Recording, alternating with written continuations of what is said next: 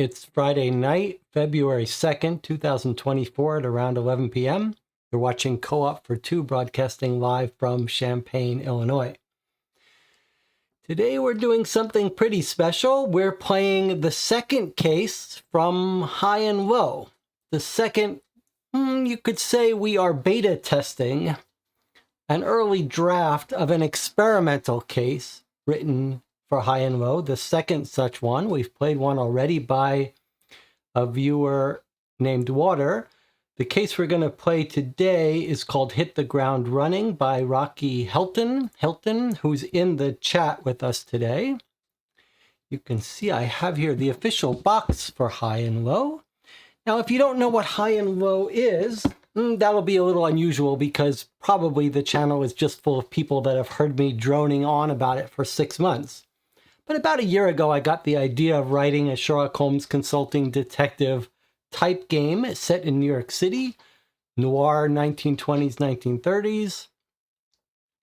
About 6 or 7 months ago, I started working on it in earnest, and a lot of people in the channel have helped me in various ways, including Adam, who did the cover art, and a bunch of people who are in the channel, Debbie, who's been helping me edit some stuff, and Logan, who's been doing art, and Michelle Hin, who did lots of research. Anyway, this is my prototype box here. And we're going to play the second case. And I'm going to talk a little bit about that and what to expect in a minute. But let's back up and do some bookkeeping. A couple days ago, the channel played a Deadbolt Mystery Society box called The Unknown Passenger. We voted on it and played it live. It was very good, had some new interesting stuff from Deadbolt Mystery Society. There was a period where I started to go off the rails and get frustrated. The channel thought I was being too hard on it. Overall, though, a very good experience. If you've tried Deadbolt Mystery Society boxes before, but not recently, you may want to check that out because it's clear they're trying to improve their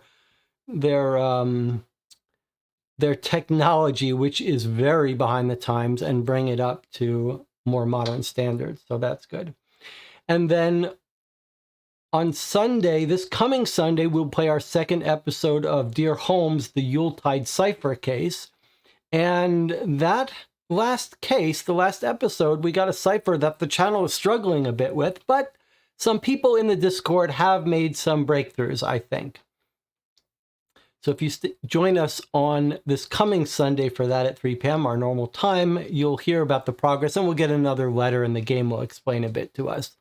But if you're interested in that, and ciphers in particular, you may want to catch up on that before Sunday, maybe even drop by the Discord. What else to talk about? There is a local convention here in Champaign that's just started called Winter War. It's sort of an old school from the 70s wargaming convention that's morphed over the years to include some board games. So if you're interested in that kind of stuff, you may want to stop by.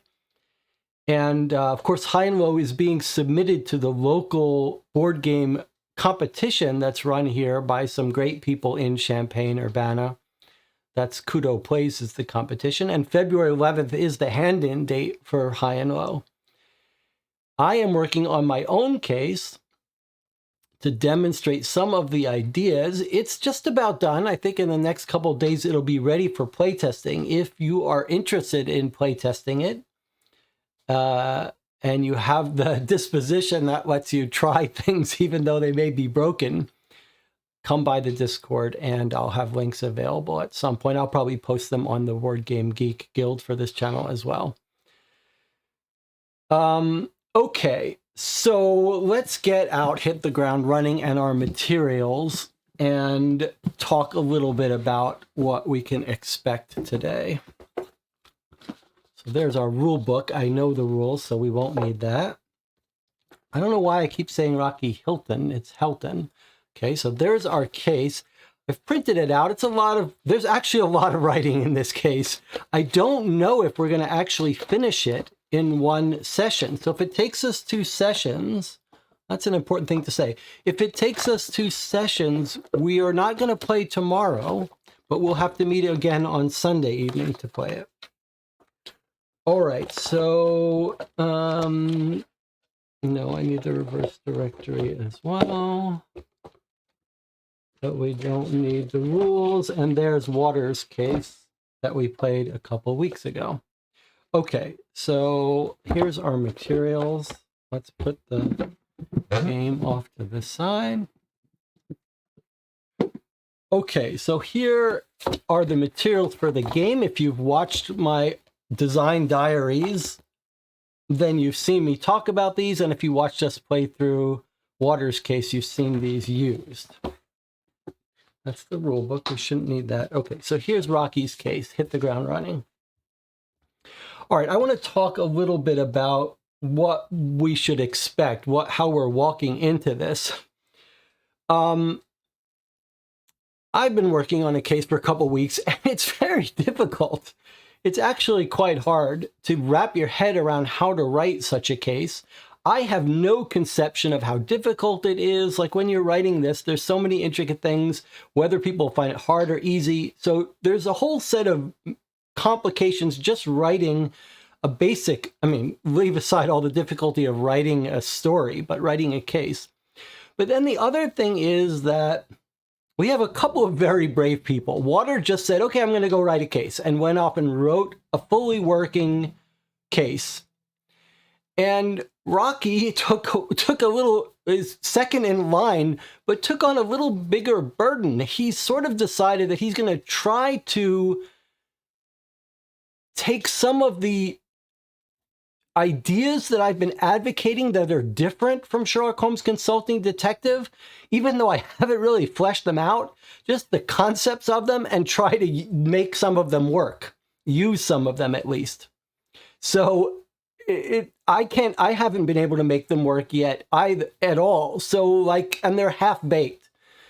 So I think what we should expect here is not. It's what I tell people who are working on these kinds of things, especially in you're walking into a new system. It's kind of overwhelming, all these things I'm trying to pitch to do differently. And I'm not sure how many of them. Some of them he just had to make up the details of because I didn't give any useful information. So my expectations here, my framing of this is don't worry about making it good. Just worry about getting something done. And Rocky has done that. He's gotten a case done. You can expect some typos and errors. My writing is full of it, and I have Debbie helping me, and Rocky's just doing this all on his own. So I think you should expect bugs. This is like a beta testing.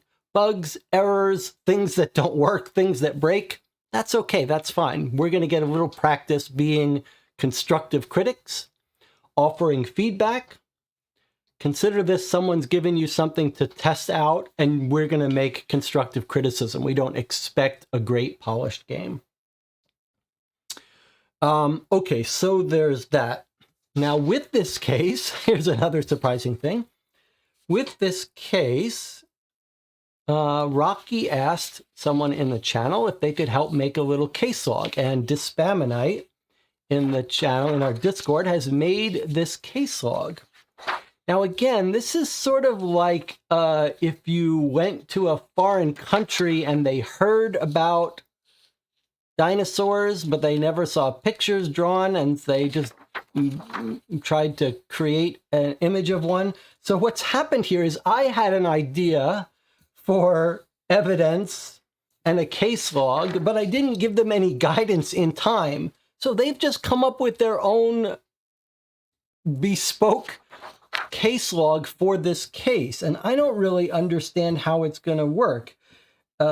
Rocky has come up with some idea of evidence letters and demerit letters. I've been talking about demerits and evidence, and this is all like an alternative universe, like watching the bootleg movie in Pakistan that is trying to be Mission Impossible, and it's called Mission Possible or something. But so I'm very curious how this will work. Anything else to say before we get started? Rocky happens to be an active duty policeman in Cincinnati, by the way. So it's kind of cool that we've got a policeman involved in this case. In the back of my mind, there's one police officer who's on social media that I keep thinking to contact at some point when we have a playable set of cases in New York City. There's a guy, Peter Moskos, who has a blog and Twitter and writes about New York City police. He's sort of a social scientist who was a cop, and he's got a real interest in New York City Police Department history, and he's a very good writer. And so I'm kind of curious to get his take, but it's amazing to have a real police officer working on this. Okay, so now the other thing to say, we're about ready to get started here, is that when we played the first case made by Water, he completely laid it out and did the book on his own. And he used LaTeX to do it, to lay it out. And when I played his case, there were two things in there that were immediately clear were great ideas. And we haven't seen these in Sherlock Holmes consulting detective cases. And maybe they're not so needed there, but he did two things. Well, he did one thing that was really significant, which was that he created a table of contents with all the leads listed and their page numbers. And what I've been working on for the last month, most of this project is software. The software project for High and Low that I've been working on for the last month is a tool to lay out these storybooks. It's written in Python. It interfaces with the database of the city data as well. Right now, you have to run it locally, but eventually we're going to get a web version up of it. And the idea was to let you write in something like Google Docs, so you could do collaborative writing of cases, mark it up a little bit, and then run it through this tool to produce a PDF book of the case with lots of options for how to lay it out. And it's turned out that that was a very good idea because there's lots of things we can do with software. But because the tool isn't really ready for anyone to use, Rocky has had to depend on me and me having free time and running the tool for him. So he hasn't been able to make use of a lot of the features, and I haven't been able to read it and help him because I don't want any spoilers for the case. So we're looking at a minimal use of the tool, but there may be some issues here that are caused by my tool and not Rocky. All right, 12 minutes in, that's not so bad. All right, let's get started here. All right, now one of the things I probably would have done better is to put it with smaller margins so that I could read it easier on the screen. As you know, I've written a plugin for OBS so that I can read up the screen so that my voice goes into the front camera and so that I'm looking at the camera. Okay, Hit the Ground Running by Rocky Helton. Hit the Ground Running is a demonstration case with some experimental evidence collection mechanics and some rules that are not finalized and may or may not appear in High and Low. Should use the special case log PDF form while playing this case, which I have right here. Not a final case log, was designed specifically for this case. 69 leads, 100K of text, 18,000 words. Okay, and I've printed this all on single-sided paper. Okay, so you can see here's the table of contents idea that I stole from Water. It's got all of the leads so that we can look them up when we need to. All right, well, let's get started. Well, I guess before we get started, let's just check in with the chat and see if there's anything to catch up on. Rocky is here. He said he's nervous to watch us play it. As I said, I've been working on a case. I have no conception of how playable it is. So one of the bizarre things about writing this is you really don't know how people are going to encounter it. I don't think. Maybe the people who have written, like Dave Neal, who's written 10 cases, and maybe Gary Grady and Suzanne Goldberg knew. But I think you'd have to have a lot of practice before you had any real, before you could have a real gut feeling for whether this stuff was is it gonna appear too wordy? I mean, if you don't like reading and listening to someone read, you're not gonna have a good time with this game system. But we already know about all those. You probably had to playtest those. I mean, you can playtest them, but the thing that's so difficult about playtesting, a normal board game, you could give to a group and they could play it 10, 20 times, and your super playtesters might play it 100 times. You get one shot at these games. They're long games. Most people don't like them, don't want to play it. Most people have no experience playing them. And those that do, they can only play it once. Whatever feedback they give you after their one playthrough, that's it. They're gone. You've used them up. So playtesting this stuff is really hard. Yeah, okay. We're gonna jump in here. Day 1. It's Friday, November 13th, 1931, and the snow is blanketed New York City last night and has briefly turned to light rain as the day warms. That hasn't put a damper on my first day as a major crimes detective. I adjust my suit and slightly canted new fedora using my reflection in the train window. A loud announcer cackles to life as I ready for my stop. Next stop on the Independent Line, 6th and 8th Street. Captain Hunter selected me for major crimes and assigned me to Lieutenant Bruce Hofbauer of the 6th Precinct in Greenwich Village. I mainly worked Hell's Kitchen while on patrol, so there's going to be some adjustment in terms of clientele, but I'm looking forward to the challenge. I spent last night reading as much as I could about the neighborhood to prepare me for the change of scenery. Optional. Okay, don't know what this is. This is very interesting. Open the High and Low Neighborhood Guidebook. Familiarize yourself with it by looking up the section on Greenwich Village. When you're done reading about Greenwich Village, continue reading the introduction. So you can see what Rocky has tried to do. He's tried to make this a introduction case that you could, he's actually telling us a little bit. This is a great idea. This is a great idea. It hadn't occurred to me. It's a great idea. So what he's suggesting is that we actually get out our map and guidebook and look up Greenwich Village. Everyone seems to want to make a case in Greenwich Village. Anna wanted to make one. Martinez Conradi is making one. And I've been asking Adam to do his special stuff to give us some points of interest, nice drawings here, the way he did with Hell's Kitchen. Okay, let's just quickly read a little about Greenwich Village since the case has suggested it. Let's see. We'll just skim through this here. Bohemian oasis tucked away amidst the shadows of the soaring skyscrapers of Midtown, a sanctuary for artists, writers, and intellectuals. Its charming vitality is reflected in an eclectic mix of architectural styles. Cobblestone streets and irregular corners curve unpredictably, weaving through a patchwork of Georgian and Federal-style low-rise townhouses, red brick, brownstone. Heart of the neighborhood is Washington Square Park, a vibrant 5-acre community hub. So for those of you who don't know, Michelle Hinn took charge of writing these things for each neighborhood. A bunch of it is cribbed from Wikipedia, a bunch of it is cribbed from ChatGPT.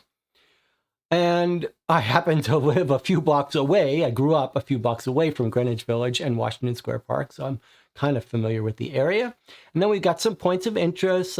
These are all real places, or I shouldn't say that. Half of these are real places. These are all places that are in the directories. So we've got some restaurants, some social clubs, some nightclubs, churches. House of Detention for Women was in Greenwich Village. Little Red Schoolhouse, hospitals, museums. Of course, Greenwich Village is where there was a huge music scene in the 60s and Bob Dylan, but this is all before all that. Okay, so we've done this. This guidebook's a good place to get an understanding of different neighborhoods. Remember that just because you've been assigned to a certain neighborhood doesn't mean that suspects, witnesses, or victims may not be from or travel to different neighborhoods. It always pays to find out the basics of a community by reading about it in the guidebook. If you are investigating a crime, you are expected to go wherever the leads take you. Love it. Totally love it. Totally unexpected. Love it. The train rattles to a stop. The station is rather busy for 6:30 a.m. as people of all walks of life go about their day. I know it's not a far walk from here, although the sidewalk is unlikely to be clear of slippery packed snow. I open my briefcase and confirm I have my Manhattan directories as well as a full set of maps. I suspect they will be invaluable to keep handy. This is exactly what you want in a sort of modern board game, a way of teaching people stuff. Like, stick it in with the text rather than on a sheet. I'm going to have to steal this whole idea. This is a great idea. High and Low is not a choose-your-own adventure. You're not limited. I feel like Rocky has written this game, this system, not me. High and low is not a choose your own adventure. You're not limited to a few options at the end of each section. I suggest you familiarize yourself with how each directory works by determining the correct lead number to get to the 6th precinct using each. So for the white pages are organized by number and then alphabetically by either the last name and then the first name of the person or by the business name. In this case, look up 6, and there's only one entry, the 6th precinct, the address listed, and then the lead number. All right, so he's teaching us how to use this. This is amazing. Okay, so he's basically saying we've got numbers in the front and then the letters. So 6 just has the 6th precinct. There's the address, 10th Street and Greenwich Avenue in Greenwich Village on block 26. So let me just get our map. Here's our map. So Greenwich Avenue, 10th Street and Greenwich Avenue, Greenwich Village, block 26. So we're on the Greenwich Village map. So block 26 is right here. There's Greenwich Avenue, and there's 10th Street, and there's the police precinct. You can see it. It's indicated by a little symbol here. Okay, so we've done that, and then it's going to teach us how to find it in the yellow pages. This is the business directory for Manhattan. This is amazing. This is exactly, wow, I'm going to steal all of this idea. This is the business directory for Manhattan. The yellow pages are organized alphabetically by the type of business, and then each business is listed under its appropriate category alphabetically as well. After a list of the neighborhoods, there's an index of business types. Look up police NYPD neighborhood precincts for the page number, not yet done. The index categories are alphabetical. Turn to the police category and find the 6th precinct, its address, and the lead number. So what he's saying is the yellow pages starts with the map, and then it has categories. And he said, look up police neighborhood precincts. He's noted that we don't have page numbers for this directory yet. And I should turn to it. It's alphabetical.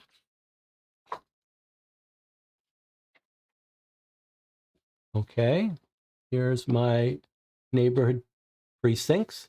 There's the 6th precinct, and here's the same information we found in the white pages. 10th Street and Greenwich Avenue, 26, and there's the lead number, 77336, the same one that you see here in the white pages. Okay, so it's taught us how to use the yellow pages and white pages.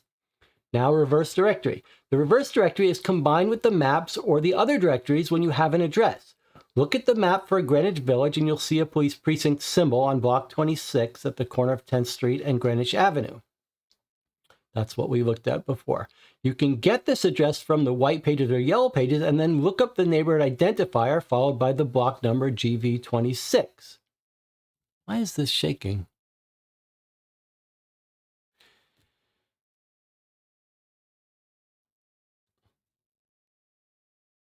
That's weird.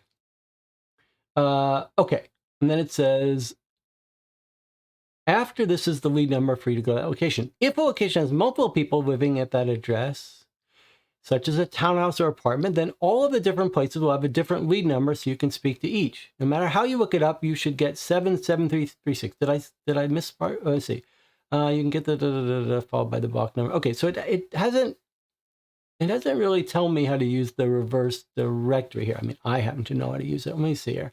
Okay, so I guess what it means to, if it's teaching us how to do this, it's telling us to go to Greenwich Village, 26,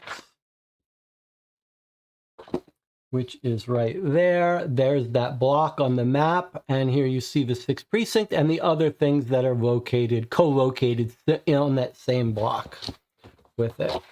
So here's our 26 block. This is a tax lot in New York City, by the way. It's actually lots of buildings in here. And it's saying here are the other people and buildings that are sharing that space. Each have their lead. Again, same lead for the 6th precinct. Okay.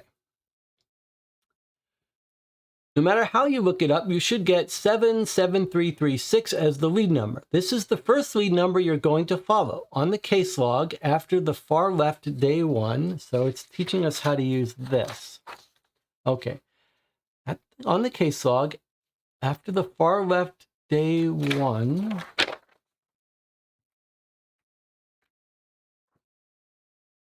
I think it means this day, case log below day 1, write 7336 in the same, and in the same box, write 6th precinct. Turn to this lead.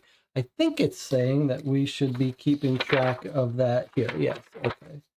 So I think what it's saying is day 1, and it's suggesting we keep track of it. So we're going to the 6th precinct. And then it's suggesting write 7336 to help us keep track. 7-7336. We've been talking about whether that's too many digits to remember. It does give me trouble.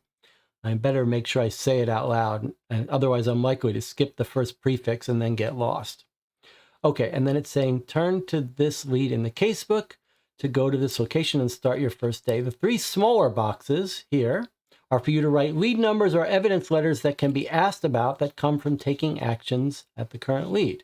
There aren't any for this lead, but there may be for some for other leads. Okay, that's interesting. Let me see. Chat is telling me I'm reading the rules wrong. It says put a 1, sentence 2 on that paragraph, Jesse. Oh, I see. On the case log, after the far left day, put a 1. Oh, I get, you're saying, is this like, this is day 1? Is that what you're saying? I see. Day 1, day 2, day 3. Okay, I get it. That makes sense. Okay, already not following instructions. That's all right. That's why I have the audience here to help me. Okay. In the larger left column of your case log below day 1, write 7336, 6th precinct. Okay, so this is where we're going to keep track of our leads. And then this I didn't fully understand, but it's clear that we're going to get to it soon. This number is acting like a phone number, but when you turn to this number in the casebook, it is as if you were following the lead and physically going there, not calling it. Perfect.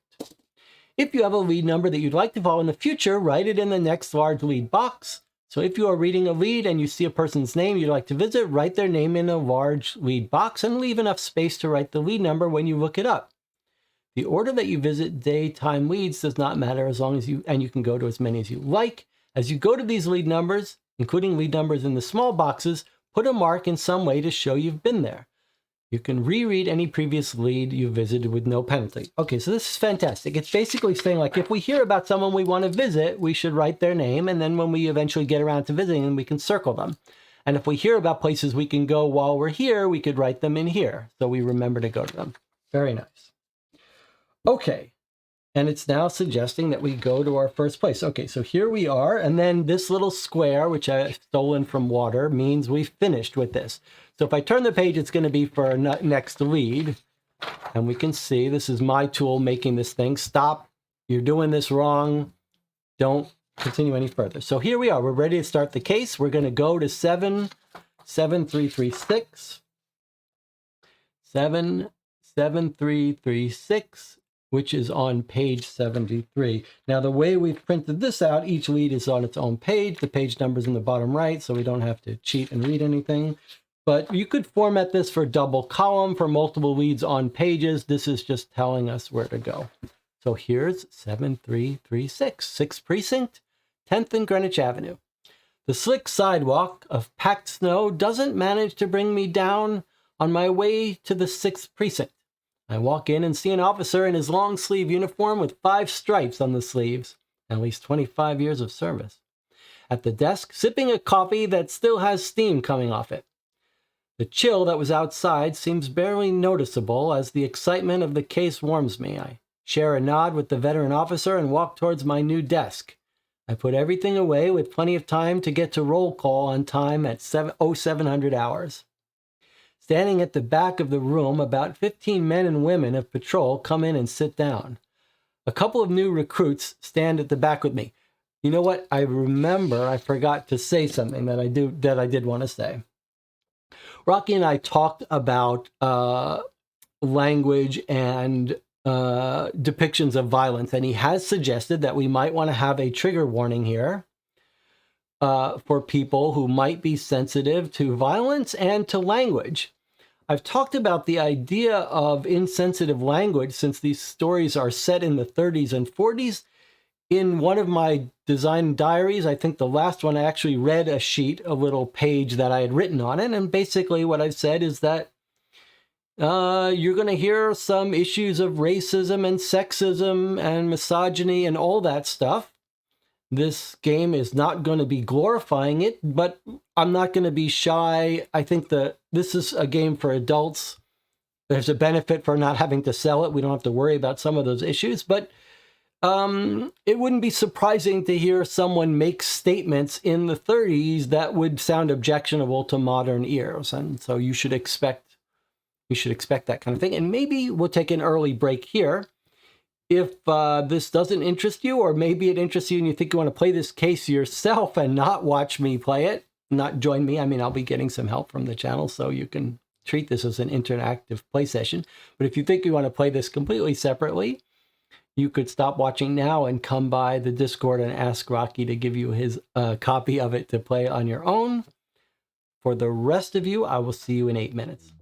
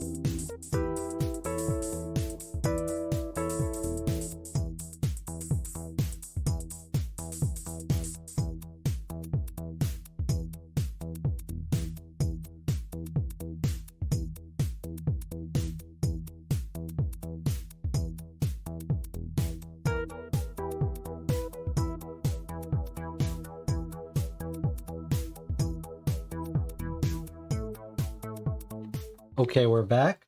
I thought I'd give you a little idea of where we are here on the island of Manhattan. Here's Manhattan, long strip. We're here in Greenwich Village, right down here in Lower Manhattan.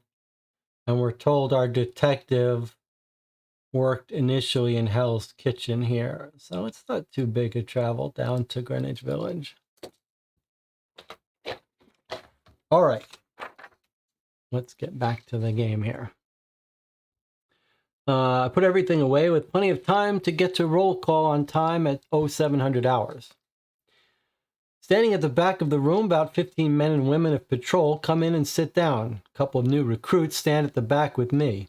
I can see their nerves and estimate they have been with the field training officers less than 2 weeks out of the academy. A rotund, no-nonsense sergeant sits at the front of the room, addressing everyone but locking eyes with me. Sir, you may be a green detective, but you're not a green officer. Have a seat. I don't think Captain Hunter would have sent us someone that wasn't capable. He smiles and I relax a little. Now, have you earned your name? No, I don't think so. So for now, you'll be known as Detective. Does that work for you, Detective? Yes, sir. Thank you.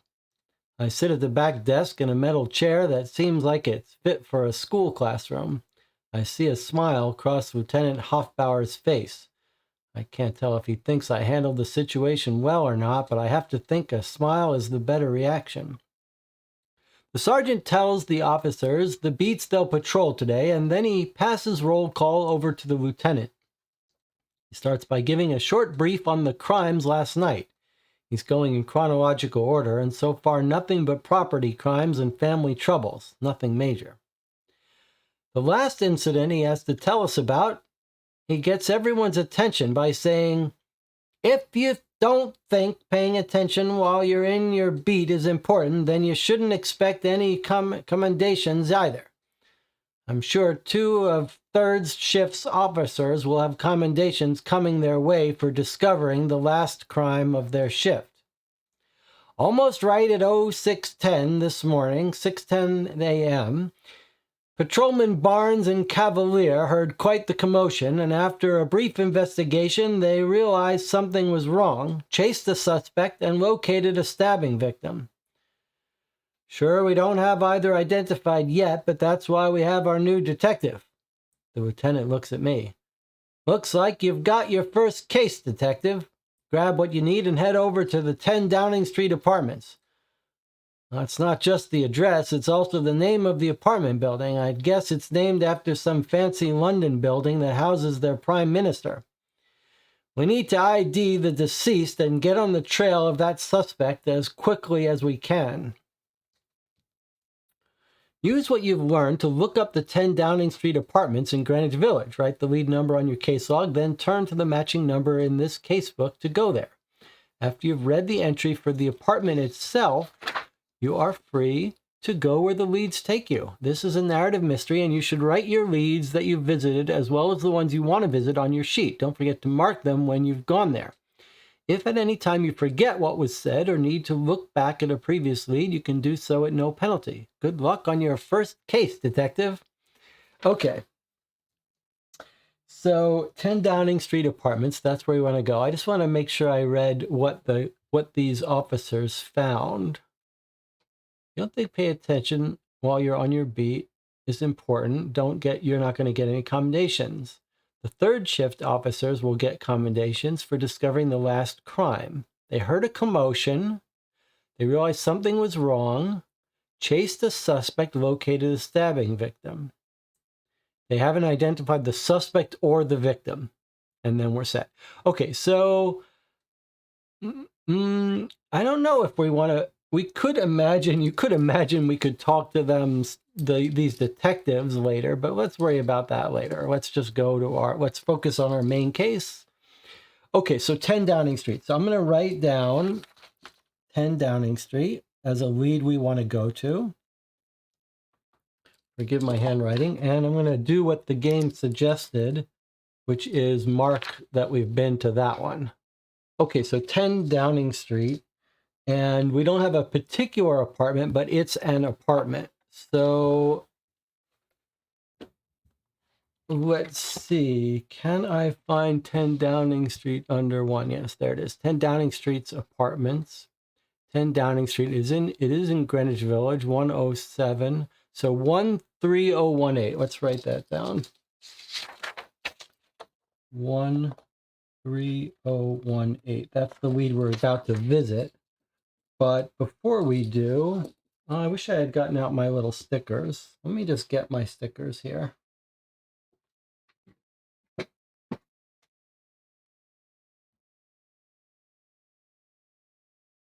Okay. So let's just mark where this is just for fun. 107. So Downing Street Apartments is on this block somewhere. 107. Okay, let's go to this lead 13018. This is a bit of a table hog, this game. 13018. Okay, 13018. 13018 on page 18. Let's see what the chat wants to talk to me about first. Jesse, for the record, I believe the tutorial was saying to go to 10 Downing Street, and after that, you're free to go where you want. I see. Okay, well, I am going to go there. I see. You're saying it wasn't giving me a choice to go where I want yet. We had this problem with Razorhurst as well, where I wanted to go off the trail early. Thankfully, I want to go to 10 Downing Street first. Okay, so page 18. 10 Downing Street Apartments. I walk up to 10 Downing Street and I see a modern painted gray brick 5-story apartment building with a white trimmed and propped open double door at the entrance and the whole thing covered in wet snow. A metal arch goes over the sidewalk about 5 feet in front of the doors and connects a fence that goes the length of the front of the building either way. I recognize the nod, or maybe just downright plagiarism, to 10 Downing Street in London. It appears New York has decided to copy London's weather as well, and clouds cover the sky as the day starts to warm. A gray brick sign out the front says 10 Downing Street Apartments in big black letters, and the office number is below it in small black letters, 13018. I can tell the residents in this building are well off by the extravagant, if not pretentious, extras on the building.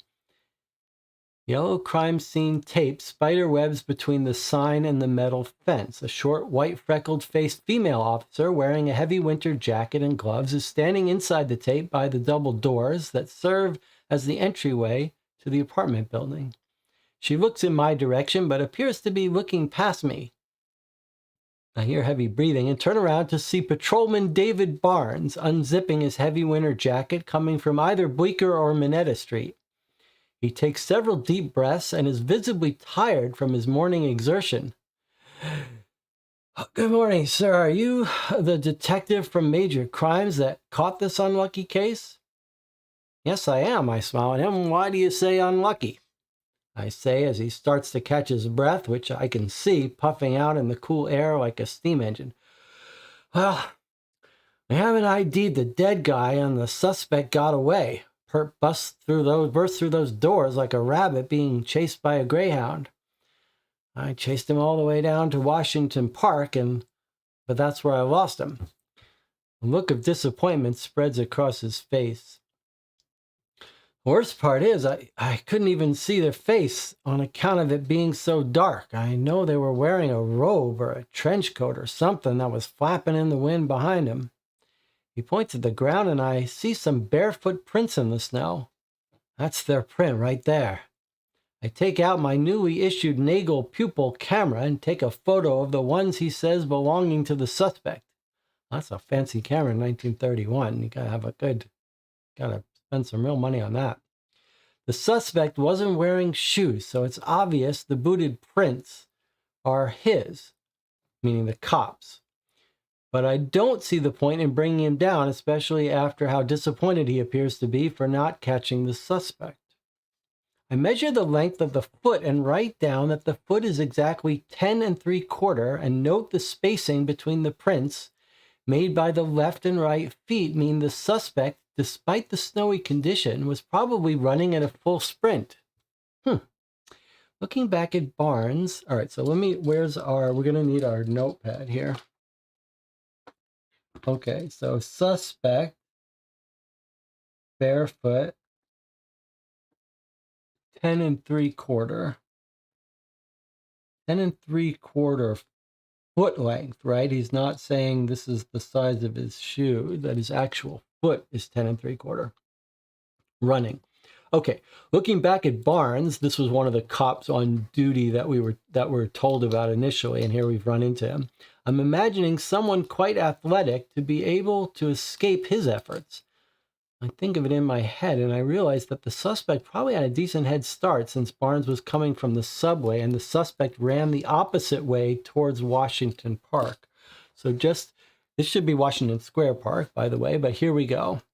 So we know our suspect kicks out heading to Washington Square Park, presumably. Guess we don't know if he went sort of this way or this way, but he went north and east. And he had a head start because the officer was coming from the subway. He may have been coming from this subway station. Okay. Circle the P in the evidence letters. Beneath the P, make a note that this is the suspect's 10 3/4 footprint. Using the height and foot length chart from Razorhurst, you can determine the height of the suspect too, but this is optional. Okay, well, it's clear that Rocky has played Razorhurst, one of my favorite games. John Keane, by the way, has released Razorhurst 2, just released it recently. We will be playing that on the channel.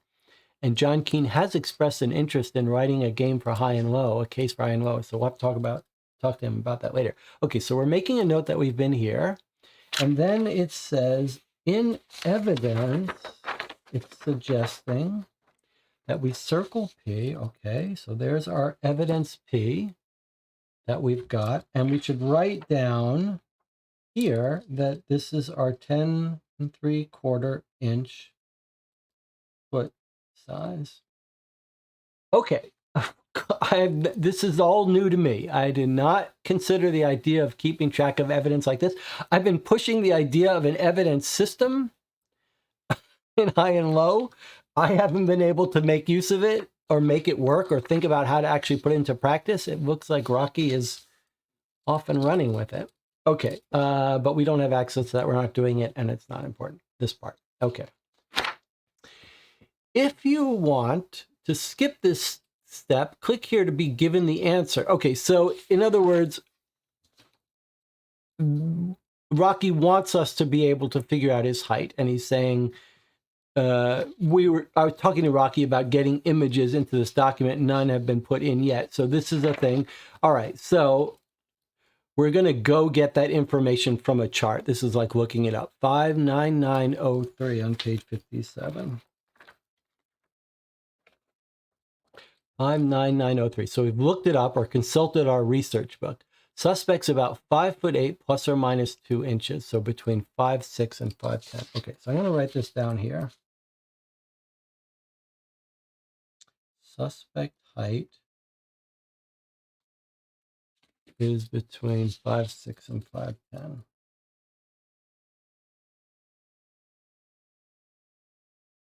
Okay. This stuff here is all my tool generating these leads to make some of this stuff easier to do. So that seems to be working right. But just family ideas, don't forget to write the lead. Okay, let's write the lead for this, 59903. And we're still at Downing Street. Yes, okay. I don't know if I should write the lead in here too. I'm going to write it like here, 59903 as our separate piece of evidence. Okay. All right, so we did that. We've got his height, 5'6" to 5'10". As I stand back up from measuring, Barnes starts walking towards the female officer. Why don't we go talk with Stacy? She's the one that heard the commotion in the first place. I bet she can tell you even more. I think that's a good idea, and you've been a lot of help, Barnes. Thanks. As I thank Barnes, his face lights up with pride. We walk over to Patrolman Stacy Cavalier, and Patrolman Stacy Cavalier greets me, and I pinch the front of my fedora. Let's see what the channel wants. Channel says, check, Jesse. The small boxes are for leads corresponding to evidence found at the other way. I see. Okay. So you're saying we should put 59903 here because we got the evidence from there. Okay. Good idea. And then we did go there. All right.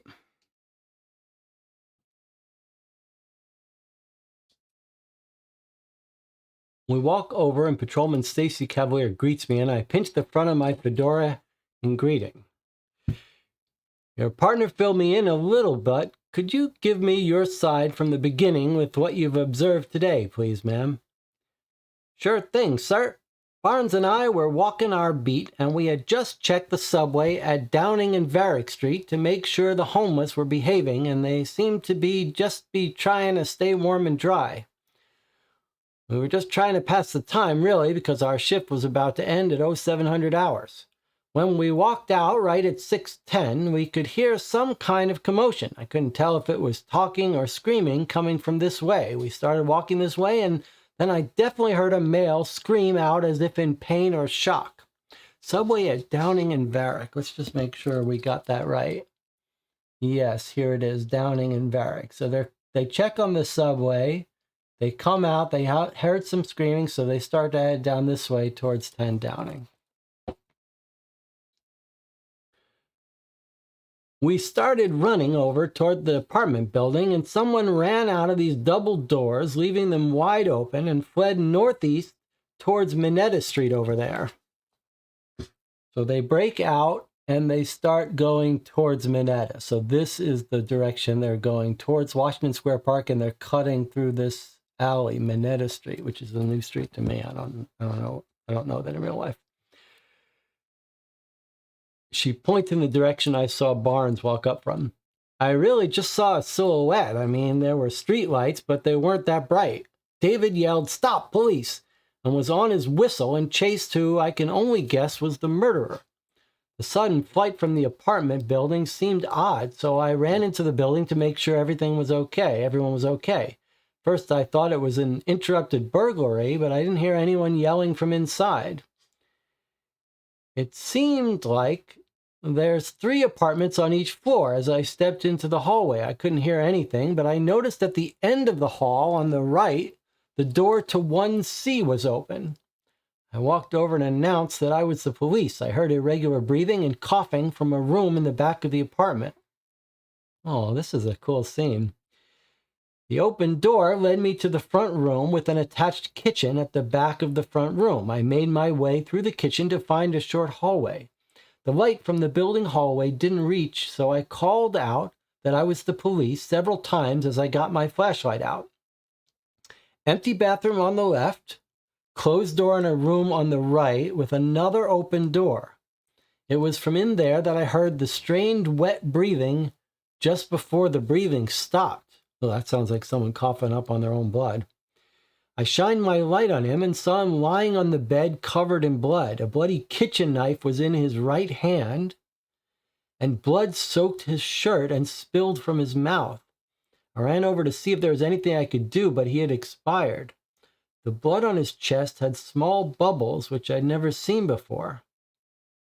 He looked real pale, and the rest of his body was covered in sweat.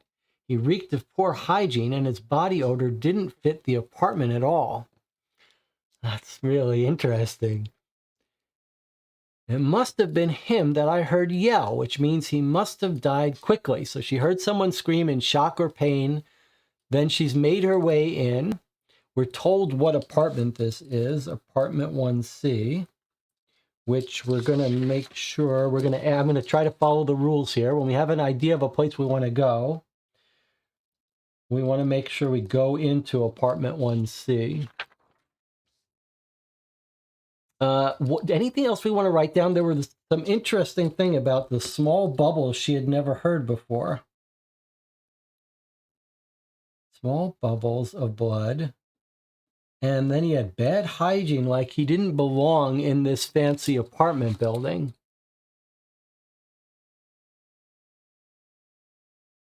And then the odd thing is also that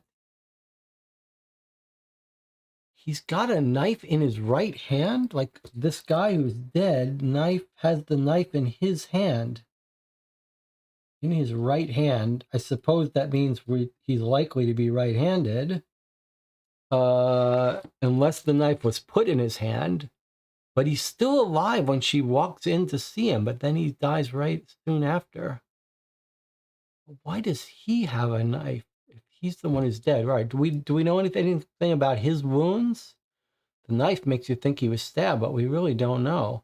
Covered in sweat. That seems like maybe he's a drug user. In sweat. I'm going to make a note of where I'm keeping these notes. 13018. This is 10 Downing.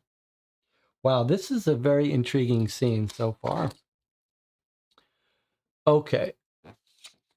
Body odor and poor hygiene. Okay. I turned on the lamp on the bedside table and had a quick look around. I heard from David, so I wanted to put the call in to get more officers to help. I had to go back to the car parked down by the subway to radio it in. No shoulder radios or belt radios, no portable radios in 1931. Some other officers responded to my call and went to help David chasing the culprit, but I didn't know where he was. I could hear his whistle off in the distance, and I said they were headed to Washington Square Park. I got this crime scene tape up around the entrance when I remembered the closed door at the back of the hallway. That's right, she did see a closed door when she came in. I went back in and found an elderly woman sleeping there. I didn't want to disturb her until I had more people here. The EMTs got here about 10 minutes before you did. The two of them checked him out and were in and out rather quickly. I asked that they not disturb the crime scene too much. That was smart of you. I nod my head approvingly. Please continue. She points towards two men in long-sleeve navy shirts and slacks with white New York City EMT hats and black gloves. They're over there if you want to speak to them, or the victim is in 1C. Choose a lead to follow, or if you'd like to talk to the two emergency medical technicians, go to 64220. Okay. Sir, I almost forgot. I think the landlord's in apartment 5A. She points to the mailboxes and the names are listed the same as the reverse directory, but for 5A, it says property manager. All right, we're going to check that out in a second.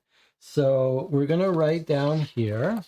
We already wrote down 1C as a place to go, but now we can talk to the EMTs. 64220.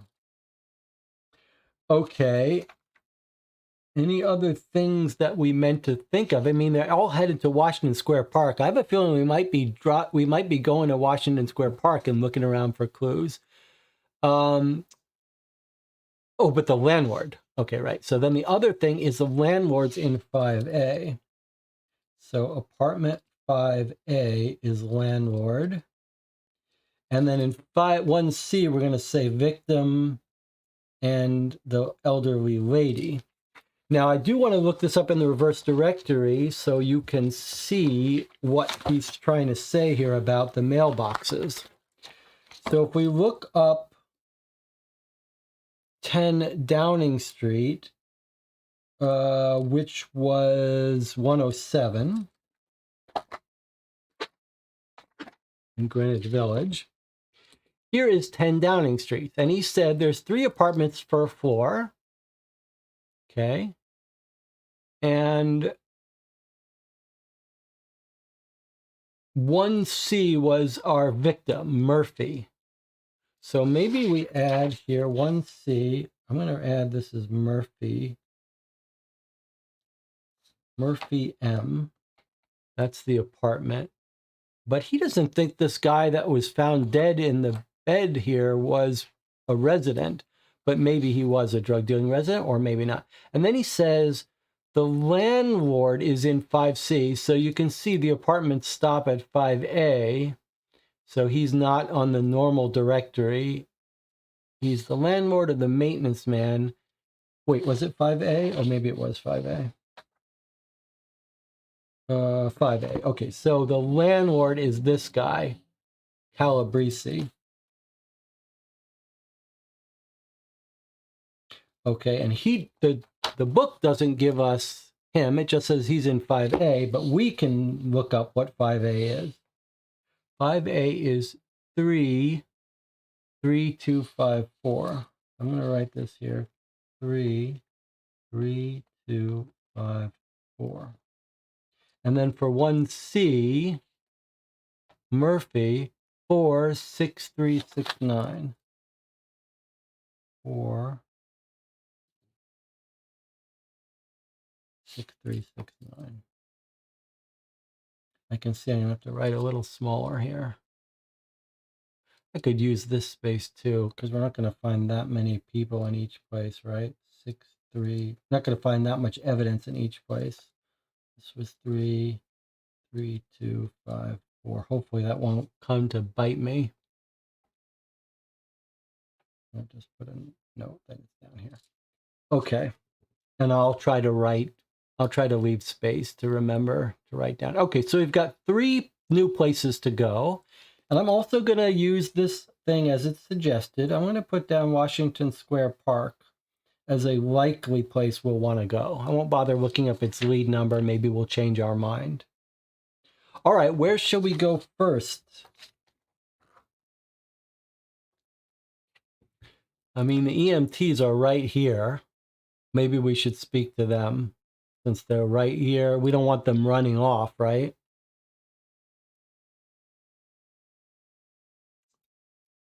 All right, let's just go to the EMTs while we're right here, page 61. Anna says, talk to the EMTs. Okay. Downing Street Apartments. So this is my tool doing this, generating unique lead numbers and then reminding you where you came from so it's easier to jump back. I approached the 2 EMTs and the taller of the 2 steps forward. By the way, if you haven't seen a real EMT sometimes, we had someone die in my apartment building and the EMT was like a 7-foot linebacker guy. It doesn't make you feel good about yourself, but okay. All right. I approached the 2 EMTs and the taller of the 2 steps forward. Good morning, sir. I'm the one who checked out the stabbing victim. I'm guessing he lives here in 1C because when I got in the apartment, he was in the bed on his back. Killer must have woke him up with the knife. Looks like he had already pulled the knife out as the blood seems to have come out onto the bed. And he had the knife in his right hand. He couldn't have pulled the knife. He shouldn't have pulled the knife out. That might have been like the boy and the dike situation. He motions like he's sticking his finger in a dike to stop the flow of water, and I indicate with my hand for him to continue. Right, well, okay, I'm not sure we could have done anything for him anyway, because the wound had gone between his left ribs and seemed to have gone into his lung, because it appeared he coughed up blood. And the officer said the blood from his chest was bubbly like red champagne. He holds his right fist with an imaginary knife in over his own plain jacket above the left breast. We didn't see that, but he'd been dead close to an hour by the time we got here, it sounds like. Of importance to you is the murderer is probably right-handed. I think that's why it went into his left side.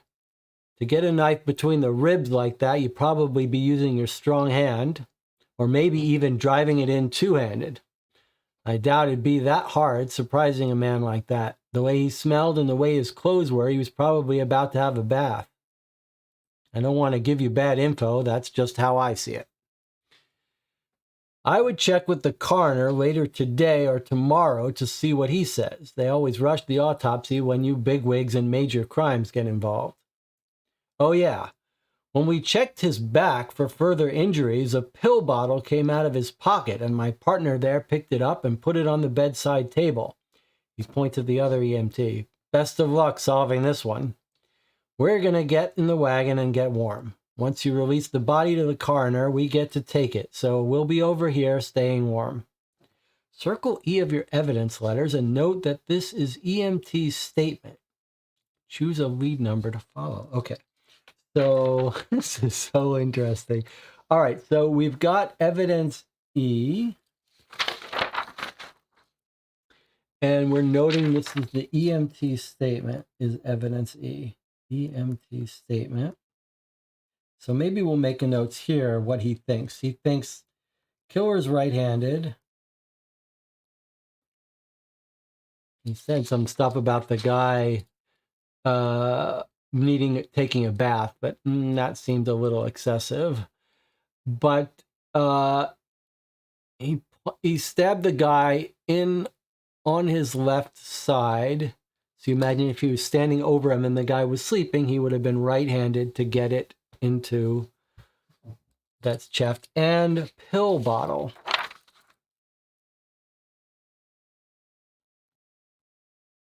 Interesting. Pill bottle came out of his pocket. Okay, so it's definitely in his pocket. And then coroner the next day, he says. So let's make a note that we want to find the coroner statement on day 2. I have another copy of this we can use. So probably we would want to put that up in day 2 to remember to do it. But since I don't know if this is going to continue on to day 1 or day 2, I'm going to do there. Victim was in the bed. Well, I mean, he's stabbed lying in the bed. It's true. He thinks he woke him up. And he thinks the guy got stabbed and pulled the knife out of his chest and then expired soon after. And he's saying, like, if you ever get stabbed, don't do it. Don't pull the knife out. I guess that's accurate. They tend to want you to keep it in. Okay, and then the lead ends. All right, so next up for us, we can't get a coroner statement. We haven't even released the body. And we have talked to the EMTs. And then maybe we should note here that we got evidence E from here. And we got evidence P from here. Okay. Let's head over to our victim's apartment, Murphy. At least Murphy owns the apartment. Murphy could be our suspect. 46369. So we could search for 4369 alphabetically, chronologically, but we might as well just use the index. No,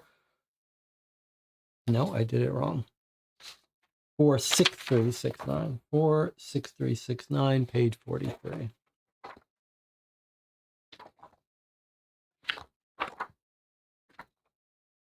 Apartment 1C. Put a square around evidence letters V, W, X, Y, and Z. What? Write 1A, 1B, and 1C under letter V. Oh my God, we're getting a ton of evidence here is what's happening. Okay, so this is craziness.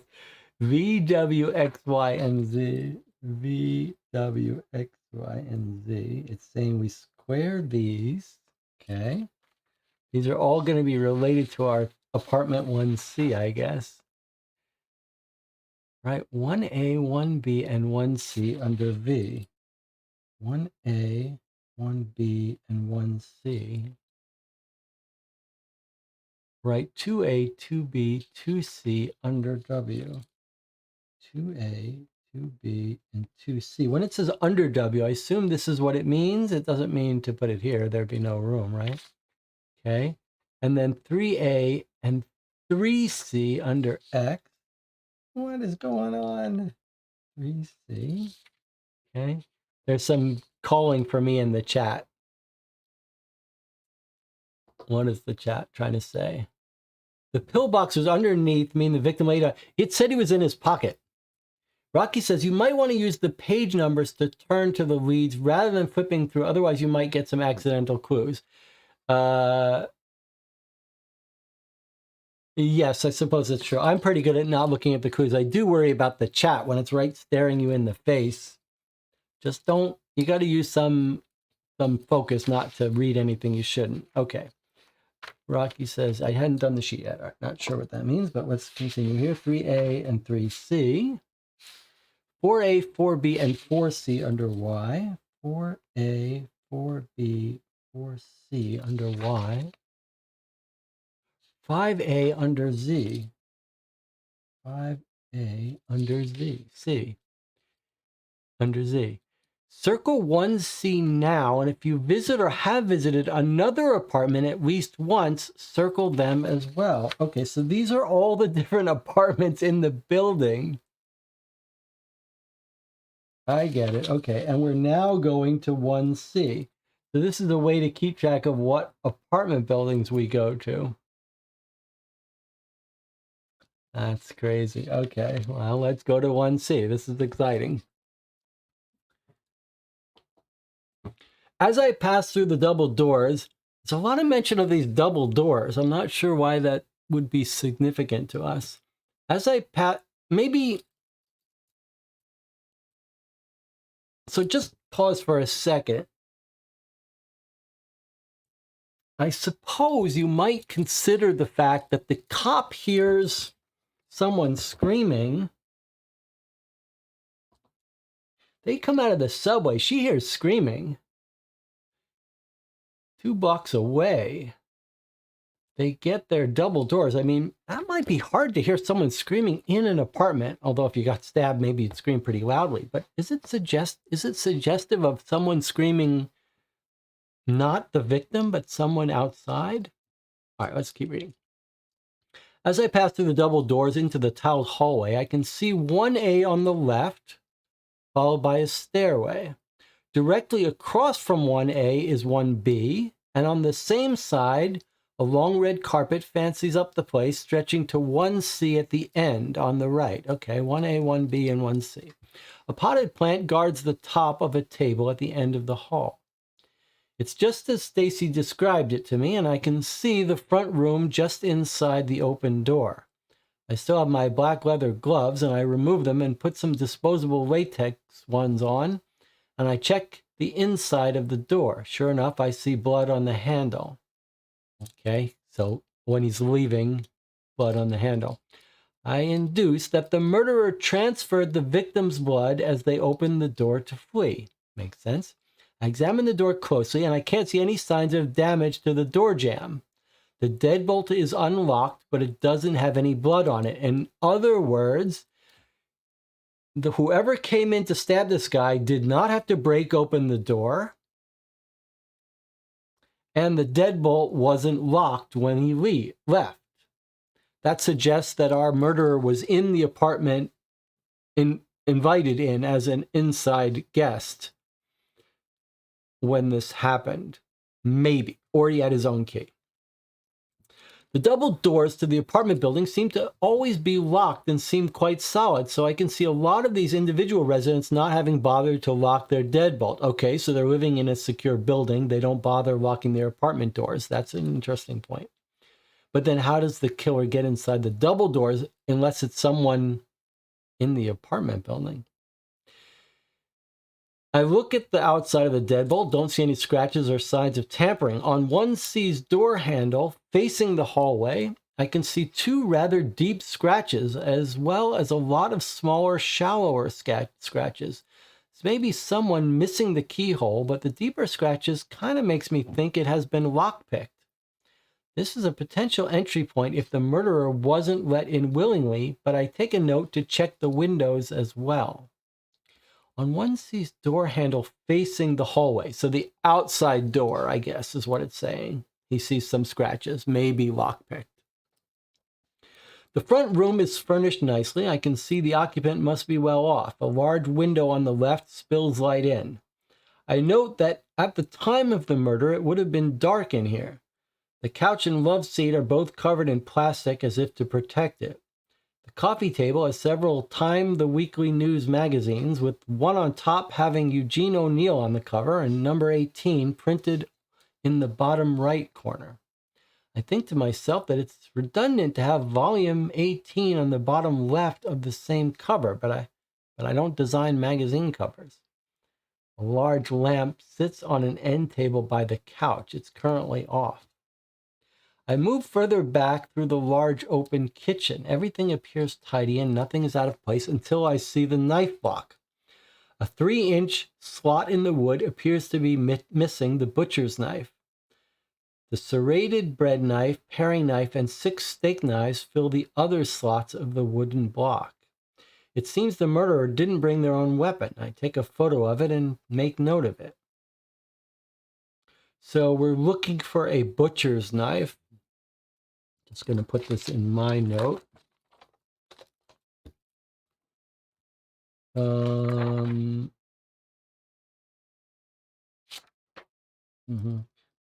46369, which is apartment 1C. We've got a butcher knife, 3 inches, I believe we were told. Didn't bring their own weapon. That's interesting. 3-inch slot, butcher's knife, belonging to apartment 1C. Let's just say, because I'm not convinced the dead body is Murphy, the owner of 1C. We've got a magazine, Eugene O'Neill on the cover. I don't know who Eugene O'Neill is, but I'm curious. Lamp is off. I move further back through the to open the kitchen. Okay, so we see the wood block, the knife missing. He takes a photo of it. The hallway is in the center of the back wall of the kitchen. There's an open door on the left leading to a neat and tidy restroom. I open the medicine cabinet and the medicine bottles for Mira Murphy line the shelves in neat and orderly fashion. Blood pressure medicine and the like are all that are here. Nothing that some of the people I've encountered on patrol would want or use. The large ornate bathtub is currently dry. This is so good. Straight ahead is a closed door with a vertical clear plastic tray with the clipboard in it. So I guess the first thing here we should note is this is Mira Murphy. That is the owner of this unit, M. Murphy. And it seems like Mira is a woman's name, though. I'm just going to make a note. Is Mira a woman's name? Okay, Blood Patrol, he's saying the drug users wouldn't care about it. Bathtub is dry. Straight ahead is closed door with a vertical clear plastic tray with a clipboard in it. What does that mean? Straight ahead is a closed door with a vertical clear plastic tray with the clipboard in it. I examine the clipboard and it's a list of times that the medicine was administered. It is signed with an X, a common signature for someone who can't write. And note the time given is 9 p.m. every night. Oh, it's our old woman. That's right. It's the elderly woman. Yes. So it's the elderly woman who wasn't killed who owns the apartment. That makes complete sense, of course. Okay, so 9 p.m. give medicine. Who? Who is... So it's not the owner of this apartment that's found dead. Interesting. I open the door and see a plain but lavish bedroom. A very comfortable looking bed with the head of the bed is against the left wall. All of the walls are decorated with army medals, and a large wooden dresser along the right wall has various papers, jewelry boxes, and makeup that doesn't look like it has been touched in a very long time. There's a shadow box with the 27th Infantry Division patch that I recognize as an Army Reserve unit out of New York. A specialist rank patch and a picture of a young soldier who looks to be in his early 20s hanging on the back wall.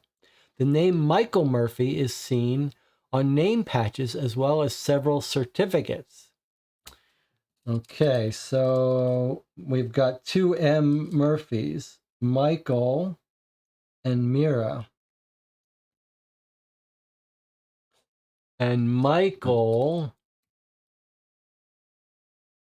is in his early 20s in the photo. We don't know how old that is. But it hasn't been touched in a long time. There is an elderly woman, maybe in her late 80s or early 90s, sleeping soundly in the bed, and I can hear from here she's breathing loudly. It appears with the bedside table filled with magazines, crosswords, and puzzle books. The woman doesn't get out of bed very often. Cavalier said the elderly woman was sleeping when she checked this room as well. I can't imagine she saw anything, but she may know the dead person. If you'd like to wake the elderly woman, go to 21972. Okay, so we've got a question mark here. Wake elderly woman to 1972. And this is from apartment 1C. I'm going to make a little note. Okay, well, it doesn't tell us if we must make this decision now. I guess we could look around a little first. This is so great. Look at this scene. Look at this scene. This puts me to shame. This is really quite extraordinary to have such a nice, detailed, rich scene. All right, in the chat, you should, I mean, surely we're going to wake her up. The only question is, should we look around a bit first? Let's look around a bit first. Maybe we've got something to ask her about before we wake her up. And also, why take the chance she's going to freak out and yell at us to get out? Like, let's take a time. Let's look around first before we push our luck and get thrown out. The open door across from the bathroom has a 4-poster queen-size bed with a pink comforter and frilly white pillows on the top, centered on the back wall. Blood decorates the comforter, ruining its inviting decor. 2 ornate bedside tables flank the bed on either side. The left bedside table has a lamp that is currently on, but the light spilling in the window is more than enough to light up the room. The windows are locked. The screens are still on the outside, so no one ripped off the screens to get in. I note that the door is the most likely entry point for the murderer, with no signs of the windows or screens being damaged. A large vanity dresser with a mirror rests against the left wall. Are we in a different bedroom here? Let me just see. The door across from the bathroom. So we've got one bedroom, and now we've got another bedroom on the other side of the bathroom, I guess. Okay. A large vanity dresser with a mirror rests against the left wall. A dummy's head on the vanity models a large black wig, and various makeup lines the dresser top. That's interesting. This is going to be our victim's bedroom. Large black wig and makeup. Interesting. A 3-drawer jewelry box appears to have had all 3 drawers opened and they are empty. So the old woman's room, she's got stuff and jewelry, nothing touched. Our victim's room, they did rummage through the drawers. 3-drawer jewelry box appears to have had all 3 drawers opened and they're empty. I note the killer may have took the jewelry before they left. On the right, beside the table, is a pill bottle. Okay, here's our victim. A white male, approximately 5'10", consistent with the footprints we saw, but surely these aren't his, lies on his back on the right side of the bed, nearest the bedside table with the pill bottle. A large puncture wound appears on the right side of his body as I look at him.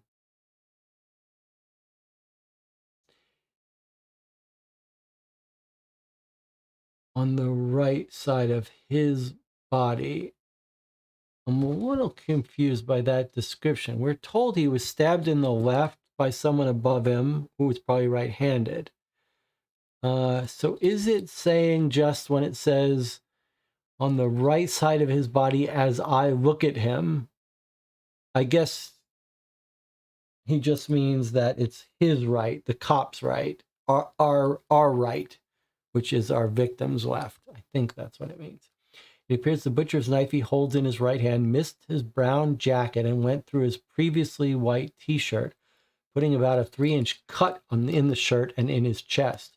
He's wearing blue jeans, but the button and fly are undone, revealing his blue and black checkered boxers that appear to be low enough to show the top of his pubic hair. It's definitely lower than would be normal for someone to wear them. One explanation is that he was changing or getting dressed when the killer stabbed him, but I write in my notes, unsure of what to make of it. Yeah, this is interesting. So his blue jeans are unbuttoned, almost as if there was some sexual encounter going on. Unbuttoned, boxers low, not off, but lowered. There's a pill bottle here. Remember, the pill bottles in the bathroom are blood pressure for the old woman. What is the pill bottle on his thing, though? Let's hope our detective checks it out. Our victim is 5'10".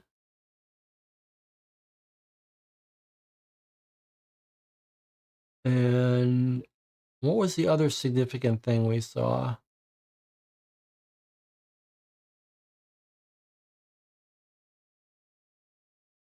Brown jacket. Didn't get stabbed. Let's just make a note of that in case we have a witness say someone with a brown jacket. We'll know they might be talking about our victim. Okay, one explanation is changing or getting dressed when the killer stabbed him, but I write, oh, and the jewelry stolen. Interesting. Let me see if the chat has picked up anything I missed. This is the open bedroom where the body was found, yes. I'm curious about this pill bottle.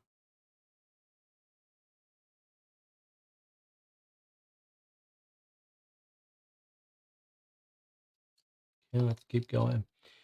He has heavily deteriorated steel toe boots and dirty white socks on. This seems like a homeless vagrant is in this apartment for some reason. The sole of the boots. Is someone in this apartment hired, like picked up a prostitute, a vagrant prostitute, and ended up killing them? But then why would they steal their own jewelry?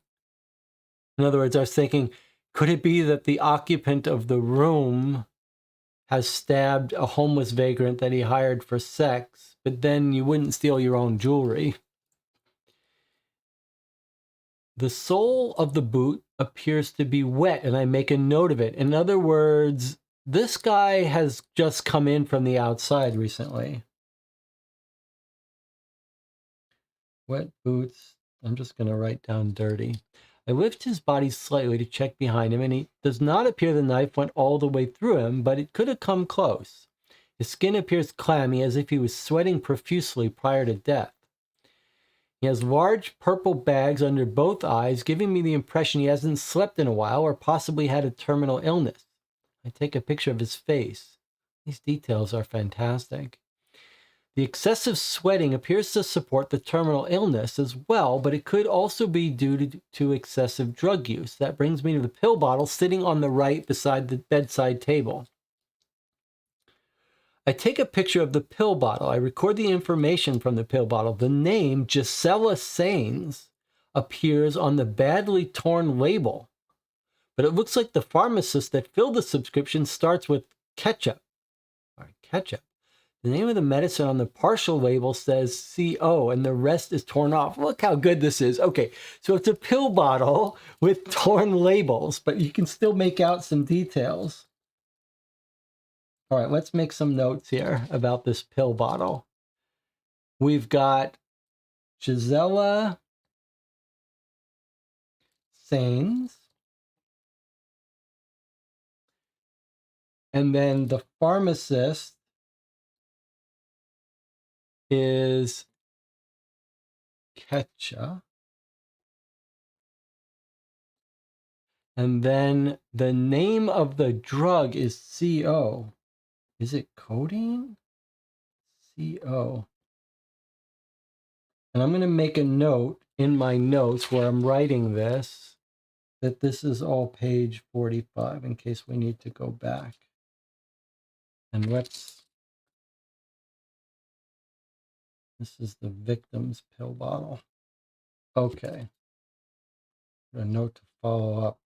So we could write these here, like we want to find Gisela Thanes, and we want to find the pharmacist,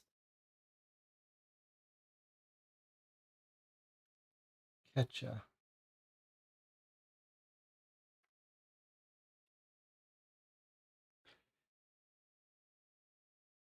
What's next? Look at this.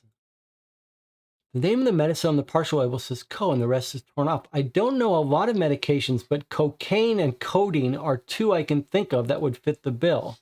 I dust the bottle and reveal two prints. I carefully use clear tape to remove them and put them on two separate cards. A quick inspection reveals that they are not the same print. This is so good. Two fingerprints. Two different fingerprints. This detective is on his game. This reminds me of playing, reading some of the Claudia Cragg, the dossiers from the 30s. Remember where we had the old classic. Who is the author of the cases we played from the 30s? The books based on the Dennis Wheatley. It was a very good crime writer woman, and the cops were doing all the things right, and it was very impressive to see the cops. There's something enjoyable about watching cops doing their job well. I think what we've got in modern age is you don't see that often. We've sort of entered an age of storytelling where there's much more cynicism and realism in terms of people not being good at their job. There's some discussion of the different waves of writing, and at some point you get this more tragic, realistic, flawed character writing. And back in the golden ages, you got these like icons where the detectives are always doing a great job. But there's something enjoyable about watching this detective, who's us, really, our proxy, doing a good job. I was like, I hope he pays attention to the pill bottle. Not only did he pay attention to it, he lifted prints from it. All right, we're almost ready for a break here. Let's finish our scene of the crime, though. Okay, so he lifts two prints. They're not the same. Put a square around D of your evidence letters. Okay, this is just so crazy to me that Rocky has come up with this stuff. Square around D. Note that it is pill bottle fingerprint 1, and a square around F, pill bottle fingerprint 2. Okay, so D is pill, it was D, right? Pill bottle fingerprint 1. And then F is pill bottle print 2. Note the day it was found. This doesn't matter in this case, but could for future cases. Okay, day 1. So good. Day 2. I feel like I'm being taught. I feel like I'm learning this high and low system from the author. And it's so strange. Okay. Fingerprints are a special kind of evidence. In the full game, I wonder if Rocky would credit Razorhurst for some of his inspiration, because I am getting a little vibe of Razorhurst here. Fingerprints are a special kind of evidence. In the full game, if added as proposed, there would be a picture of a fingerprint. You would compare it to all 100 prints, or you could go to the fingerprint specialist on the day you get the print. Rocky, have you played Gumshoe? Gumshoe was the one game that made heavy use of fingerprints. We're still talking about how to use, in what way to incorporate fingerprints into high and low and criminal records. I'm very interested in talking about it and coming up with some ideas. Gumshoe used them to some success. Mugbook, does Mugbook use fingerprints? I don't think so. You could compare it to all 100 prints, or you could go to the fingerprint specialist on the day you get the print, when you have a square around the evidence letter, and he would narrow down the possible prints. And then this is telling us a little bit about how fingerprints work. If you remember from playing Gumshoe, there's different ways fingerprints are classified, and certain people have certain proportion of people have them. So arches, only 5%, loops, 65% of people, and whorls, 30% of people. The 100 fingerprint cards make up the same percentages. Cards 1 to 5 are arches, 6 to 70 are loops. Rocky is just brainstorming some details here. After a day has passed in the investigation, so in this case, sometime during day 2, you can return to the fingerprint specialist, and he will tell you who specifically the fingerprint belongs to. So if you wait till day 2, the specialist tells you, maybe you could figure it out early. So I'm going to make a little to-do list for us here. On day 2, we've got the coroner report that we're expecting, and the fingerprint specialist. One of the things that's so exciting about playing, Rocky says those percentages were stolen from mine. If you're interested in fingerprint game, Gumshoe is the one that uses it the most. It's got a full booklet of just talking about fingerprints and how they work. But one of the things that's so exciting for me to encounter this in Rocky's game is this use of multiple days. And this is one of the things we talked about. Rocky just decided, hey, I'm going to try to make a case that uses some of these ideas you've talked about. And here he is using them. Okay, so there's our to-do list so we don't forget. After a day has passed in the investigation, so in this case, sometime during day 2, you can return to the fingerprint specialist. He will tell you who specifically the fingerprint belongs to. A chart in the back of the casebook will have a list of names. The cards have not been done, so this list does not appear in this casebook.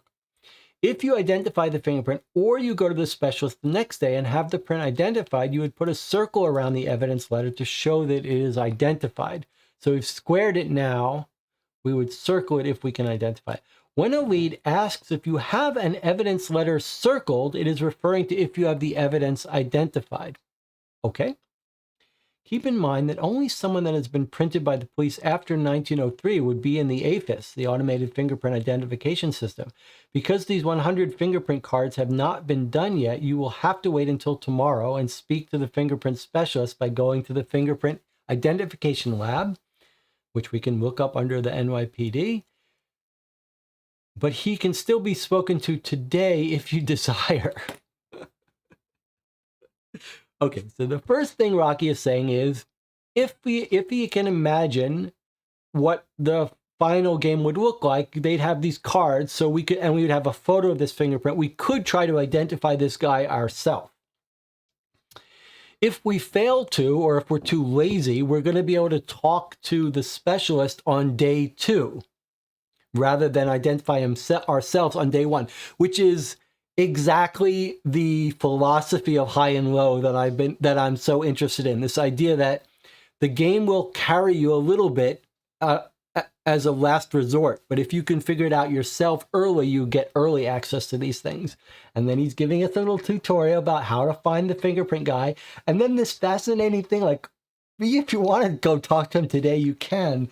That's so fascinating to me. Okay, so we could talk to the fingerprint specialist day 1 or day 2. I don't know. What do you guys think about that? Like,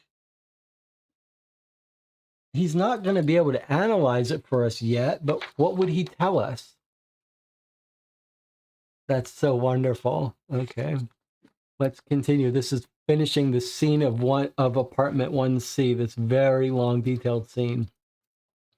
I check his jeans pocket to see if he has any identification in a wallet or anything to help me identify him. His black wallet is worn and empty. A search of his jacket reveals trash and candy wrappers. Yeah, this is a vagrant. I hear the coroner knocking on the door to 1C and go to meet him. He introduces himself as Walter Bissett. We walk through the house and I go over everything I have so far with him. We talk it over and we both think that one of the fingerprints probably belongs to him, and hopefully that will help identify him. I know the elderly woman is the resident, but I feel like I should talk to some of the neighbors to try to figure out for sure who the others might be. Yeah, a neighbor might know she lives with her son, or she's got a homeless person that is in the apartment renting from her. So talking to the neighbor is a great idea. I released the body to Dr. Walter Bissett, who currently has a mercury thermometer in his hand. He says when he's done, he'll have the EMTs transport, and there's a chance he can knock out the autopsy by tonight. Feel free to stop by later. You may get lucky, but don't count on it. If nothing else, I can give you my preliminary thoughts. So we could go by tonight to the coroner to get some preliminary thoughts. That's so... Okay. Day 1 or day 2 to the coroner. That's so amazing. I realize that a big part of my investigation is going to hinge on identifying my John Doe as well as the killer. I'm hoping identifying one of them will help lead to the identity of the other. I write down the notes of what I know about both of them so far. Put a square around J of your evidence letters and note that it is an autopsy request. Leave blank until you identify. So around J of evidence. I have to say, like, this idea of evidence letters and working with them is totally Rocky's invention. This had not occurred to me at all. I've been talking about evidence for high and low, but in a very informal way. This is extremely intriguing to me. Okay. Square around J, autopsy request. We have to be careful about squares and circles because one means we've got it or identified it. And then, but we're supposed to leave it blank. Leave blank until you identify. Autopsy request of blank. I see. It's the victim's name. So this is our John Doe. We don't know his name. Autopsy requests are a special kind of evidence as well. If you don't get the autopsy at the end of the day briefing, you can pick it up the next day. Sometimes if there's a particularly important case that requires expedition, it may appear as a late night lead. Another concept I've talked about, but haven't explained mechanically how it would work. And Rocky has incorporated it, it seems. Or you may get it during the end of day briefing. That is not the case with this one because you still haven't identified the killer. For an autopsy report, go to the forensic autopsy lab. Okay, so this is forensic autopsy lab. Not coroner. That may be one of the things that between this release that Rocky has and the newest sets of directories are that I'm missing out on some research places or reference places. And so Rocky has solved that by giving us these hints about this information. Okay, let's see. You can get the autopsy at the end of the day, but if you don't, you get it the next day, or a late night lead if it's important. He says, sometimes there's a particularly important case. That is not the case with this one because you still haven't identified the killer. I see. I guess it's saying this isn't a super important case. Maybe you've got other things, so they're probably not going to expedite it. And that's the end of this scene. Well, I think we spent an hour on this first scene. This is incredible. This really is giving me a bit of Razorhurst vibes. It is an incredible thrill to be playing it in the high and low world. And Logan says, wake the old woman before we leave. Okay, yes, I will. Before we take a break, we'll wake the old woman. But this is just shocking to me. It's also a bit shocking, just as a little, we're sort of mixing. It's probably a bad idea to go off on side tangents when we're enjoying this case so much. But I do want to, Anna says, it's high quality. My jaw is dropped. I also want to, I think it's interesting to say, like, so I've been writing this case. I'm pretty proud of it. Like, I'm proud of I like my own writing sometimes. But Debbie, who's helped editing, was saying, you know, like, your scenes aren't very visually descriptive. And like, boy, this puts that in shocking relief. Like how well and visually described everything is. Like, I feel like I'm in that apartment now, and how much I'm lacking in some of that. But it is, I mean, this is very impressive. This is very, very impressive. Perry says, I feel like I'm being trained in police procedure. Yeah, that's kind of how I feel too. Like, if you weren't told that Rocky was a policeman, you might be able to guess it just from how well this is done. I also really like the mixture here of, like, occasionally you read something, like there are a couple signs, clues that, like, you're dealing with someone who knows what they're doing. And the sort of balance here between him talking to us about his conclusions, he's like giving us a little, but not a lot. Like, it's not like, what I mean is that you might imagine, if you are a novice writer like me, you might describe the scene and like not have him reflect on it at all. Just be like, I see this, I see this, I see this, thinking the players should be figuring all this out. But here it feels much more interestingly subtle, like our guy is giving us his little internal thoughts to some degree. He's like, I think it's probably one fingerprint of the guy, one fingerprint of the other person, or he's saying like, look, I'm thinking it could be codeine, could be cocaine. I love that we're getting a little insight into his thinking, but it's not like it's this, it's this. It's just like enough that it really fills it out. Rocky says, I wanted to say so badly to wake the old lady before break, but I know I need to stay out. Yes, you need to definitely stay out. And Rocky's saying, like, Logan remembered that we want to check the old lady. Okay, so that's very good. Now, if we had forgotten, let me just see. If we had forgotten, did we write down on our notes to wake the old lady? Would we have found it if we got back? Yes. So there you go. So if we had forgotten, we did do a good job of making a note. That's why this is such a nice system, actually. This is actually very clever. I have to remember this.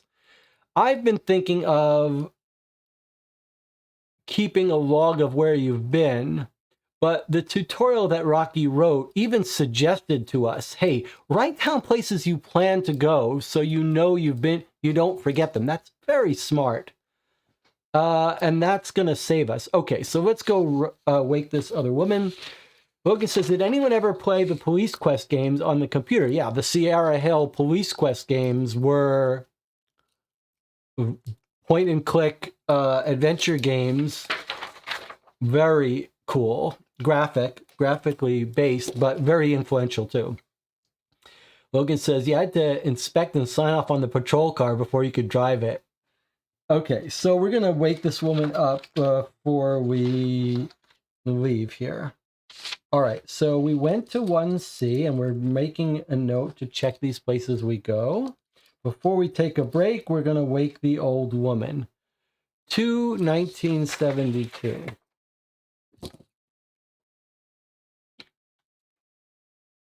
If you were playing this directly from the PDF, these are all clickable, so you could just click on these, page 26.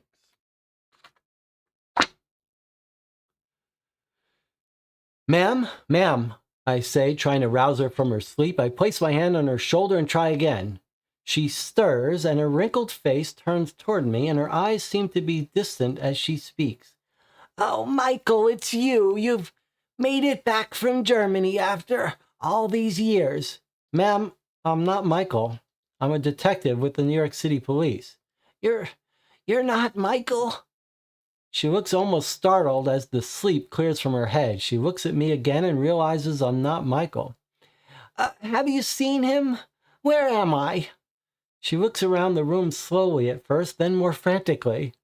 It's as if she's seeing it for the first time. Fear crosses her face as she realizes, with the medals and pictures all around her of her Michael, what must have happened to him.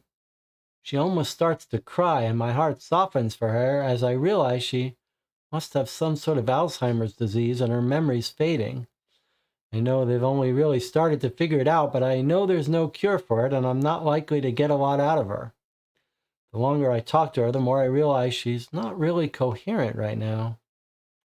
I sit and talk with her for a while. I ask her if her name is Mira Murphy, like on the pill bottles, and she says she confirms she is. She can't give me any information on anyone living there beside her, but she does say that someone gives her her medication every night or day, but she can't quite put her finger on their name. I thank her for her help and tell her I'll be in the other room if she needs anything. Circle O of your evidence letters and note that it is Mira Murphy's statement.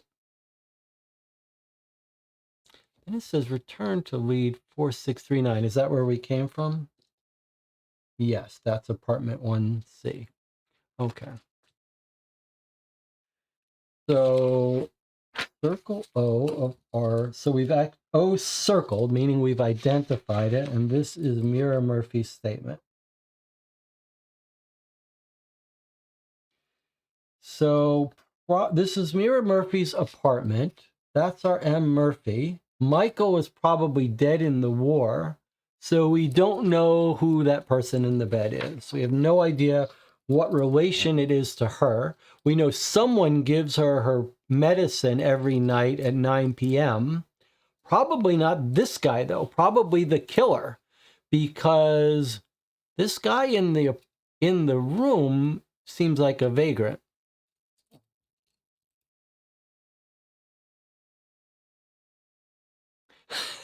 Logan wants to know if, or Perry wants to know if my decision to wake her last seems right.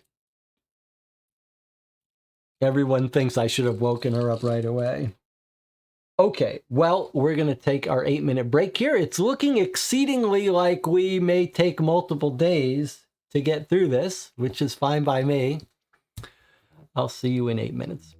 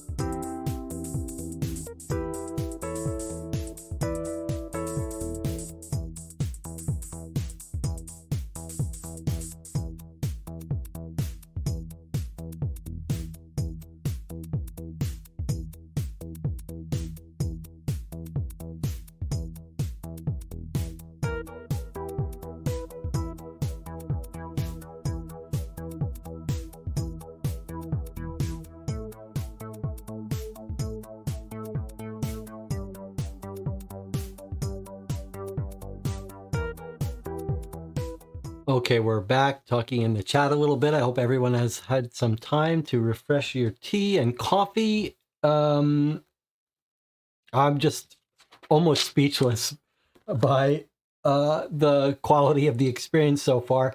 It does remind me a little bit of Razorhurst and some of the old crime dossiers from the 30s. Probably I'm biased because of this system, but to me, like, this is the kind of experience that you want where, like, even if this just told a story and we didn't have to do anything, the process of being inside this police procedural is so enjoyable and the scene's so well described and feels real. But then I'm also very curious about some of this other stuff and this whole idea of evidence circling and squaring. I'm very curious about how any of this is going to work. It doesn't really matter if it works or not. It's fascinating. Okay, so we finished up some of our leads here. We went to 1C. Let's review places we want to go. I suppose we haven't written down here, but other apartments. I wonder if there's a way to organize this where we could put stuff out. Like, we do want to go to the coroner and stuff like that, but I'm tracking that on this separate page. I'm going to put other apartments here too. So we have all these other apartments in the building and the landlord, don't forget, who we do have down here.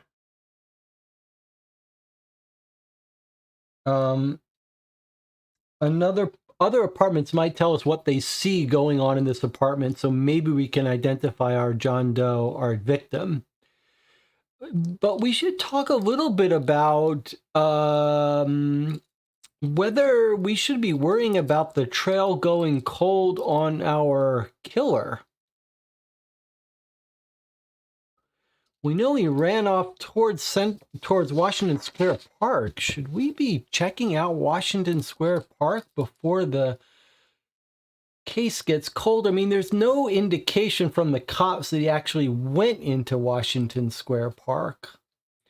just that they went in this direction. You can imagine that would just be a way you would say, yeah, and that direction is Washington Square Park, but no real sign that that's where they went.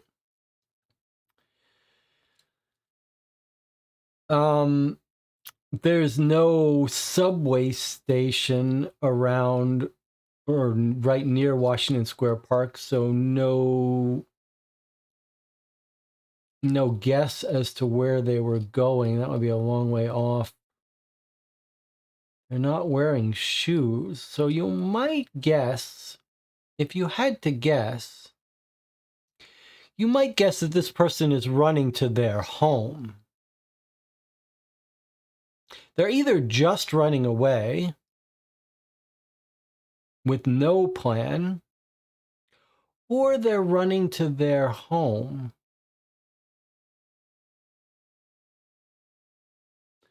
If their home was vagrant, they might go in Washington Square Park. Logan says the killer is gone. We didn't get there fast enough. Only physical evidence at this point. Yeah, I'm not ruling out the possibility. Let's just point out they went through Minetta Street.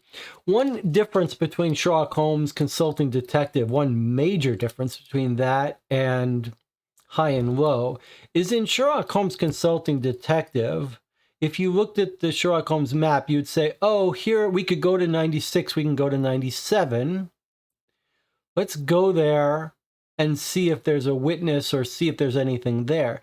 You can't do that in High and Low because there's dozens of people and businesses in each block. You can't just go to a block and see what you can see. There's some talk about, should I add a way for you to just like canvas a block? I think that's an interesting idea, but right now, and I've sort of built in a way to add that to a case if you wanted to.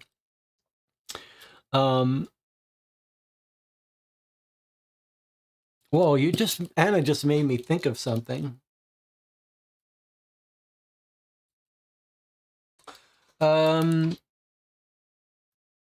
Let's talk about this for a second.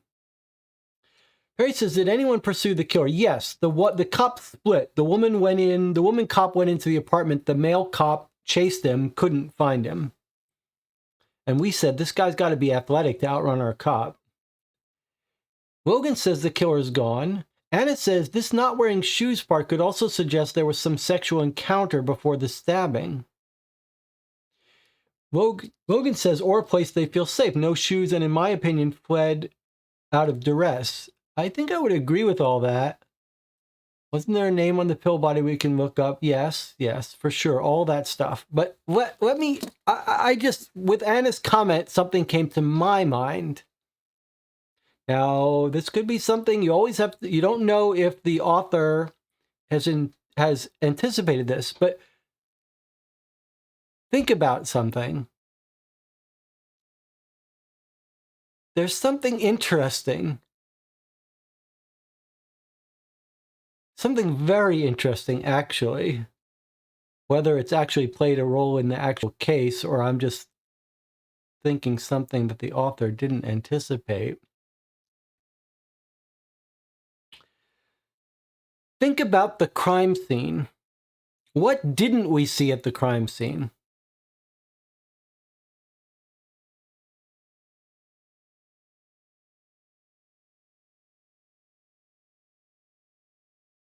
What did we not find at the crime scene?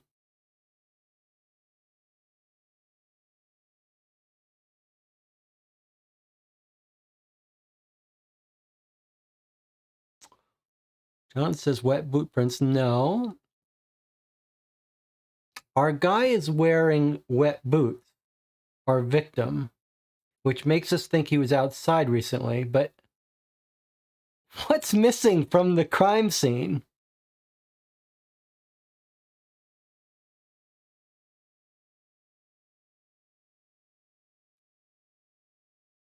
I'm waiting for the chat to say it.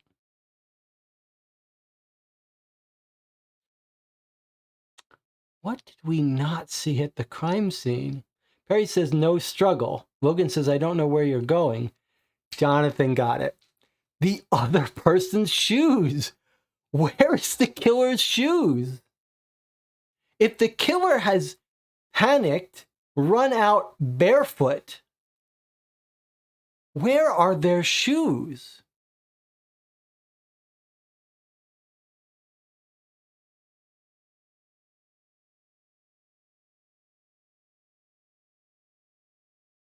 That's odd.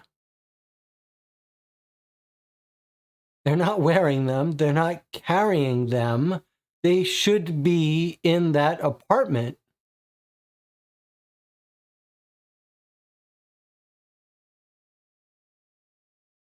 Anna says, and where are their clothes? Because maybe he had a bathrobe on or something.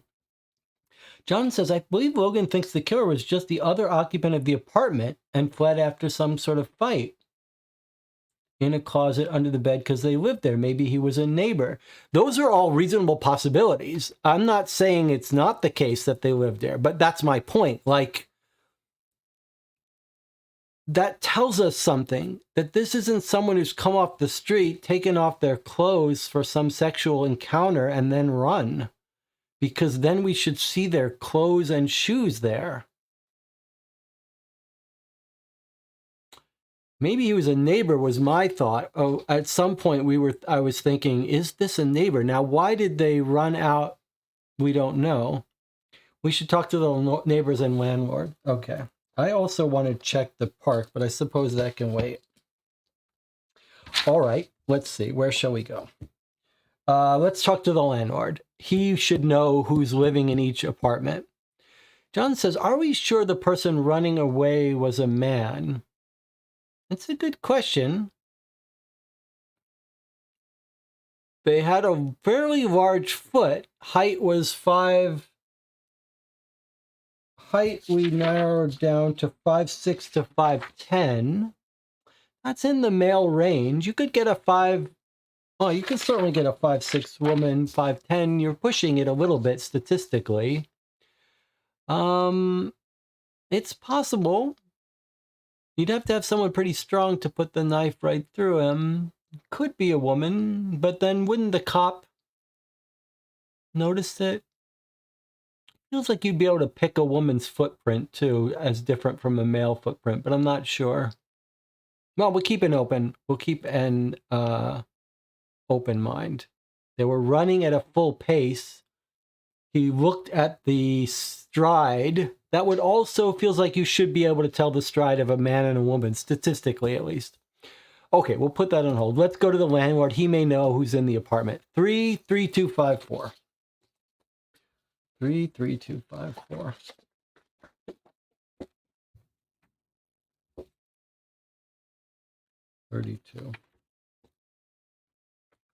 So the page numbers are in the corner as was suggested. Whoa, what the hell? Okay, let's mark that we've gone to 32. We could spend this entire case at this apartment building, which makes sense. That feels realistic for a case that you might spend the entire case at the apartment building. As I'm walking up to knock on apartment 5A's door, I see the door's already open. A large Italian man walks out to greet me.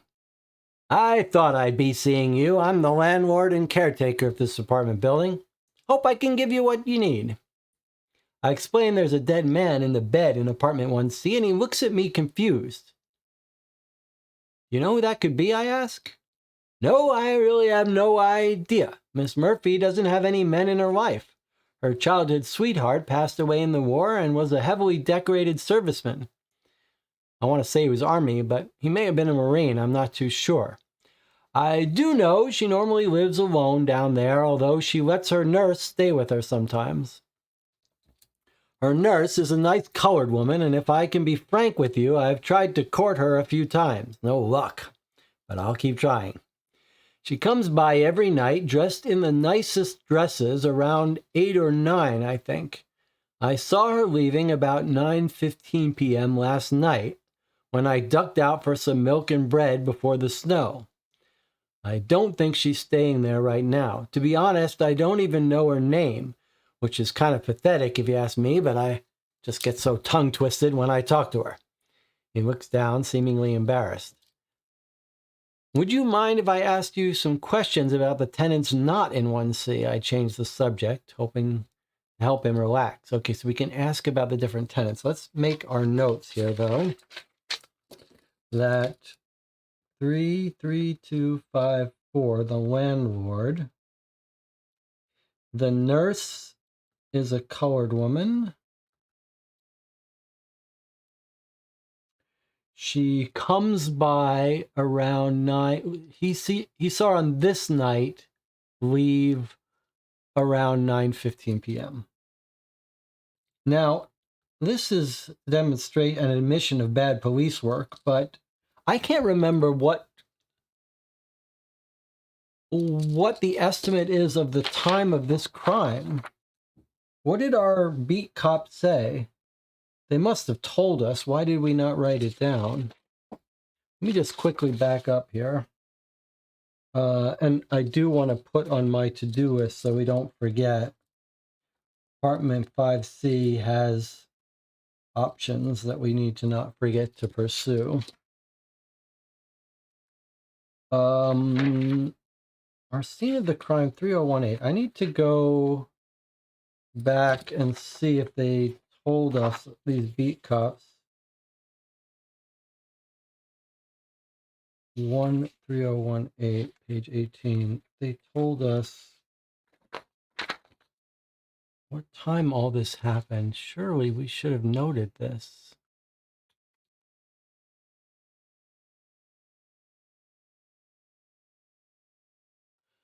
I chased him all the way to Washington Square Park and lost him. Okay, so this actually I overlooked before. He actually was chased all the way into Washington Square Park. That makes it more compelling to search Washington Square Park when the sun comes up. He sees the footprint.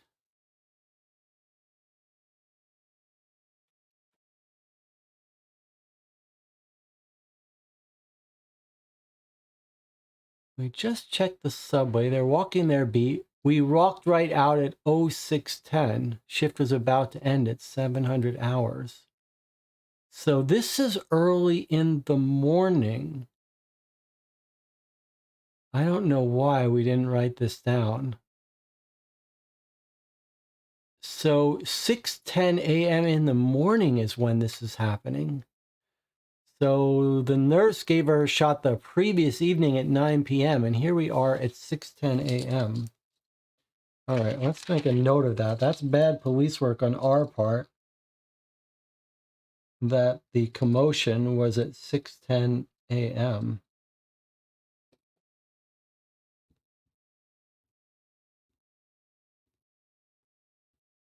Anna did write it down. Okay, well, when I say bad police work, I'm blaming myself. All right, so the night before, 9:15 p.m. last night. Okay, fine. Well, that's strange in and of itself.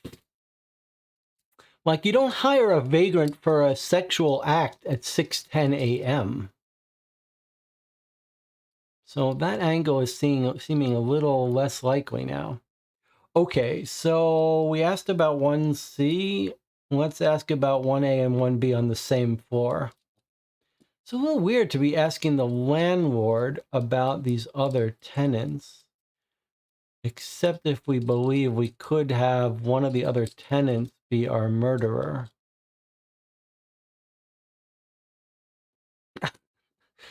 Okay, I guess let's walk our way through here. So a little bookmark system for Mike might be smart, like to include with the box some bookmarks or some like strings. Wouldn't that make sense? Like you can put a string on this spiral and then just hang it down and help keep track of where you're going. I wonder if they make little bookmarks that clip onto these spiral binds. All right, and it says, let's get some dirt on the tenants. All right, let's start on the first floor where this person is. 79624. 79624. 876. Somehow I'm gonna have to keep track of this. I won't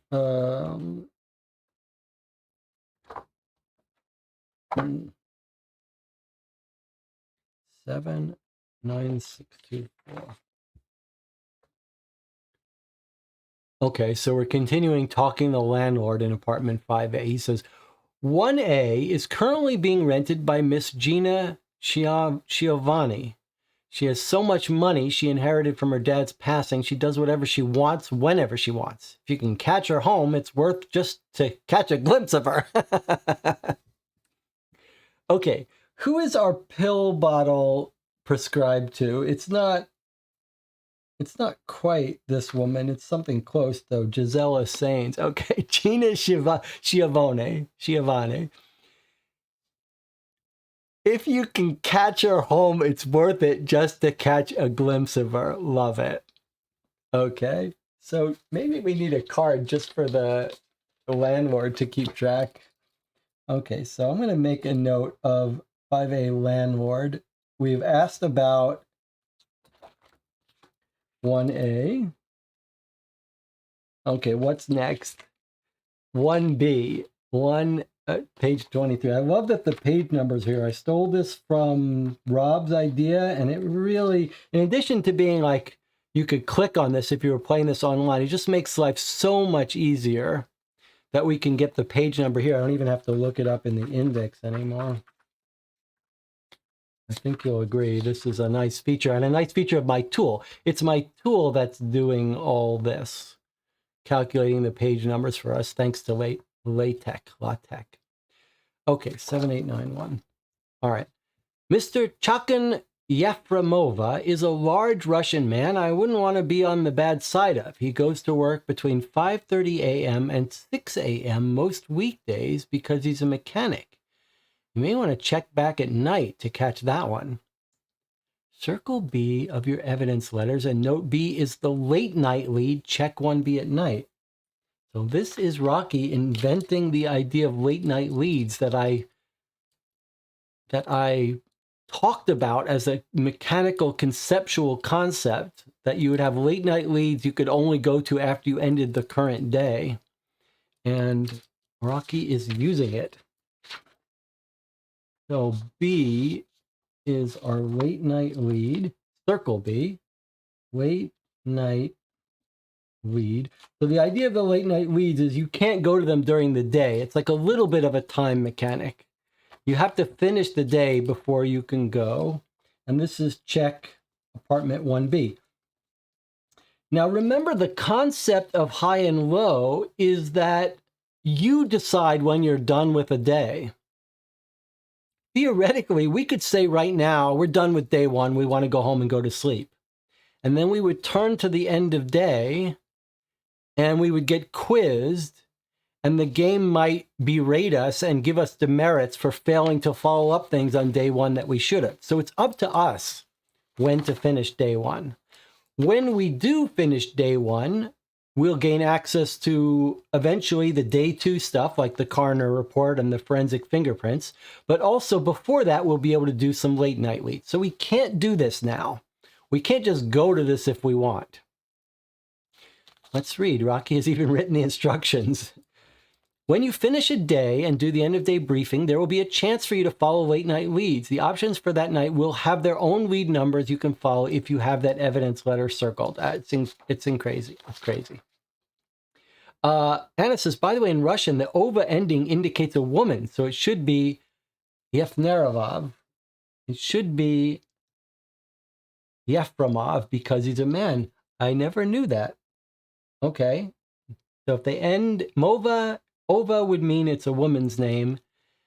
And if it's a man's name, it should be Yefremov. Okay, I never knew that. That's nice. Okay, he goes to work between 6:30. I mean, maybe let's just make a note here. So this was 1B, right? And this is Chakan Yefremova. Come back at night. Is this our killer? Maybe he just panicked. Maybe the guy running is not the killer. Maybe our guy in the bed killed himself and the guy running just panicked. Still kind of odd though. Why would you run? Okay. Late night 1B, and on our to-do list, we don't want to forget that. Okay. Very intriguing. All right. Shall we keep going? Might make sense. Page 29. I mean, while we've got him here, we might as well. Mr. and Mrs. Benjamin Spelt live in 2A. She's normally home, but he gets up at ridiculous hours to go to the bakery he works at. Gingerbread something. Wouldn't count on him seeing much, but she might know something. She's normally home. Remember, we are not knocking on these doors yet. He's just telling us about these people. This is just blowing my mind here. Okay. 5A. Let's just remember, I mean, it seems like we could ask the wife about him, but he does get home at ridiculous hours. Makes sense. You got to go to the bakery very early. He probably went to the bakery long before all this happened. But what if he went by downstairs and saw something at like 4 a.m., 5 a.m.? So maybe we want to talk to him. Benjamin Spelt in 2A, bakery, gingerbread. So we could probably find that in our directory. DJ Moneycut says, remember, no forced entry. Should be someone with keys.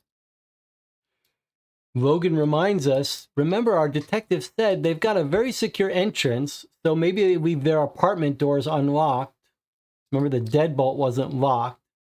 So it could be someone with their own keys. It could be someone who was already in the apartment hanging out, or it could be a neighbor. Okay. Anna says, bakery woman would have seen someone arriving before 6. It's not a bakery woman. It's the husband, right? She stays home. He goes to the bakery. So we're going to talk to her when we knock on the door, maybe. He says, I don't think you're going to get any information from him since he wasn't around, but she's in her apartment, so she might know something. All right. Next up, 2B, page 16. Don't look at these pages. Don't cheat looking at these pages. Okay. Mr. Oreo Lucchese is an Italian man. Lots of Italians in this apartment building, who makes sense. Greenwich Village is right next to Little Italy. Mr. Oreo Lucchese is an Italian man who lives with his dog, Pat. I know. Pat the dog, right? He thinks it's hilarious and clever and loves to introduce everyone to his dog. He owns his own restaurant, so you may want to check back at night to try to catch him before he leaves. I don't know his schedule, but a lot of times he works late, so you won't see him till late the next day if he's been up all night. Circle evidence A. Okay. Circle evidence A. Yeah, okay. I love how my tool is giving us this information, so it makes it easier for us to jump back to this. All right, A is the late night lead. We have 2 late night leads. It makes sense. You're checking an apartment. You're a police officer. You're knocking on doors of apartments. Some of those people, you're going to have to come back because they work days. Makes complete sense. Late night 2B.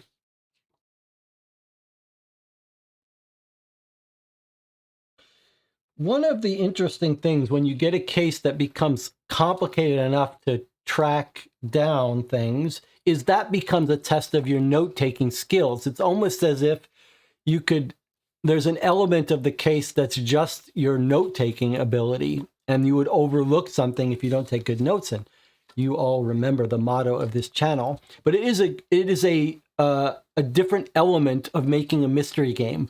One is sort of the raw deduction, and the other one is if you're sloppy, you're going to overlook following up on something. But should we have, I wonder if we should have circled it or if we should have squared it or something. It says circle it though. Okay, when you finish a day, the end of the day briefing, there'll be a chance this is just late night leads. Okay, and now we're going to go back to the landlord on page 32. Give some credit to my tool for doing this very clever stuff to tell you where you came from so you can more go back. Okay, 2B, page 16. Is that where we just went? Yes. Okay. Okay, page 83. We're now going to 2C.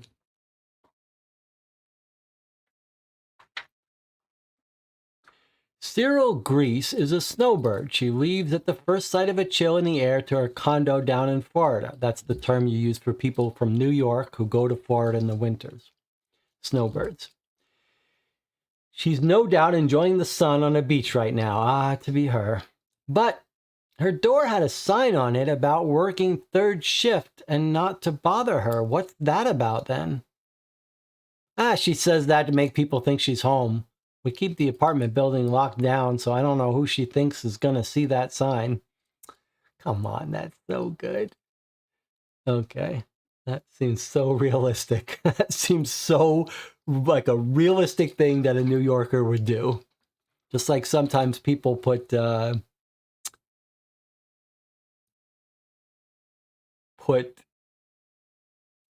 signs like beware of dog when they don't have a dog. All right.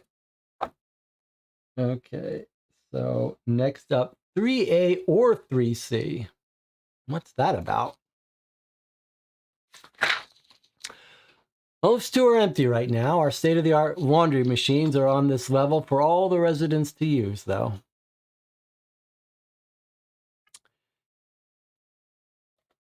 Is he saying that...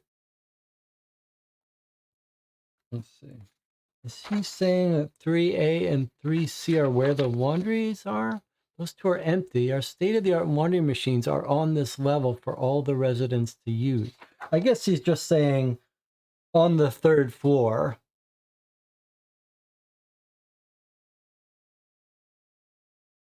But is there a 3B? Why can't we ask about 3B? I'm a tiny bit confused here. We asked 3A, 3C. He says they're empty, but he's saying the laundry is on the third floor, so people could hang out. Oh, people could be hanging there. Someone could be living in 3A or 3C secretly. Maybe 3B is the laundry room. That's interesting. I'm going to make a note, though, about the supposedly empty apartments. 3A and 3C are empty. Laundry on 3. And what is 3B? I'm just making a little note to myself about that. Okay, 4A.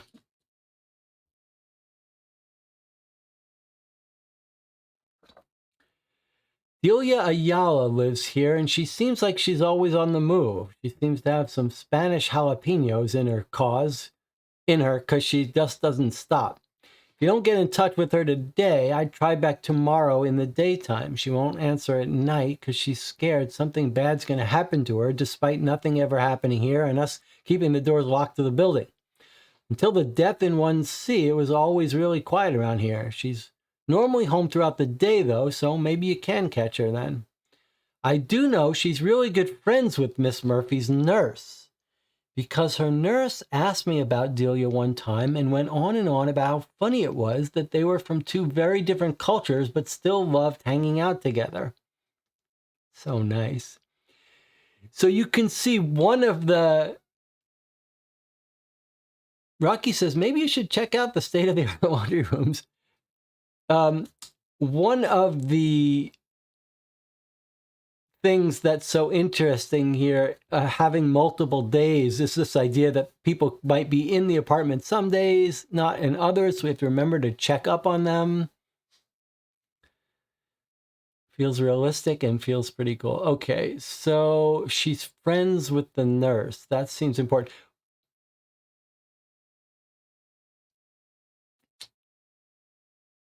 She doesn't stop moving. Maybe she's on cocaine. But otherwise, check back tomorrow. She won't answer at night. She's scared of crime. But she's friends with the nurse. Okay, 5A. Or 4A? That was 4A. 4A, okay. I'm not keeping track, writing down who's in what, because I assume we're going to knock on their door, but as long as we remember that the landlord knows all this, we're okay. Okay, 4B or 4C. Okay, why are those together?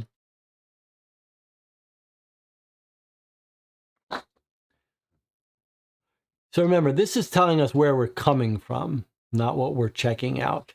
I've thought about, I can automatically in my tool insert the location and who you're talking to. Probably a good idea to do.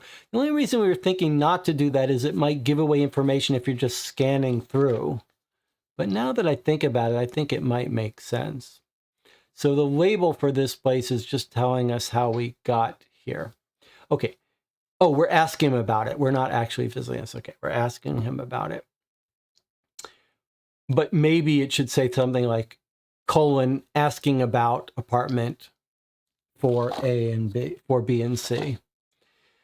We have people moving into these two next week. Right now, the carpets have been cleaned and everything's been given the once-over. The doors are wide open to air out if you want to peek in. You won't find anything, but if you want to get the layout or something, feel free. Most of the apartments here are laid out similar to those two. Interesting. This feels so realistic.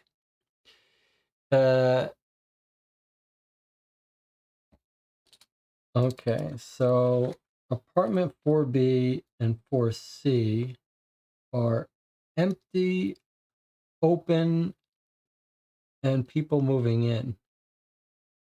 I don't think it's weird the way you described 3A and 3C.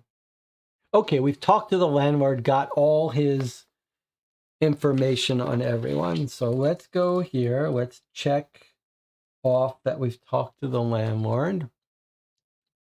All right, it's still day one. So, although remember it said the coroner and the forensic guy, we could visit on day one if we wanted to.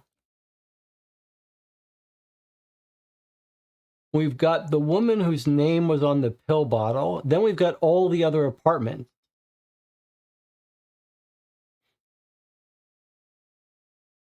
And then I want to check Washington Square Park for clues too.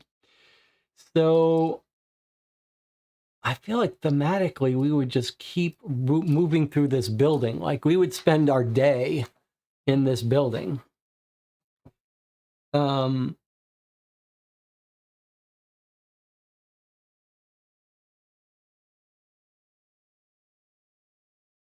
what do you want to do? We can knock on the doors to the apartments. We can try to find our pill bottle owner. We can try to find our pharmacist. We can check out the park for clues.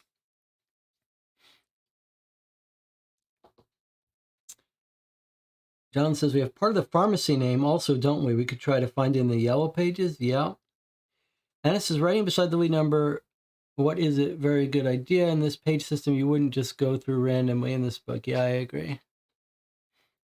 And it says writing beside the lead number what it is a good idea. Most of the normal addresses are. It's just when you're talking to someone about it, we may do something. DJ Moneycut says Delia Ayala. Perry says go to the laundry room. I mean, we can just make our way through the rest of the building. It wouldn't be a terrible idea. Where's my reverse directory? Because it might...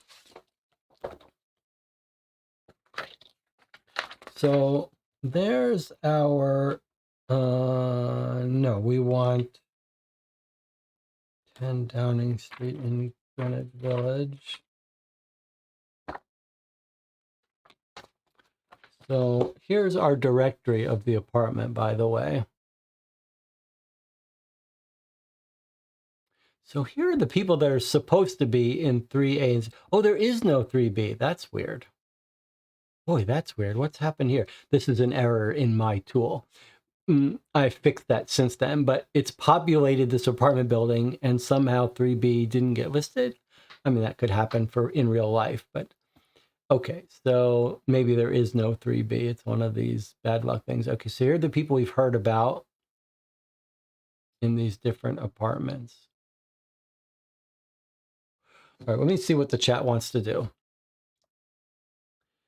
Above, below, shares a wall across the hall. 3B could be the 3B could be the laundry room. You're right. No one's listed there. We can't go to it because we don't have a lead number for it, but it makes sense. Logan says, I want to check the apartments that are close in 3D space before we leave. Okay, so let's knock on some doors. All right, so that's what we need this for, because we've asked the landlord. The rest of these we have to look up. Okay, so our murder was in 1C. So let's knock on these doors on the first floor. Anna says, we know who's at home now. If we were paying attention, we would, but even the one that's not home, it would be bad police work not to knock on the door and find out. But okay, let's start with Schiavone. 4, 8, I guess I gotta keep track of this stuff, right? I feel like we're gonna need a bunch of these. But okay, so apartment 1A,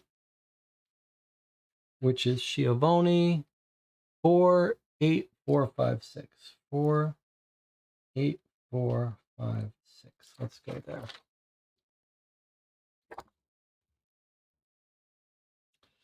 Page 48.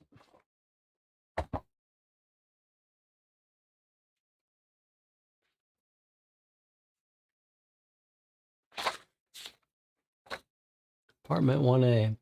As I approach the dark gray door of 1A, it opens from the inside. In the doorway, I catch sight of a bombshell blonde in a black silk nightgown that contrasts with her ivory skin. Is there anything I can do to help you, young man? She purrs as she eyes me up and down. She catches me looking at her ensemble before we lock eyes. She grins, amused. Anything at all. Gina Schiavone, what can I do for you? It's my first day in Major Crimes, and I already want to take a vacation and get to know Gina. But I have to focus. This is the kind of thing that can land a detective in hot water. Ma'am, did you hear anything this morning, maybe around 6 o'clock? I fight everything in my body to keep from breaking eye contact. I see her frown, an exaggerated frown, as if she's disappointed she doesn't know anything. I'm sorry, sweetie, I was sleeping. I didn't wake up until I heard the sirens. I swear those medics don't go anywhere without making a bunch of noise doing it. I do hope everything is okay. Should I be worried? She shakes her head and purses her lips into a pout as if she's worried. She's not. No, ma'am. We're just conducting an investigation. If you could stay in your apartment while we're working, that would be a mighty fine help. Okay, sweetie. Well, if you need me, you know where I'll be. Why don't I put on a pot of coffee for us tonight, and you feel free to come back and we can enjoy each other's company. I know you'll be tired after a long day of investigating, and I think a pot of coffee will do you just fine. She turns as if to give me a view of what I'm missing and seems to delay looking back, and I take in her whole body for my viewing pleasure before she looks over her shoulder, catching my eyes wandering for the second time. She smiles clearly. I do hope to see you tonight, and closes the door. Whew. That was a racy scene. Circle C of your evidence letters, and note C is a late night lead, an invitation for coffee. Oh, that's so good. This is the kind of thing I really did imagine. I mean, this idea that you've got investigative leads, and then maybe you've got some side leads that you might be culturally interesting. Late night lead for coffee. It says late night lead for coffee, but let's make a note of who this is. This is apartment 1A. One of my theories for the late night lead stuff is that you might only be able to do one of them or a couple of them. So you might have to make a tough decision about where you want to go. I don't know if Rocky did that, but that would involve a tough choice. if you have to choose between these. Logan says, make note of her apartment number for the future. Are we married? I don't know if we're married. I sure hope not. When you finish a lead and do the end of the day briefing, there will be a chance to follow late night leads. The options for that night will have their own lead number you can follow if you have that evidence circled. It's going to be interesting to see if the game gives us a choice to do all of the late night leads or whether we have to make a choice, which would be... That's suddenly gonna be a tough choice to make. She's gonna have the coffee on, huh? Anna says, yeah, that would be culturally interesting to come back. Just what I was thinking. Okay. Next up. Remember the landlord said, hey, you might want to just knock on her door, see if she's in, because you might be interested and just check her out. Well, nice men in the 30s. Okay, Yefremova, apartment 1B. 62816. All right, so we did apartment 1A, apartment 1B. And this is our va-va-boom girl. Okay, 1B is 62816. I love this system of writing down these leads before you visit them, especially with these 5-digit numbers. They're easy to forget. So this really helps. I think we're going to have to adopt this approach in the main game of suggesting you write down places when you want to go, even before you have.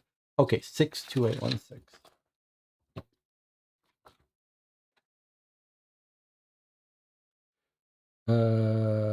2816, page 58.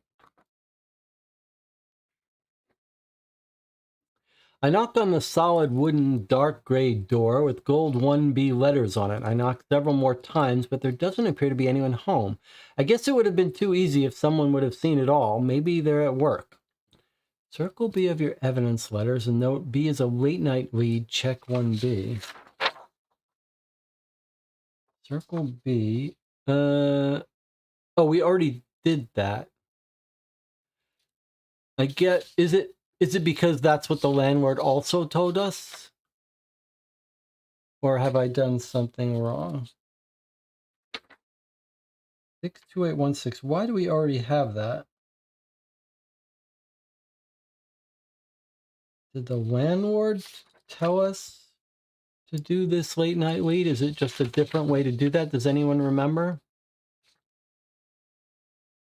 I mean, it's easy enough for me to backtrack and find out. 3254 was our landlord. Maybe, yes, the landlord told us, and I'm telling you as well. Okay. All right. Rocky Helton says yes. Rocky, don't help us. Don't help us. It's got to be hard to watch people make a mistake and not correct them, but that's how we do it here. You got to let us make the mistake and then figure out we made a mistake on our own. You can't correct mistakes right away. That's a good lesson in general, teaching people game rules and stuff. If you try to correct every mistake right away, every strategic mistake right away, you're robbing the person.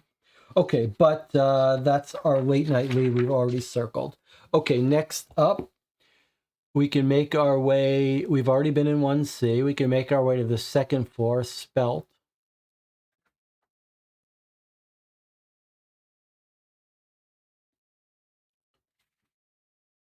Spelt is 2A, 82985. Okay, let's go to Spelt. 82985, page 81. I knocked on the gray door with 2A written in gold letters. A short brunette answers the door. She explains she just woke up around 7:30 a.m. this morning, and her husband, Benjamin Spelt, leaves for work around 2 a.m. every morning, as he owns his own bakery, Gingerbread Dreams. She doubts he saw anything, but it may not hurt to check. I thank her for her time and make my way to the next lead. Okay, so we've written down that we probably want to knock on his door, although 2 a.m., but he has to go down the stairs past 1. He may have heard something. A baker named Spelt. Spelt is a type of wheat flour. That's right, it is. I think it's a more primitive kind of flower. I'm trying to remember. Why don't we take a break from the apartment? Well, thematically, it seems like we should be making our way through the apartment. All right, we'll check on him. We'll check on him in a bit. Today is apartment day. Okay. So far, they're all confirming what the landlord told us. Okay, Lucchese, apartment 2B, 69660. 69660. And I'm going to continue this column being day one. Maybe this whole thing is going to be our day one. Okay, this is apartment 2B. Is that right? Yes. Crazy. Famous gangster, Lucchese family. 69660.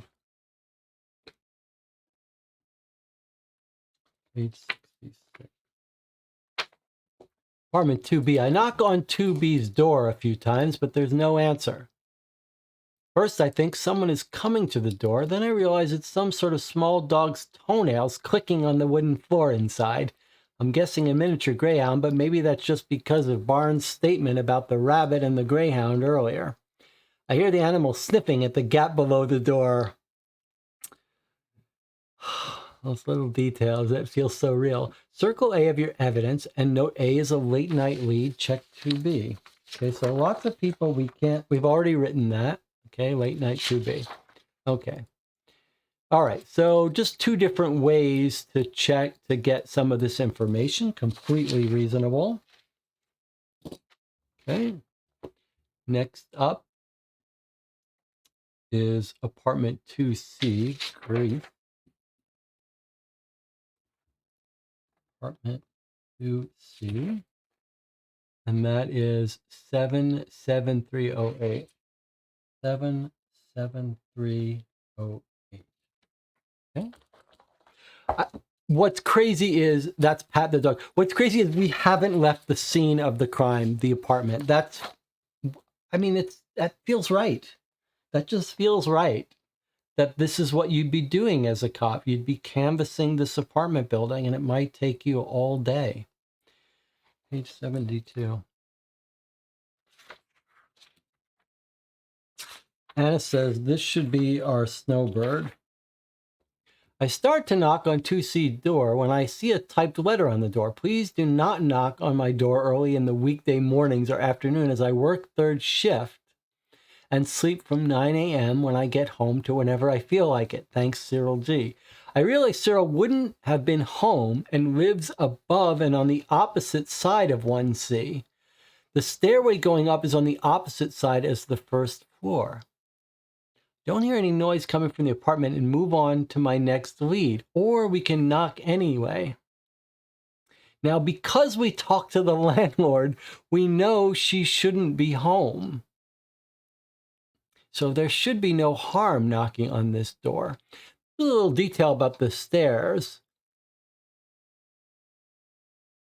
She wouldn't have been home and lives on the opposite side of 1C. So it sounds like they're not stacked up, right? Because our murder's in 1C, but it's saying that like the stairway must go like, so 1C is not above, 1C is not directly below 2C.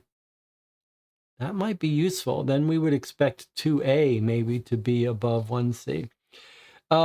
Okay, well, if no one's there, let's knock on this door. 51029 on page 50.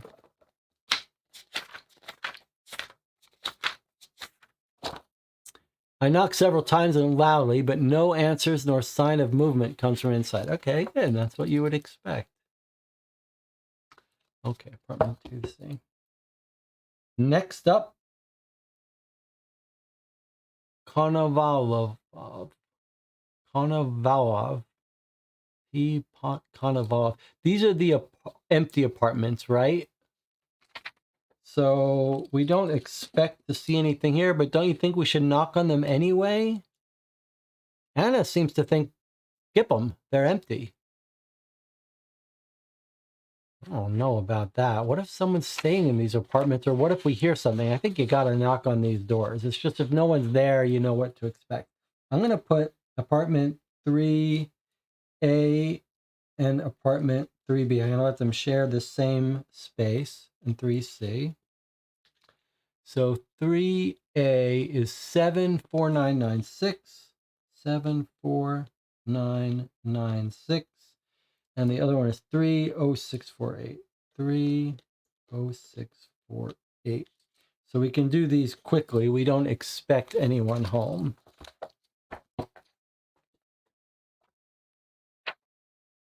I mean, there could be homeless people living in this apartment. So 74996 is page 69. So let's just quickly knock on the door.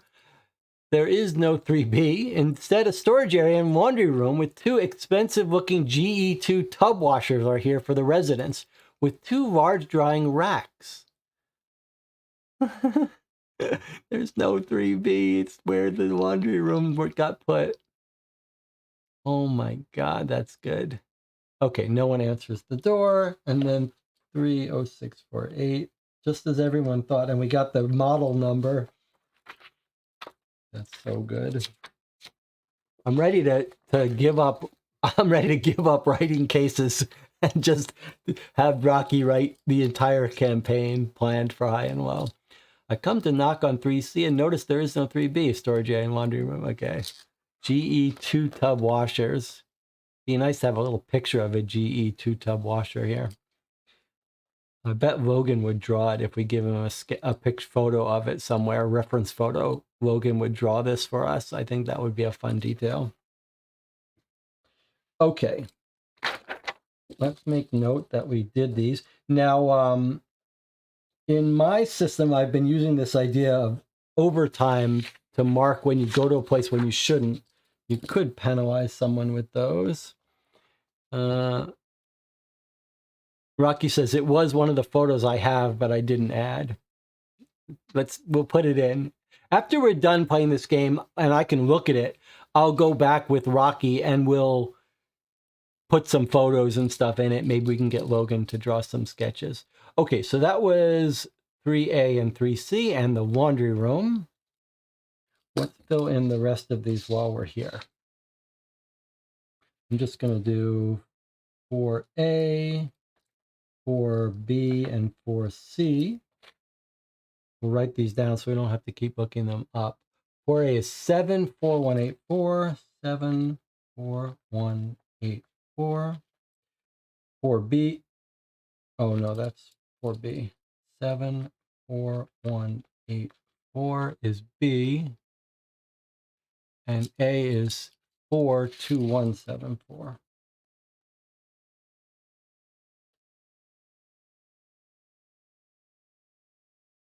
And then C is 11267, 11267. And then 5A was the landlord. We already visited him. Okay, so here we are, our 3 last apartments, and then we're going to be moving out of here. And it says 4B and 4C are empty and open, but we're going to get to walk in, right? So let's try 4A first.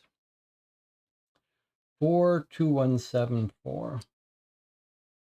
Page 41. Aha, we've got our first branching on day 1 and day 2. This is day 1, go here. This is day 2, go here. All right, so we're going to make a note to do day 2, visit apartment 4A, 42174. Do you remember what the landlord, Anna, what did the landlord say about 4A? Do you remember?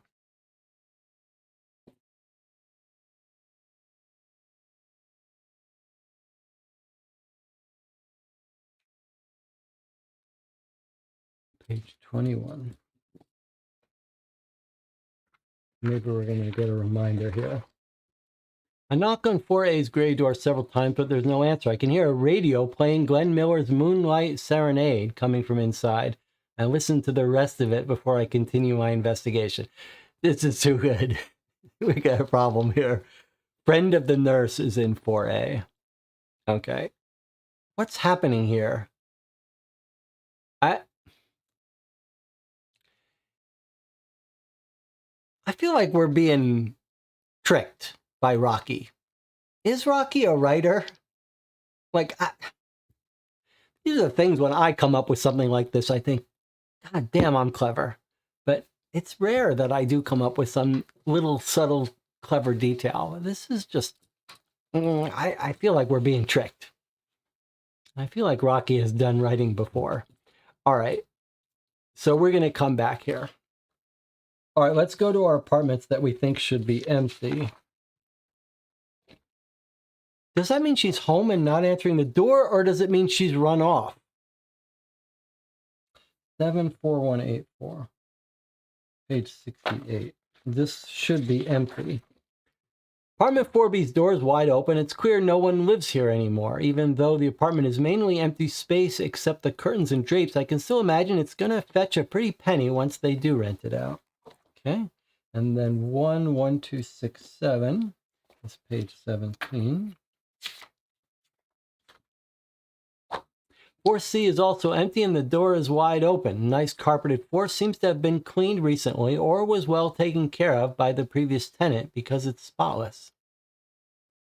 Logan says, you're clever too, Jesse. I mean, I toot my own horn. I like my writing. I reread some of it that I like is especially clever, but I'm not feeling as good about my writing now.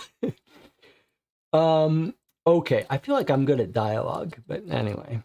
Okay, so we've done these places. We have gone to all the apartments now,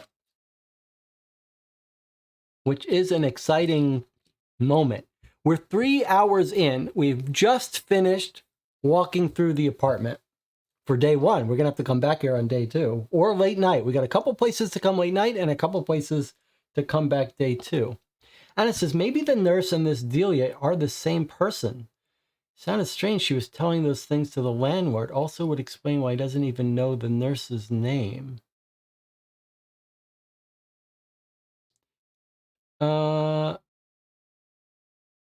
That's interesting. But I don't understand how that can be. The landlord knows both of them. The landlord knows the nurse, a colored woman, and knows Delia, and Delia and the nurse are friends. So how can they be the same person?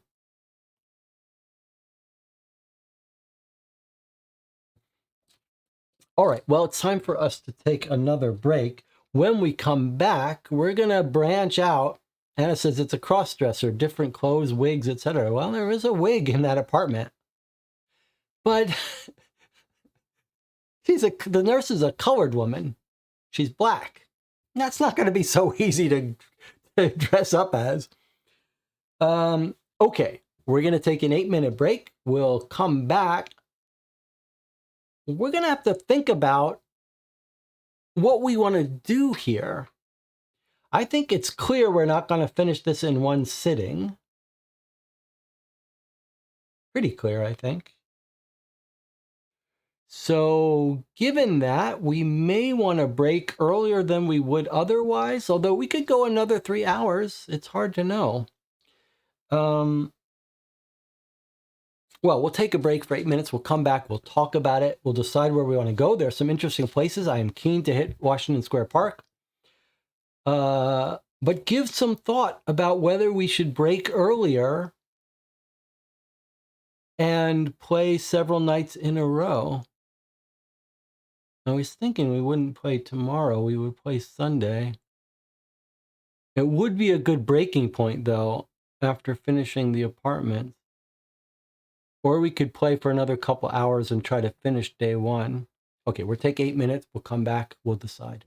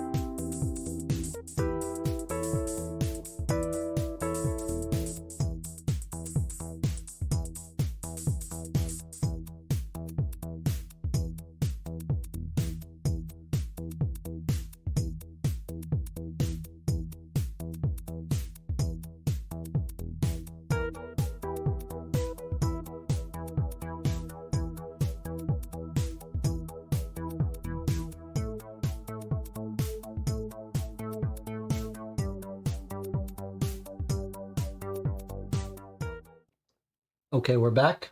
You're watching Co-op for Two. We're playing Hit the Ground Running, a fan-written case for high and low, for early prototype of high and low, and a very beta case, but one that feels like it's got a real voice, really capturing the noir world here. I want to remind you that part of our purpose here is to offer constructive criticism and suggestions to the author. I've spent a lot of time sort of raving about the writing and the case and the experience, and that's not that helpful. So I hope you will keep a pen and paper nearby while you're watching this, whether you are joining us live or afterwards, and make a note if there's a scene that you think could use a little touching up or a suggestion here or there. Write it down so that we can give it to Rocky so he can use that as constructive information. Rocky says he thinks we could finish this case tonight if we keep going. Maybe we've been through half of it. So I'm inclined to try to do that. YouTube says 15 concurrent viewers still with us at 3 hours, 8 likes. If you do like the content on this channel, I hope you'll give this a thumbs up and subscribe to the channel. Let's check in with the chat. There's some discussion about moving in next to that woman. What was she in? What apartment was she in? 2B, was it? Don't want to go on and knock on the wrong door. Jonathan says, the more I think about it, the less convinced I am that the fact the victim's pants were slightly pulled down indicates a consensual sexual encounter. I'm less inclined to think this person was picked. You're right, Jonathan. We need more info. Those were just the first impressions. Let me see if I can understand what Jonathan is saying. The more I think about it, the less convinced I am that the fact the victim's pants were pulled down indicates a consensual sexual encounter. Okay, fine. I'm less inclined to think that this person was picked. I'm not sure what that means. John says, oh, the message is being censored by YouTube. I think there might have been an assault. Maybe the person killed was assaulting someone and they were killed in self-defense. That's intriguing. So the person was like unbuttoning their pants to perform an attack and they were assaulted. That's intriguing. All right, now let me see if I can understand what Jonathan was saying about where to go pharmacy. Let's review our notes here.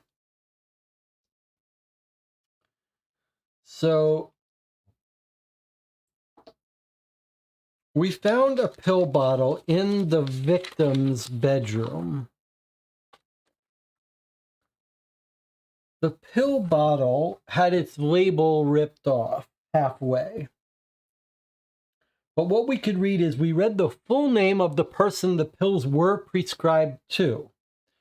That was Gisela Sains. We have a pharmacy name, Partial, and we have a drug, Partial.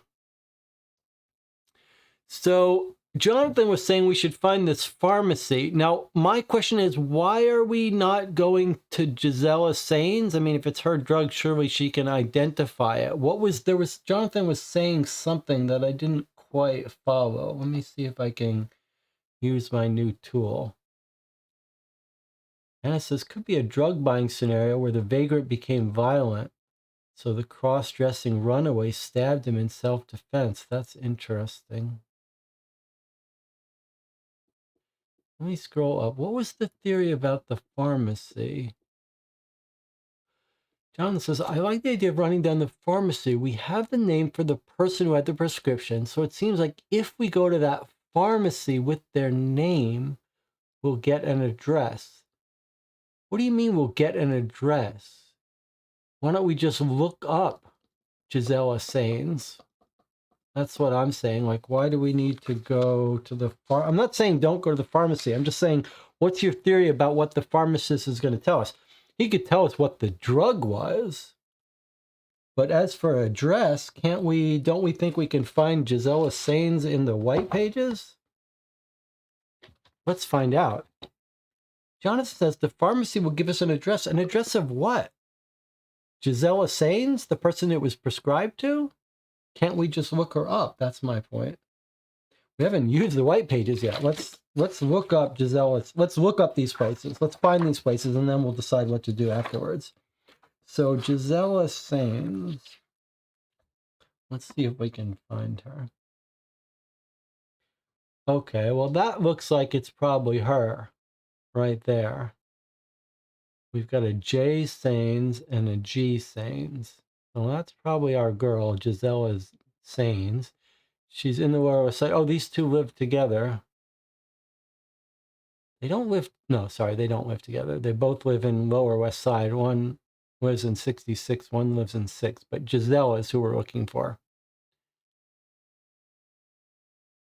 Jonathan says, I guess you're right. We could look them up in the white pages. The pharmacy might give us more info, codeine and cocaine. Yes, that's true. That's true. It's just for an address, we're going to look her up. Okay, so let's look up this person. In fact, we can just put it in our thing. So, G. Sains. 45467. 45467. I'm starting to think that this idea of having a sheet where they can track these things might be very useful, and we might even break it up. So you've got, for each entry, you've got a place to put the person, the name, the phone number, and the address, so you can more easily track this. Lower West Side 66. So let's find this on our map, and then we'll do the pharmacy stuff. Okay, so far everything has been in Greenwich Village, but now we're going to head to the Lower West Side. Now I want you to note, if you look at this map, here's Greenwich Village, and look, you can see where the Lower West Side is. It's right below it. So if this is the apartment building, it's very close to the Lower West Side, 10 Downing Street. Okay, so let's go to the Lower West Side.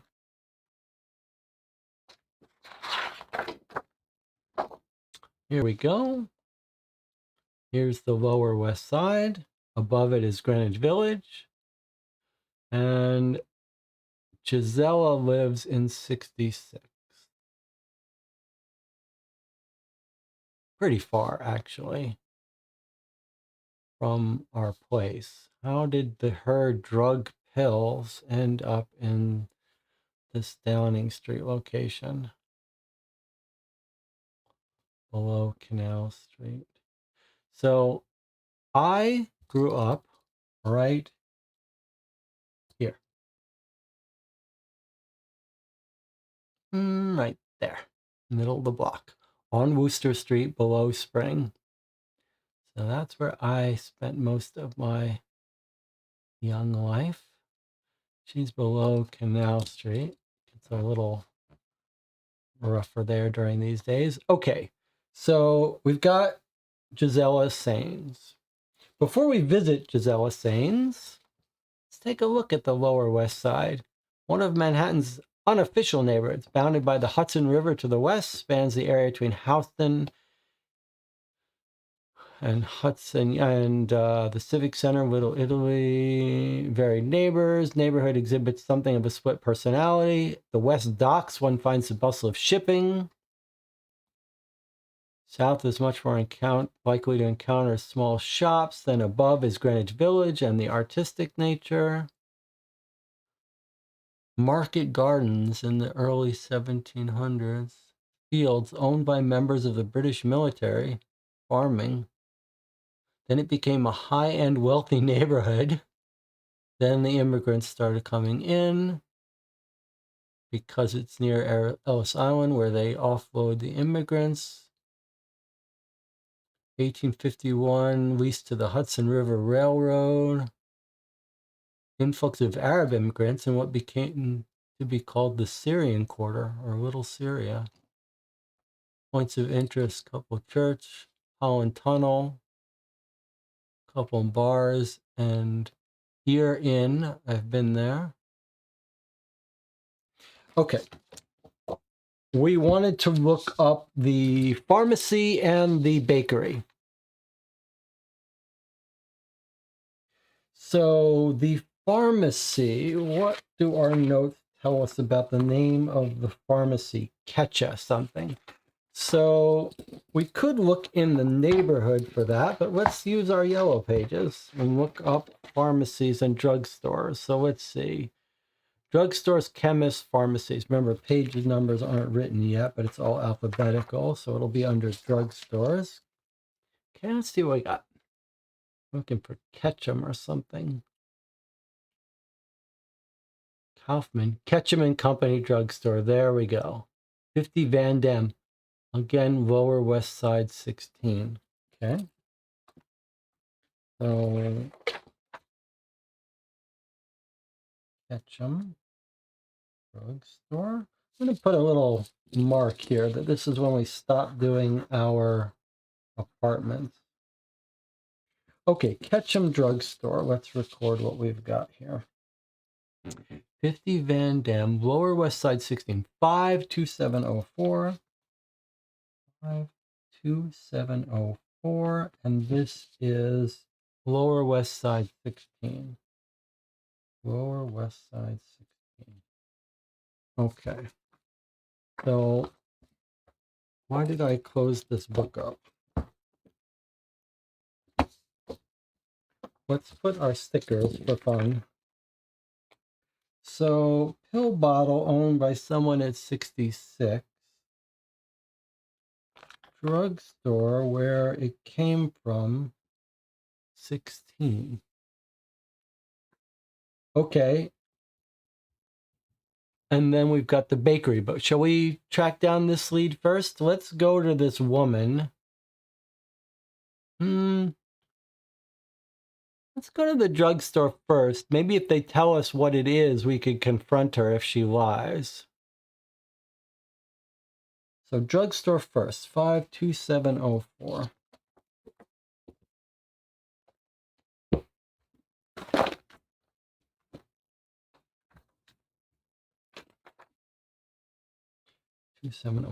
Page 52.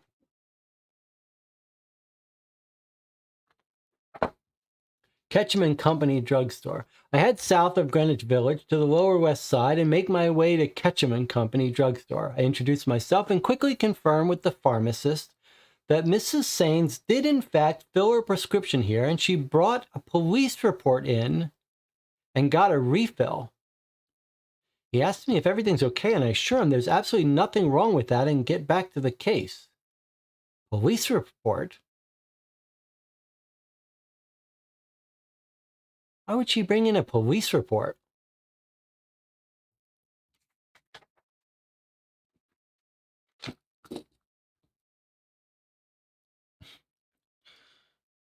I can see you're bring a prescription in. Why is she bringing a police report?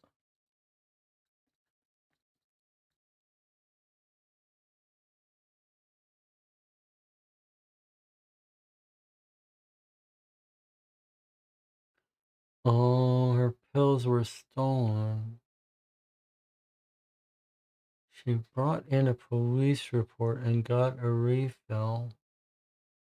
They were stolen. Uh-huh, yes, I guess you're right. That makes sense.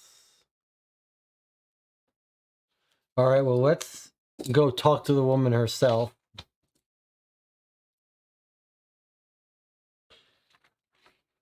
Four, 5, 4, 6, 4, 5, 4, 6, 7 is 42. Okay, let's see if she can confirm some details about this. Gisela Sains. This 2-story brick split house has the name Sains on one mailbox and Mixter on the other. The one with Sains appears to be who I'm looking for. I knock on the first floor, and it's not long before a 5-foot-tall woman, clearly of Hispanic descent, comes to the door with a baby wrapped in a blanket. Senor?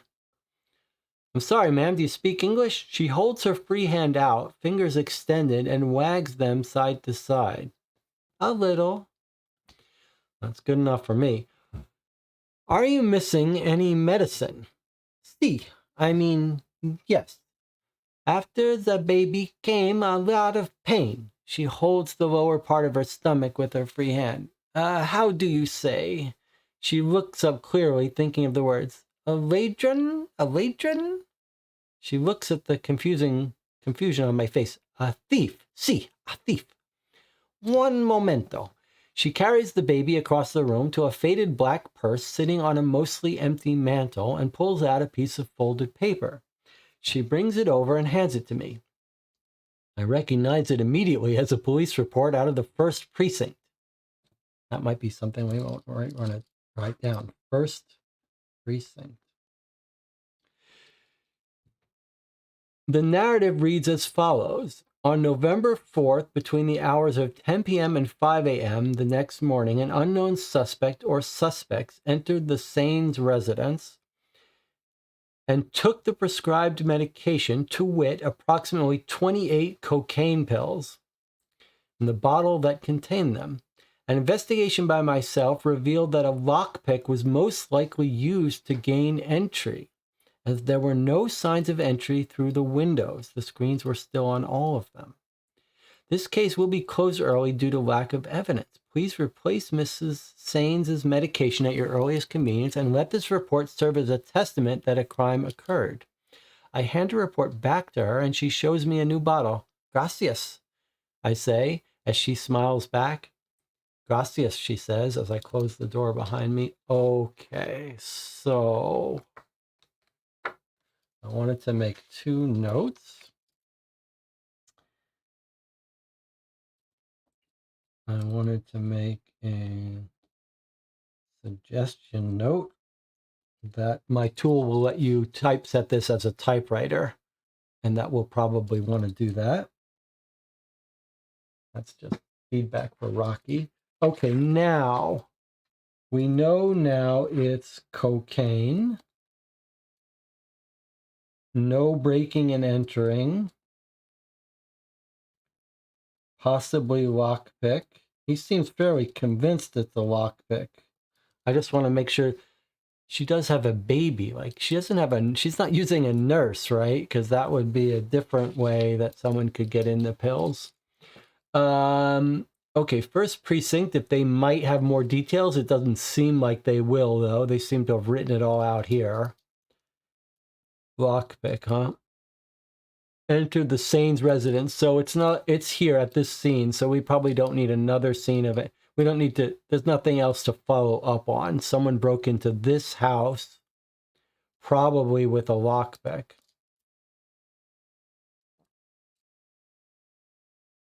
And these drugs ended up in our elderly woman's apartment.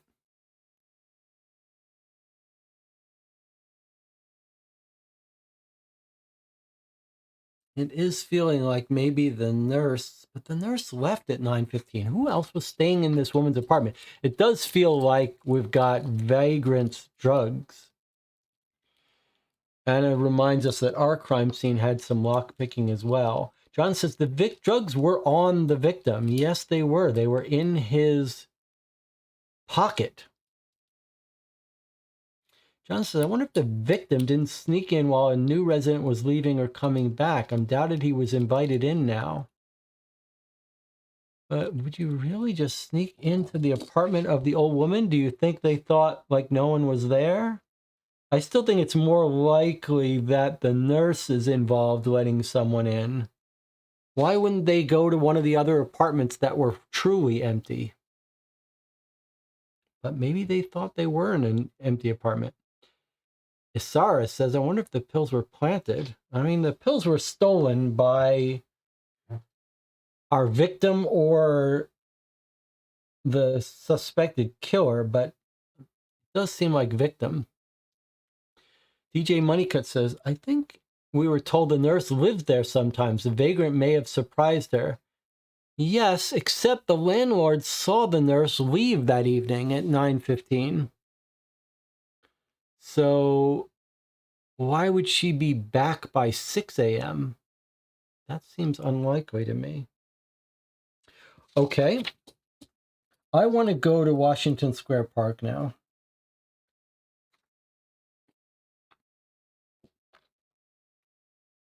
So let's look up Washington Square Park. Remember, that's where the cops tracked the killer running away to. So let's go back to Greenwich Village.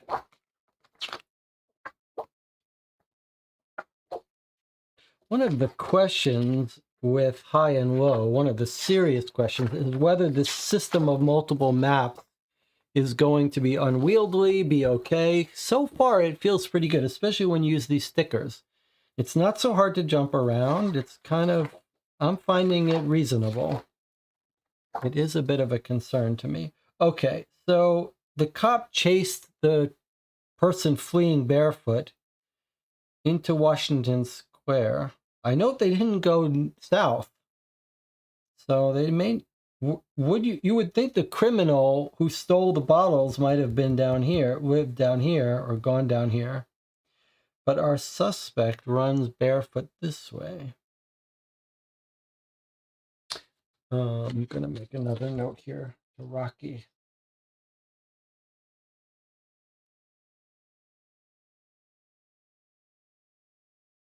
Okay, so I want to go to Washington Square Park and check it out. So let's look up Washington Square Park in the white pages, since we know the name of it. You can also look under parks, of course.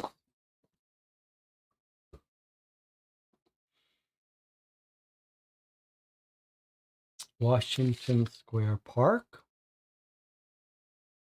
68208.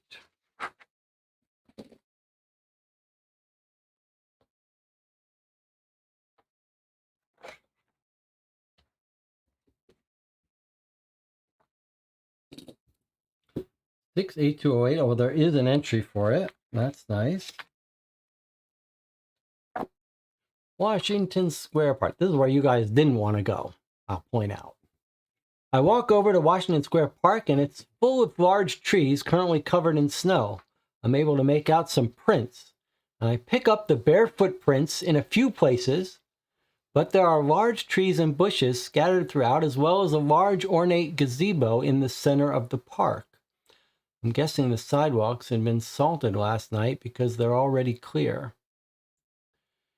I take my time scouring the park, looking to pick up the barefoot prints again, and I'm pretty sure it's impossible.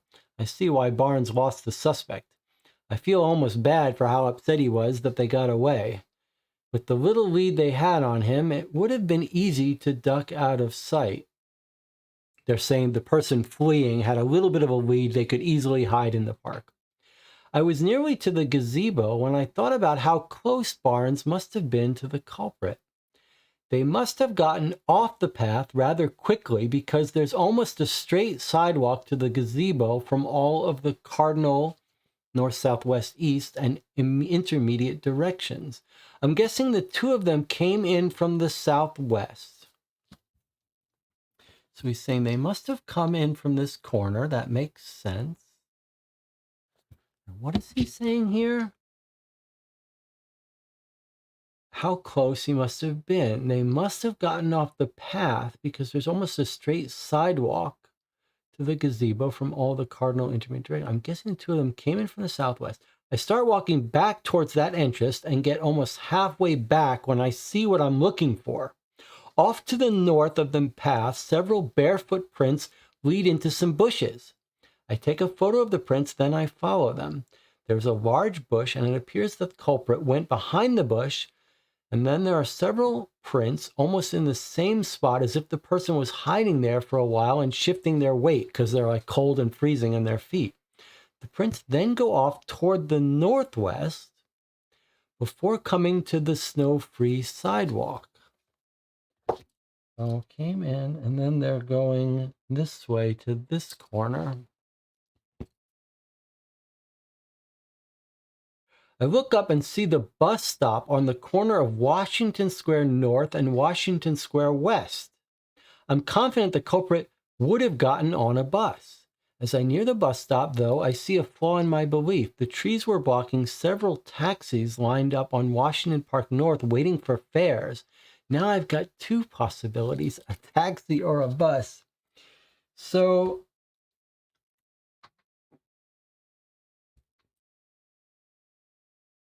there's a bus stop. Now, we don't see it on the map. All the subway stops in New York City at the time are marked with little symbols. So there's a subway here. There's a subway up here, you can see. In general, the subways in Manhattan, there's a stop here, tend to run north-south. The height, the length of Manhattan. And in general, buses tend to run east-west. As a system, there is a whole document about buses and trains. But in general, what I've done is I've said that buses run east-west, and they're marked on the far west of the map.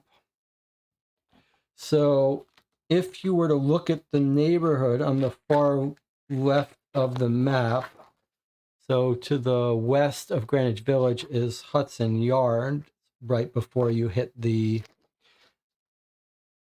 river. So the buses you would find on the west of the map, but it's not clear exactly what bus would be going to Greenwich Village. It's easier when the streets get more regular. But for example, you might expect to find the bus stopping on this corner that he talks about by going left, but things get weird here. So it's not quite clear. Well, here's Christopher Street. So I'm not sure what, we don't have to worry about this because the story is telling us we've got two choices. But if you weren't given choices and you were just trying to recover what bus would have come by here, you'd want to trace this across in the high and low rules. You'd want to trace this across to the west end of the map and then try to find what bus would go past there. This probably would be your best bet here. We don't have to worry about it in this case. It's not important because we're given choices here. And Rocky just is telling us we can wait for the bus. That's completely fine. I'm just pointing out for people who might be curious mechanically how you might have buses. So Rocky, well, let me check in with the chat, then I'll just finish up. Rocky says, I didn't deal with the bus thing. That's fine. Possible point about mechanics. That's important point about mechanics. Yeah, that's fine. I understand that here we're being given some choices. I'm just trying to point out alternatively, if you weren't given a choice by the writer and you had to track this down on your own, that's how you would try to find a bus. You'd go to the west of the map and find a bus that's going east-west and look up that bus route's driver. And for cabs, you'd probably try to find a cab company in Greenwich Village and talk to them. But here we don't have to worry about that. We can look these two choices up here. So let's make notes of them. And we're going to call this Washington Square Bus and Washington Square Cab. Okay, so the cab driver is 75001. And the bus is 86833.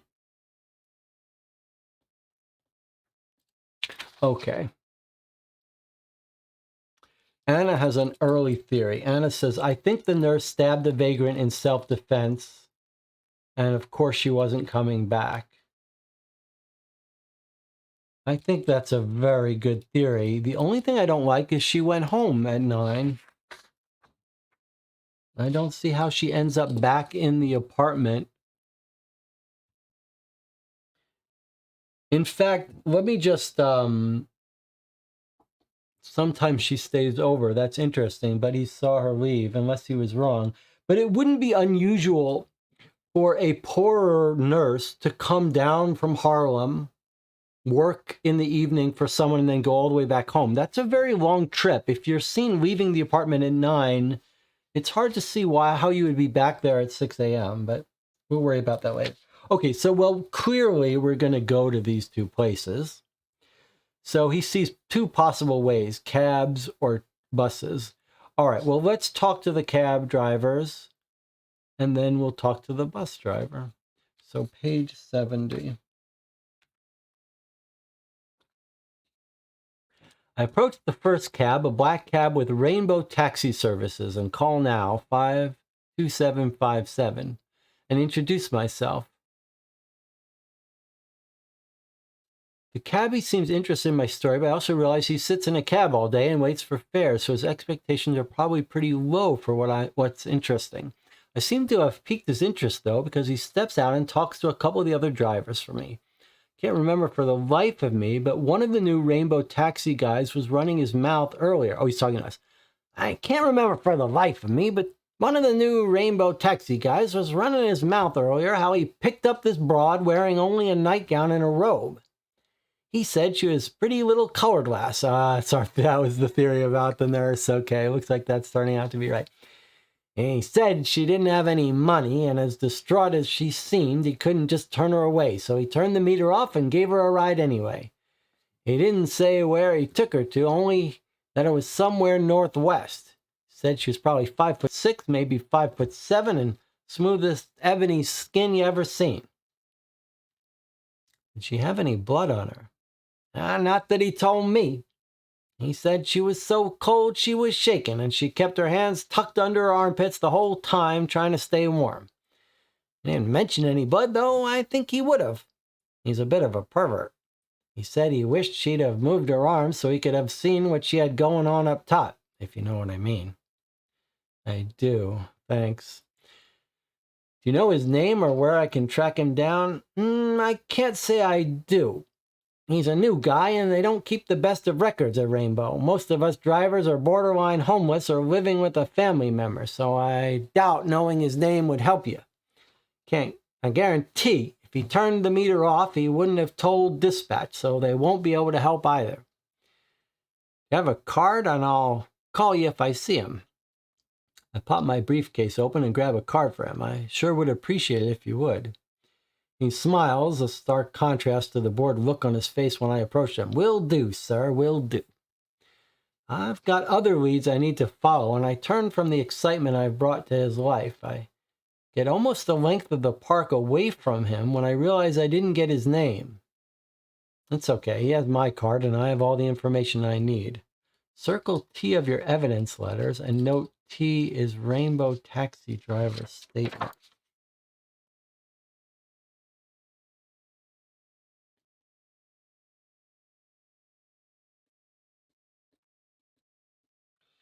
Now, he's given us information. He's going to call us. But I wonder if we can't be clever on our own and head to Rainbow Taxi Services and find him ourselves. There's a sign on the cabs. That's not where we are now. We're just asking around. So I wonder if I put Rainbow Taxi and I write down this address, this number, 52757, 52757. Can we confirm that that actually is the number of Rainbow Taxi?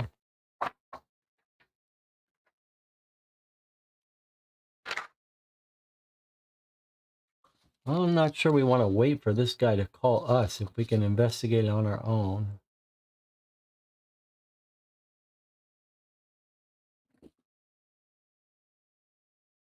Rainbow Taxi. Yeah. Greenwich Village Taxi Service, 52757. So I think we could go on our own rather than just wait for this guy. Shall we do that? DJ Moneycut has an interesting theory. Is she using the apartment to turn tricks? That's a very interesting idea. That's a very interesting idea. But this guy seemed like a vagrant, but maybe he was just a vagrant drug dealer. Boy, that's an interesting idea. An interesting theory. Let's go to Rainbow Taxi and see if someone there knows something that this guy doesn't know. 52757. Is there an entry for it? No, unless I've written it down wrong. 52757. 52757. Okay, so that's not a lead. We can't go there. We have to wait for him to call us. In my system, we would mark down a little mark, an overtime mark. Anytime you look up a place that doesn't exist, you get penalized a little bit. Logan says, don't forget the coroner and the fingerprint expert, that we should probably wait till day 2, but we were told we could go there early. Okay, well, we think we know where she went. Do you want to bother going to the bus driver? 6833. It seems like we shouldn't need to, but since I'm curious about this, we could just see what happens. Bus driver's a large, jovial black man with a gray beard. I work the same morning route from 5 a.m. to 1 p.m. almost every day. I know almost everyone that gets on and off my bus, and I never remembered someone new or someone odd, I think. Can't say I saw anything out of the ordinary. Recently, sorry. Tip my fedora, and he closes the bus door and drives east on Washington Square North. Okay, so that's it. We found the taxi, but we just have to wait for him to call us. Okay. We went to Sains, who had the drugs.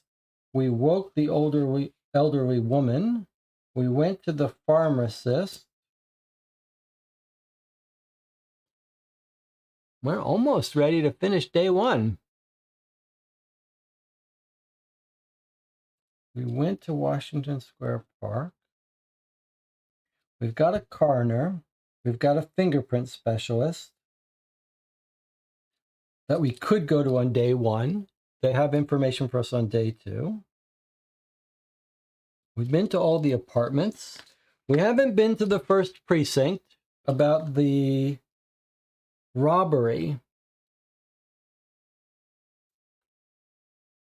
But it didn't feel like there was more information. But what if they did? DJ Money Cut. Let's see what the channel says. The nurse is a woman, was at the old lady's apartment, was pretending to leave earlier, or left and came back. Or is the landlord lying about her leaving? Interesting. I think I want to be... Aha, okay. I got a couple of thoughts. Where's my thoughts? All right, so a couple of potential leads on our own before we end the day. Number 1 would be the first precinct. It sounded like they were closing this case of the stolen pills. But what if we talked to someone at the first precinct who's like, oh yeah, we happened to catch a guy that we think did the robbery. So that would be pretty big. 2, jewelry was stolen. What does that suggest as a possible lead? Pawn shop. If jewelry was stolen, but that wouldn't be stolen by our nurse. That's a flaw with our theory, right? Our theory that the nurse was turning tricks, stabbed the guy when he attacked her and ran off. Unless there were 2 suspects and 1 died, 1 ran off, and she runs off. But otherwise, if it's just her and this guy, why is the jewelry box rifled through? But if the jewelry was stolen, you might check for pawn shops to see if anyone's trying to pawn it. One problem is we don't know what it looks like. So if we go to the pawn shop and like, did someone bring in jewelry? We don't know if it's her jewelry. And then there was one more thing I was thinking of.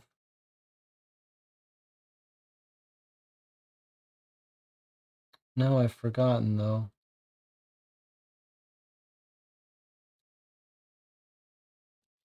I mean, maybe there would be a wig shop that would tell us about that wig. That seems a long shot. John says, I don't think the nurse was turning tricks. I think maybe she's not a legal U.S. citizen, worried about being persecuted for killing a white man. I think she took her jewelry with her. And it says Gingerbread Bakery we haven't been to. Yes, good.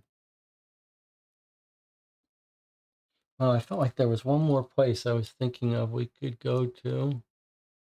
I can't remember. She might take her jewelry. Do you think it was her jewelry? It's an interesting idea. Okay. Well, let's go to the bakery. Let's find the bakery.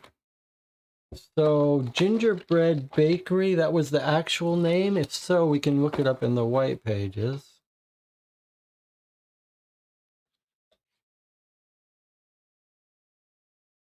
If we don't find it, we can look for nearby bakeries.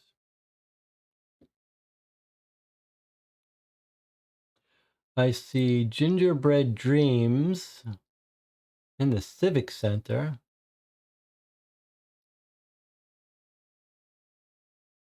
That's probably it. I'm just going to check that that is indeed a bakery by looking it up in the yellow pages. Bakeries. Gingerbread Dreams, yes. Okay. So, do we have already an entry for it? No. Gingerbread. Okay. Gingerbread Dreams is 81834. 1834. And for our information, it's CC43. Okay. This guy's gonna be, he didn't leave there till 2, he left there for work at 2 a.m. So we're not sure what he would see. He's in the Civic Center though, which is a new place for us.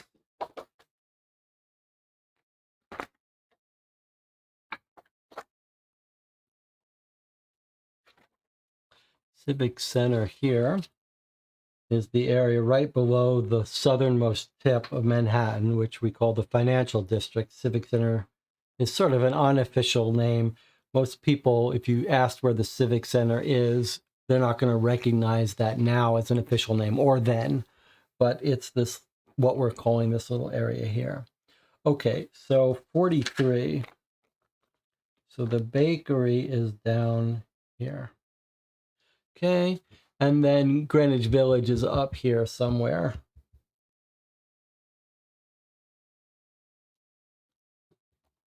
All right, let's walk in there. 81834 77.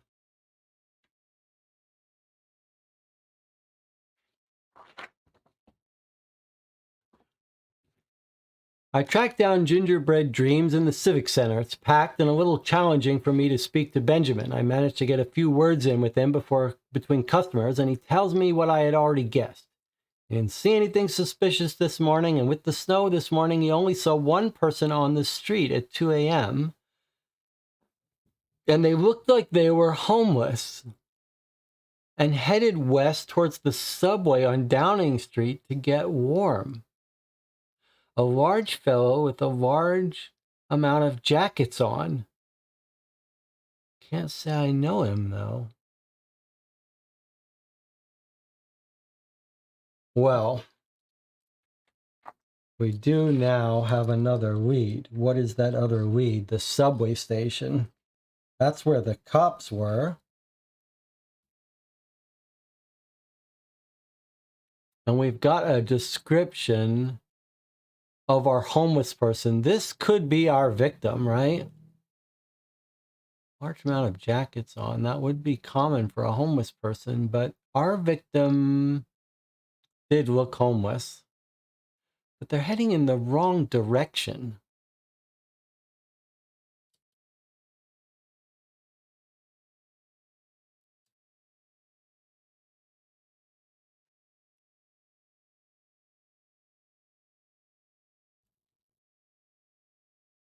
Two a.m.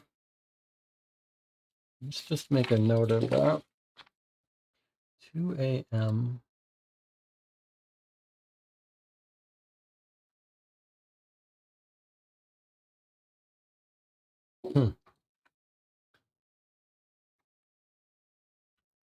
Anna says, just as I thought, the baker saw the vagrant, headed to the subway at 2 a.m., but the murder was at 6 a.m., don't forget. Yeah, it's true. So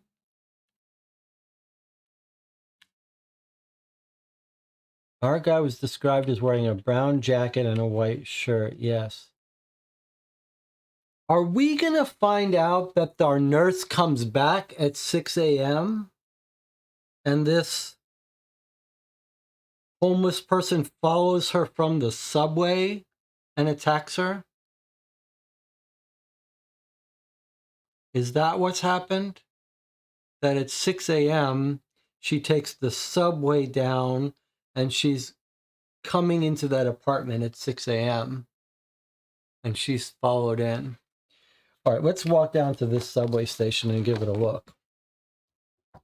So back at Greenwich Village, the subway station we're talking about is this one right here. So how would you find that subway station? Well, you've got two choices. All the subway stations do have entries. We can look up subways and just look for one in Greenwich Village, or we could use the reverse directory to find it. Let's use the reverse directory since we don't make that much use of it. So we're going to look up Greenwich Village 113 and see what's at that location. So here's Greenwich Village, here's 113, and here's our IRT subway station at Varick and Houston. These are all real stops. So let's make a note. I'll just call this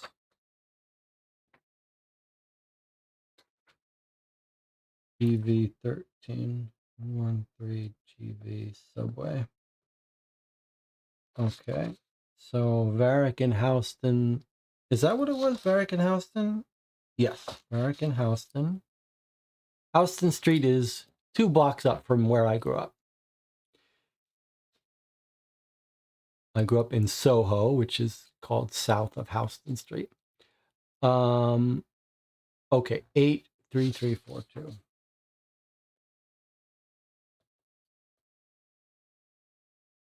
Mm-hmm. Okay, this seems promising to me. 3342. Okay, there's our subway station, 82. If you have circled evidence letter E, we do. That was the EMT saying the killer was right-handed and the pill bottle. So we do. You want to ask the homeless people about the identified person, go here. I wonder if we actually have identified them or if we may need to double check this. Because it feels like this is a little oddly worded. The identified person. Rocky says, stop, bug, it should say F. Okay, thank you. This is good teamwork. You've given me an alert, Jonathan. Rocky has picked up a bug. Okay. So this should say F. I'm going to write it on here in case anyone plays it. Okay, F. We don't have F. We have a square around F. That's a fingerprint we're waiting for. That's fine. Well, that was a good catch. We thought, the nice thing is it was written in a way that made us doubt that. F is squared, meaning we're still waiting for the print to be identified. Okay, so we don't have this, so we're not going to do this, but we definitely want to put this on our to-do list. Revisit subway 83342. Okay, but we can read the rest of this. Okay, all good. The subway's extremely busy with a lot of people who look as if they're headed to or from work. Several homeless people are sitting on crates off to the side playing chess. From the neighborhood guide I read earlier, these are probably some of the regulars that play chess in the park, having an indoor game due to the weather. Makes sense. I speak to them and they tell me that 2 coppers stopped and talked to them this morning and told them it was okay for them to play chess here as long as they stayed out of everyone's way. I like them too. I don't like you, one of the skinny men says, not taking his eyes off the chess game. So they're talking about the two cops we met earlier, Barnes and what was her name? Okay, so we're going to come back here once we know who we're looking for and suspect and can describe them or know their name, then these homeless people might be able to tell us about it. Sounds like our theory that there's a homeless vagrant that got killed is correct. All right.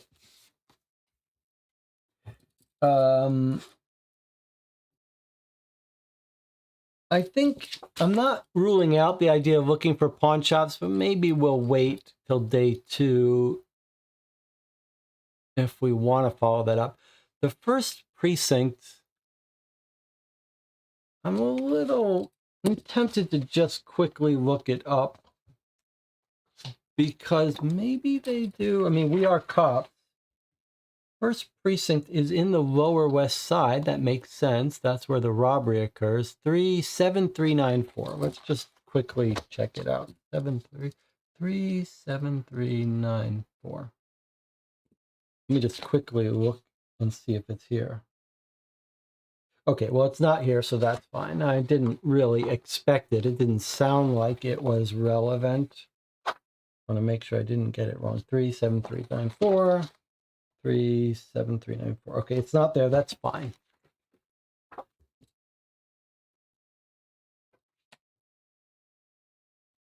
So we could stop by the forensic autopsy early, although it doesn't sound like he's going to have much. And same thing with the fingerprints.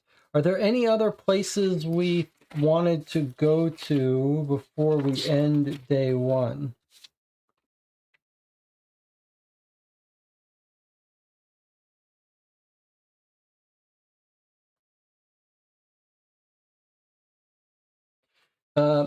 Remember our victim had a brown jacket on, and our bakery guy said he was wearing a bunch of jackets, which is what a homeless person might do in the winter. And then remember that the woman is seen running off in like a robe or something. I wonder if she's taken one of his jackets quickly and run off. All right, so now I also wonder why this landlord says she went home. But now I'm thinking she did go home and comes back at 6 a.m. and got followed. Okay, so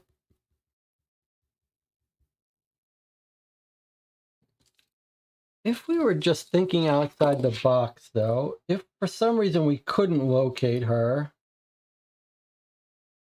you might look for nurse rental places. They do exist. If we have to choose one of the night leads, well, you might want to visit the person that's friends with her because she would know. I forget which one that is, but she would know. All right, so how does the chat feel about whether you want to go to the forensics and coroner, even though they probably won't have any information?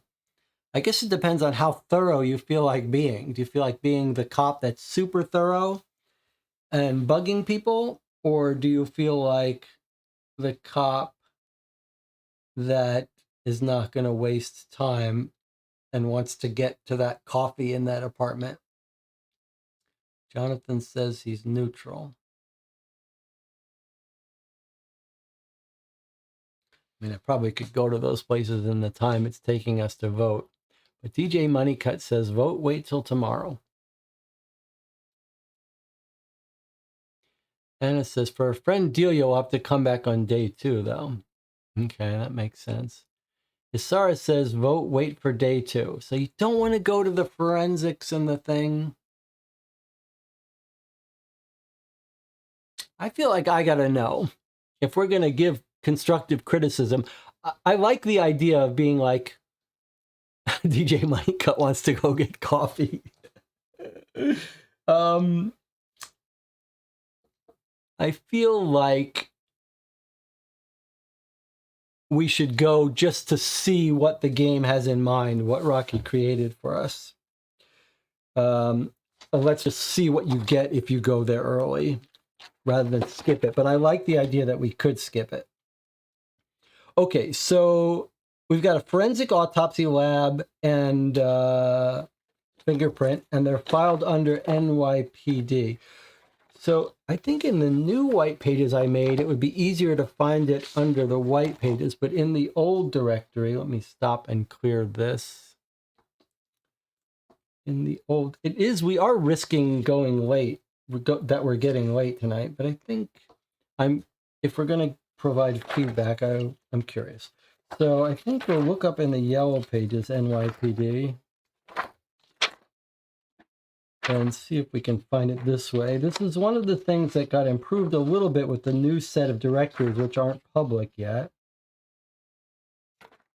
So I looked up NYPD. It's not here. That's because it's under police. Okay, police. We've got our neighborhood precincts. We've got our labs. And we've got our special units. So let's look up labs here. Fingerprint identification lab, I think that would have been the one. And then it was the forensic autopsy. Okay, so let's write these. I guess we can write them here. So our forensic autopsy, 53211. 53211, that's our autopsy place. And then the fingerprint identification lab, 66854.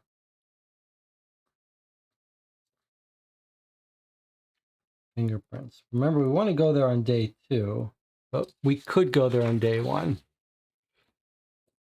Okay, let's see what happens if you try to go on day 1, even though they haven't expedited this case.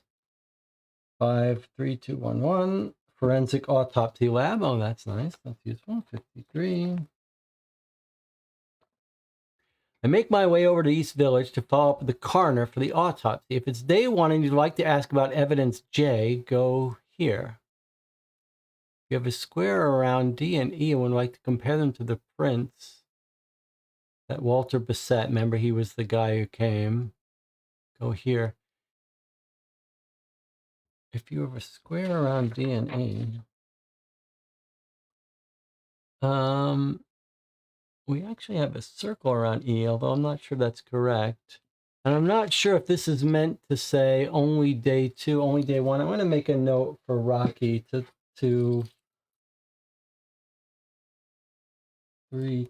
clarify this. Clarify and check E square, because I'm not exactly sure how to interpret this. We seem to have a circle around E, but I'm not sure even that's correct. I don't know if this is supposed to be day 2. Where's my thing? I can mark the timestamp so that we can come back to this. Okay, let's do this, though. We want to ask about evidence J. J was our autopsy request of the unknown person, and it is day 1. Let's see if this guy will give it to us. 37562. I think this must mean day 2. But anyway, because there's no other entry, so 37562.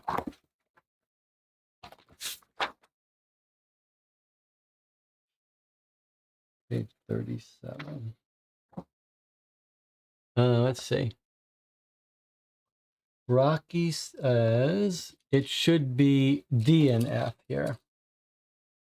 So this should be, instead of E, F. D and F, we do have squares. So we do have the squares. Rocky says you can go to it. So we could. So it seems like maybe it was suggesting we could wait to day 2, but if you want it, you can get in day 1. Here we go. I know you found him in the morning, but you think he's the only stiff in weather. So it looks like, let's pause for a second. It looks like the way Rocky has written this is that there isn't a separate thing that you get on day 1 and day 2. It's just that the game is suggesting you might want to just wait till day 2. There's no real benefit to having it now. But if we're really want to keep going, we could go to it now. So actually, before I do this, I know we were in the middle of reading it. Let's check out the other one. Let me see if it has the same flavor. The forensic fingerprints. Let me see if it's the same thing where it's giving it, if you want.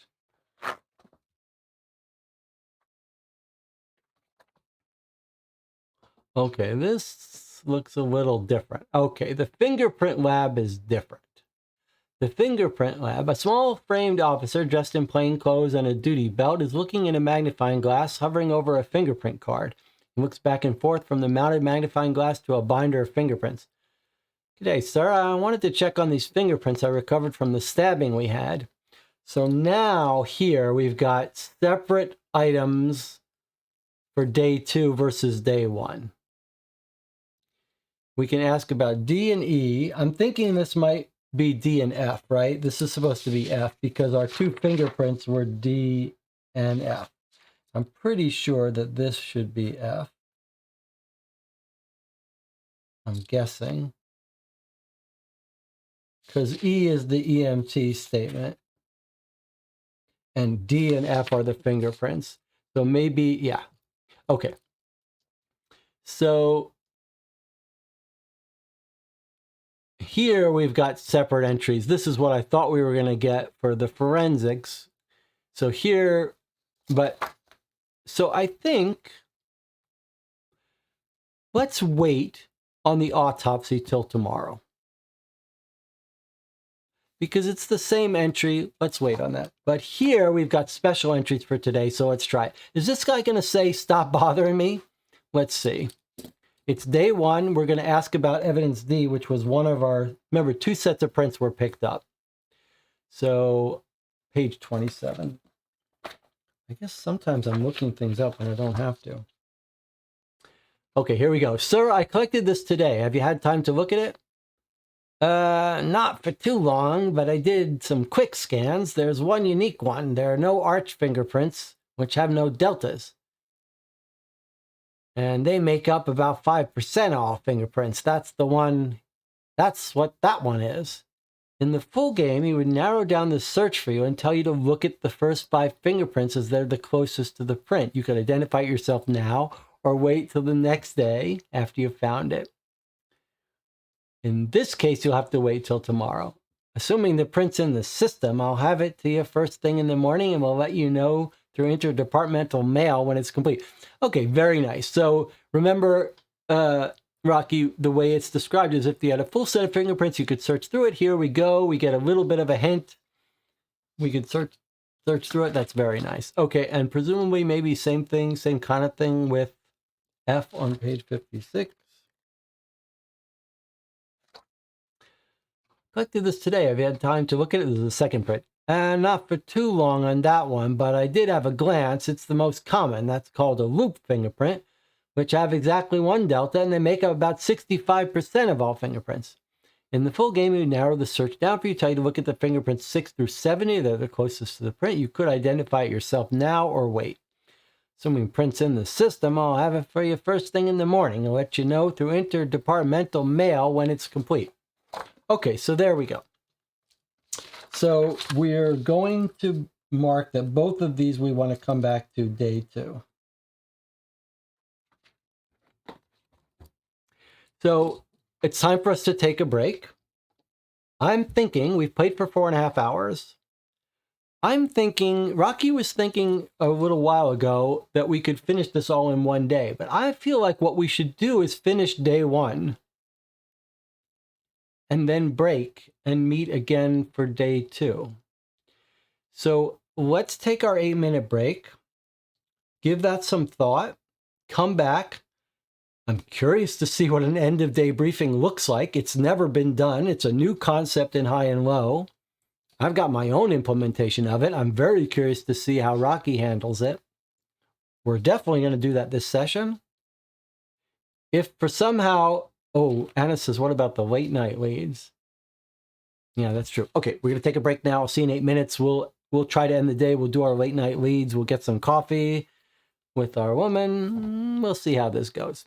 I'll see you in 8 minutes.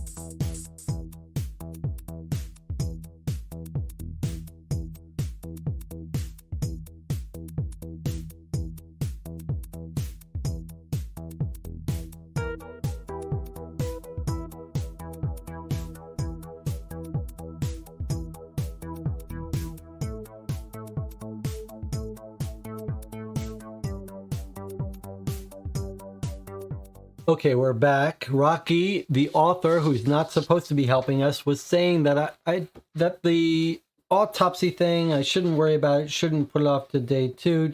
So we're just going to take a look at it. There was a question about, I was saying it doesn't change, so we'll read it tomorrow, but Rocky was saying it's something else that maybe I missed.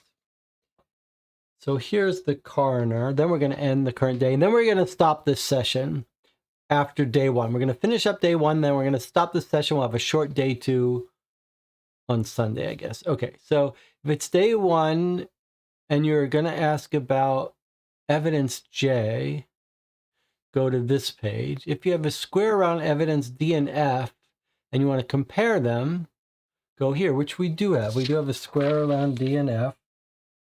So we can do about both things.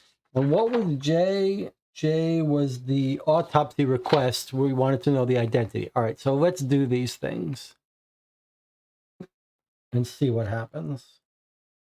So it's a little confusing because I felt like this should only be given to us on day 2. So let's see what happens. I know you found him in the morning, but you think he's the only stiff in weather like this? The no-nonsense coroner points at several bodies laid out on slabs that roll out of the wall. Since you're down here, I'm Walter Bissett, in case you forgot. I got a few more stiffs after I left that apartment, so I didn't have a lot of time to look much further with your case. We're probably going to be seeing a lot of each other, so you knowing my name is fine, but don't be showing up at my house. We're not that close, and if I'm home, it means I'm not here, and that means I'm not on the clock. I did look over your John Doe, though. That was the most interesting of the deaths we had last night. Seems like whenever there's cold weather, people start dropping like flies from every little thing that can get them. Some of them were frozen before they got to my freezer, but you don't care about that. There's nothing special about them. Now, your guy, on the other hand, I took his prints and I'm working on them. That might help us get him identified. I'll have those results for you tomorrow, and I'll have performed the autopsy by then too, so make sure you check back. It's already Friday, but guess who's on all weekend? You guessed it, Walter, your new best friend, Bissett. Right now, I only found the puncture, but it's deep, and it goes all the way through, almost all the way through. I checked the blood types, and it looks like I have some AB and some O blood types.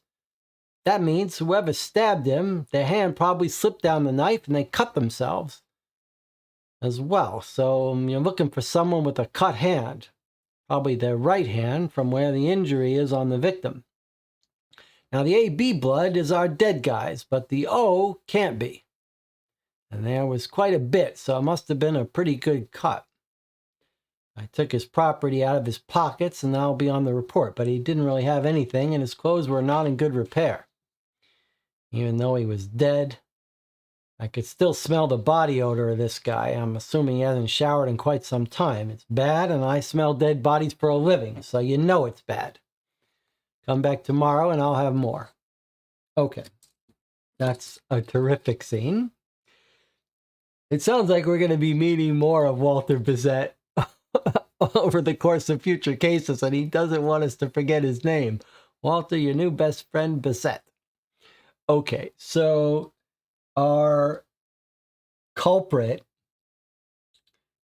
got wounded by this knife.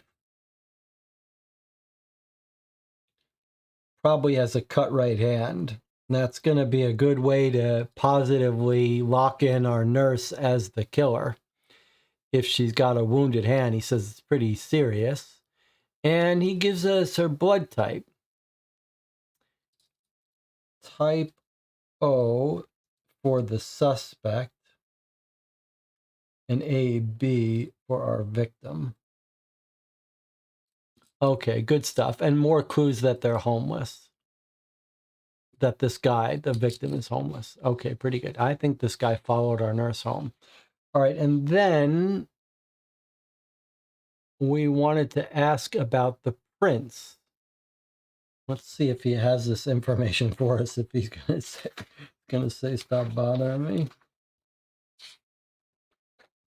I take out the 2 fingerprint cards I have from the pill bottle and compare it to the print Walter took from the John Doe. Sure enough, the second card, evidence E, is a match. That tells me something, but until I can identify whose print it is, I still don't have anything. I put Walter's card back on the table. So John Doe did have the pill bottle. I wonder if the second set of fingerprints I found in the bottle belonged to the killer. I guess I'll find out tomorrow. If it's day 2, go here. Okay, it's not day 2, so we can't do that yet. Okay, pretty great. Rocky Helton says F. Did I not? Evidence J. Yeah, this should say F. Okay. All right. So this is kind of an interesting moment where we're going to... No, the top part. I did that wrong. Okay.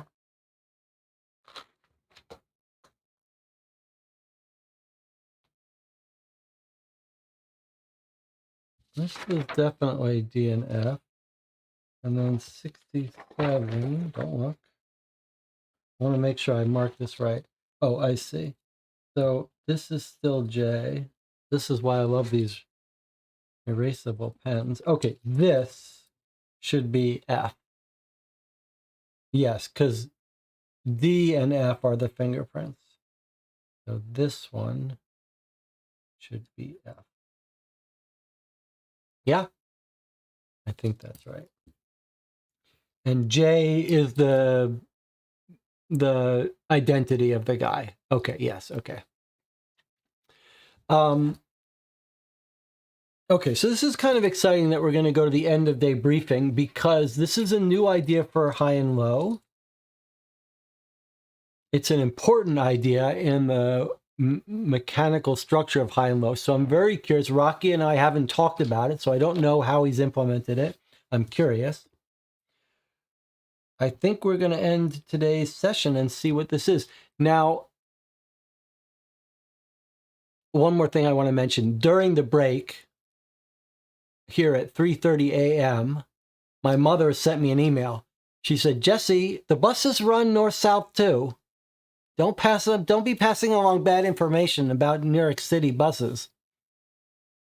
So I stand corrected. The buses do sometimes go north-south, but for the purposes of the game, I've got the buses running east-west because I didn't want to put in full bus routes into the whole game.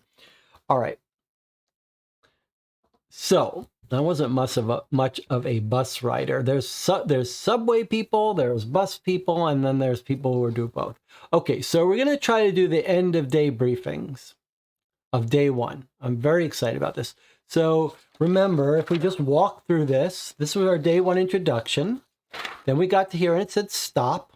It said stop reading this casebook now. Begin searching for leads in the directories. Continue to the end of day briefing on the next page only when you've decided to end your current day. So we have decided to end our current day. No one has suggested any other place. Don't forget, we haven't missed the late night leads yet. This probably should say end your current shift, but we may need a little clarification here to tell the players that this is how you get to the end of the late night leads, but I think it did say in the instructions that this is when you get to the end at late night leads. And it says, listen to your mother. How cool is that she's watching and also correcting? Okay, so now we're going to try to end the current day. I'm very curious how this is going to work. End of day 1 brief. During the end of day briefings, if there's ever something that you haven't done, mark the demerit letter if there is one. Same as marking an evidence letter, but these are different. So this is how Rocky has done it. He's got demerit letters. Very interesting. Demerit B and evidence B are 2 different things. If you can't answer a question asked by your superior officer, stop reading, immediately go to that lead number and return to the end of day briefing when you have answers, then continue from where you left off. Very interesting. The precinct is a lot quieter than this morning. The loud buzz of officers going about their business has been reduced to the black and white TV near the reception desk where I can hear a ghost being played by George Kelting describing how he was murdered, blaring from the single speaker. I find it ironic that the television ghost is playing on the TV just as I arrive. The same desk officer doesn't even look my way and stares at the black and white TV. He's watching TV.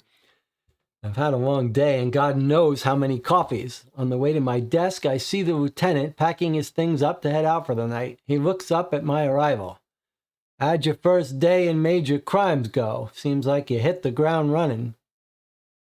I think it went well, sir. I adjust my suit, nervous. I've missed something obvious. I adjust my suit, nervous I've missed something obvious that would have solved the case already. Why don't you have a seat and you can run the case by me? I know it's weird on account of you not having a partner and all, but Captain Hunter spoke highly of you and I think you can rest easy. I spoke to some of the patrolmen you've run into today, and they've all had good things to say about you, especially David Barnes. I swear he went on for 10 minutes about you looking at footprints. Nice. I'm sure you already took some photos of the footprints, right? If you have evidence letter P circled, and you have labeled it as belonging to the suspect, then continue. Okay, so we do have P circled. And we do have it noted that it's a 10 3/4 foot size for the suspect, who's leads us to believe his height is 5'6" to 5'10". So we get to continue. Otherwise, it's sending us back out to 10 Downing Street. You spoke to the EMTs that responded, didn't you? Frequently, they can tell you some good preliminary information so you can form a good cause of death for the victim, and sometimes they know some other useful information. They're not as knowledgeable as the coroner, but they can normally give you some good insight. If you have evidence letter E circled and you've labeled it as the EMT statement, which we have, that's our EMT statement, then continue. Otherwise, circle the demerit E and go back. By the way, maybe on our note for Rocky, the end of day briefing. I mean, it was so amazing that Rocky I gave him the brief outlines of how this tool works, what the syntax was, and he just did everything on his own. So there are some advanced features that, are just being written that Rocky doesn't know about, but one of them is I can have it automatically stick in the page number here and the lead number, so you don't have to, the player doesn't have to remember it. It'll just give it to him just like all the others. Okay. I hope you've canvassed the area for any witnesses or people who may be able to help identify the victim or suspect. At the least, you should have spoken to the landlord in 5A. If you have evidence letters V, W, X, Y, and Z labeled as the apartment numbers, and you have visited at least 6 of them, and at least one of them is 5A, then continue. Well, we did visit every single one of them. I don't know if I should have been circling them as we went, but we were fairly completionists. We went to all of them. Continue. If not, you go to 10 Downing Street to the scene of the crime and then visit 6 of the apartments. If you didn't visit the landlord, circle the demerit L and go back and talk to him. I'm beaming with pride so far because I've done everything he's mentioned. I did, sir. I know the importance of canvassing an area for further leads. Actually, I've got a couple leads I want to follow up with tonight. That's good. You've been at it a long time today, and I want you to be fresh in the morning. Come morning. We're about done here, and when we are, choose 1 or 2 of those nighttime leads to chase up on. Then get home and get some shut-eye. No offense, but you look like you haven't slept in 3 days. But first, I want to ask you what you think are the most important questions you need to answer about this case. Well, sir, I think this case hinges on a few things. How did the killer get into the house? Who is the killer? As well as identifying the deceased. I look at him quizzically, hoping I've covered everything. Exactly. I'm assuming you identified the elderly resident of 1C.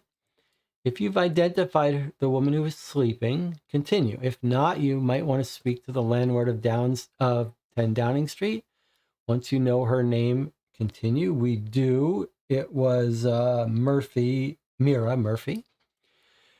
I was able to track her down. I quickly realized she has a form of dementia and wasn't very helpful. Okay, excellent work, Detective. The way you're chasing these leads, and with a little luck, you may be able to close this one soon.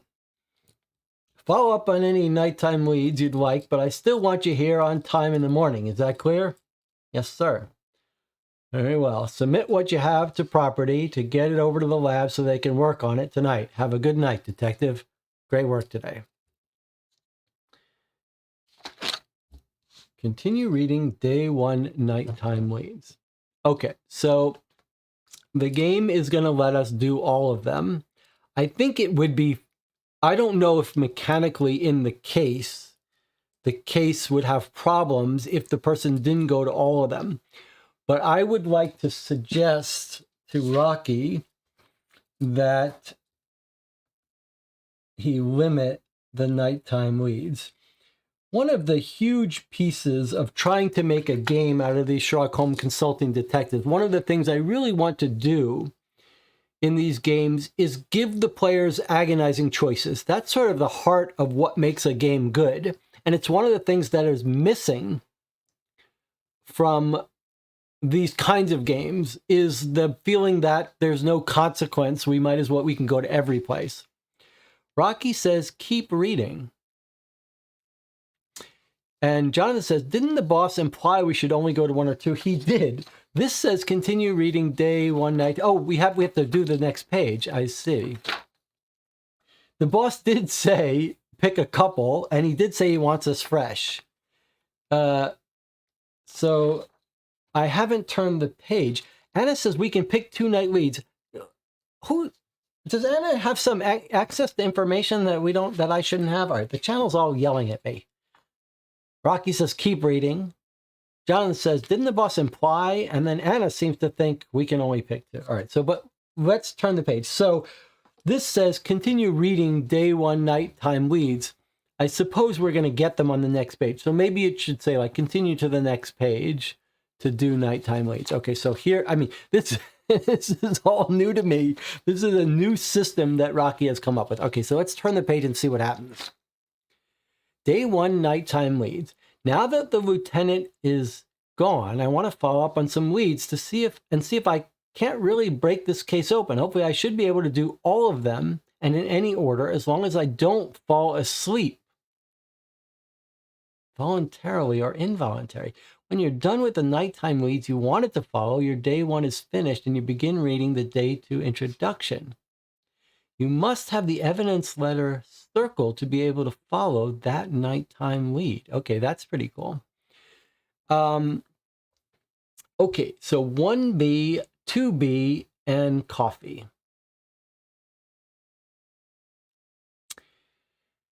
So we circled our 2B, we circled our 1B, and we circled our 1A. So these are all circled. So according to this, we can go to all of them. A little cryptic here. It says, you should be able to do all of them and in any order, as long as I don't fall asleep.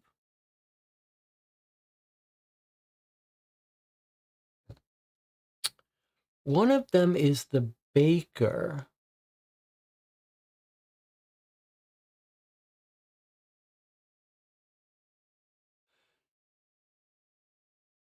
So I didn't keep good track of who's who, but actually it's easy for us to check their names here, right? So 1A is Schiavone. 2B is Lucchese. And our coffee is our gal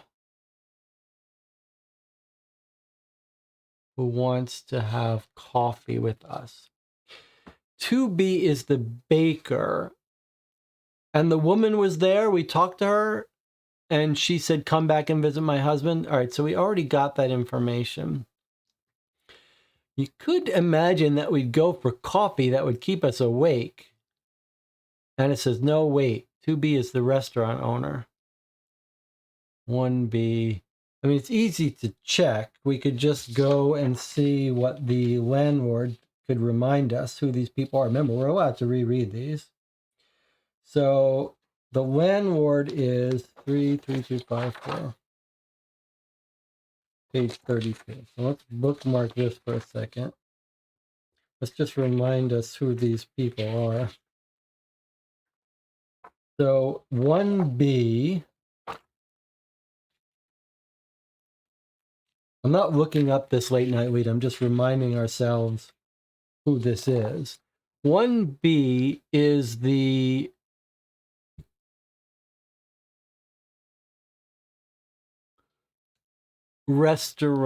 Russian mechanic who goes to work between 5:30. That's important. He may have seen someone running out. He was right there at the same time. So that is a guy we definitely want to talk to. We put that at high importance for us. 1B mechanic. And then 2B is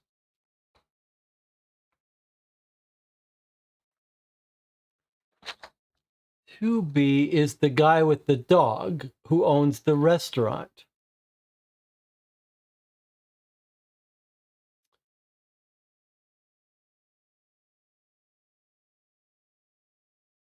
You know, we might have been able to visit his restaurant during the day. That may have been an oversight on our part. If he owns a restaurant, it might be called like Casey's. It's too late now because we've ended the day, but we might have been able to find his restaurant if it's named. I'm just curious. I'm just going to look it up. I just want to see if Lucchese has its own restaurant named after him. Then the shame on us, because we could have walked down to his Lucchese. There he is, Orazio Lucchese. Looks like he doesn't have a restaurant named after himself. That's fine. That's good. We didn't miss it. Okay, so this guy, we have no idea. Remember, his dog was sniffing under the door and we heard his clicking on the wood. So this guy, we have no idea. We definitely want to go to the mechanic, though. And then our last one was our coffee woman. I just want to remember what he says about her. She says, oh,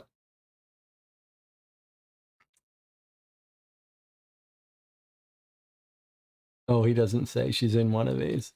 Okay, so we should probably do our job first and then head for coffee, because I'm not sure we're actually going to be drinking coffee with her.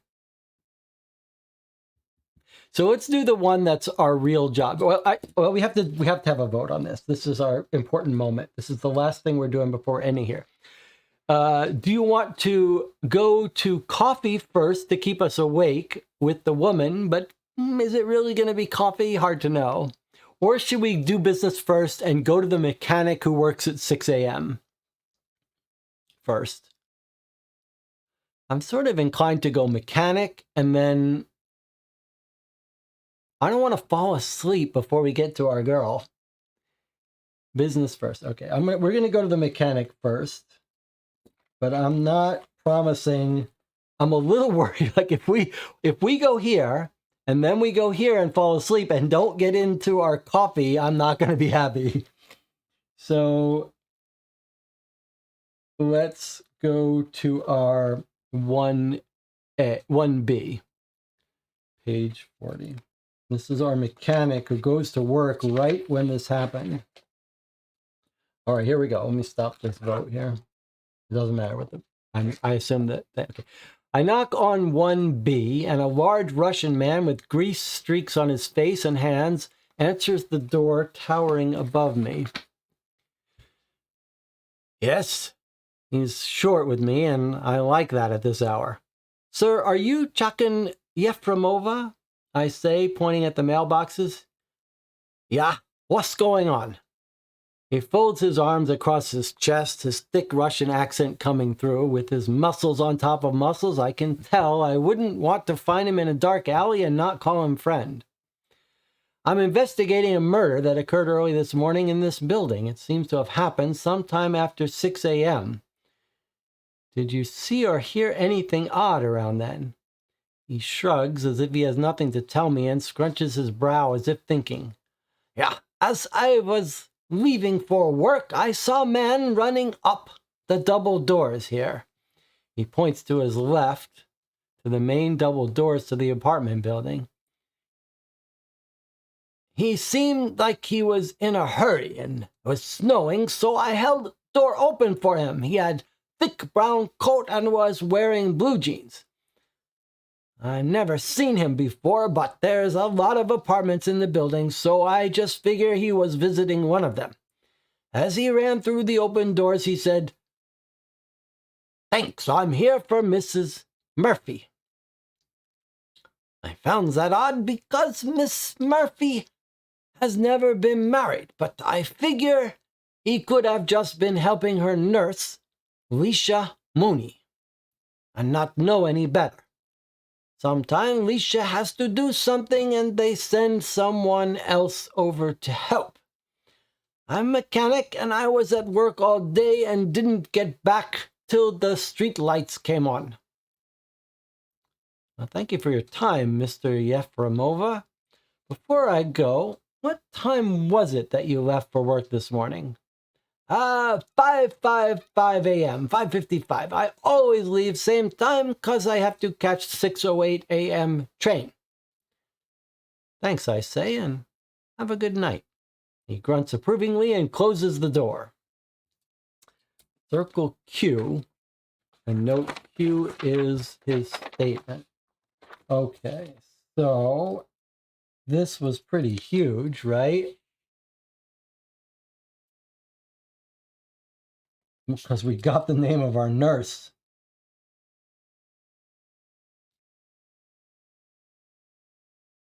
All right, so let's go to our notes here.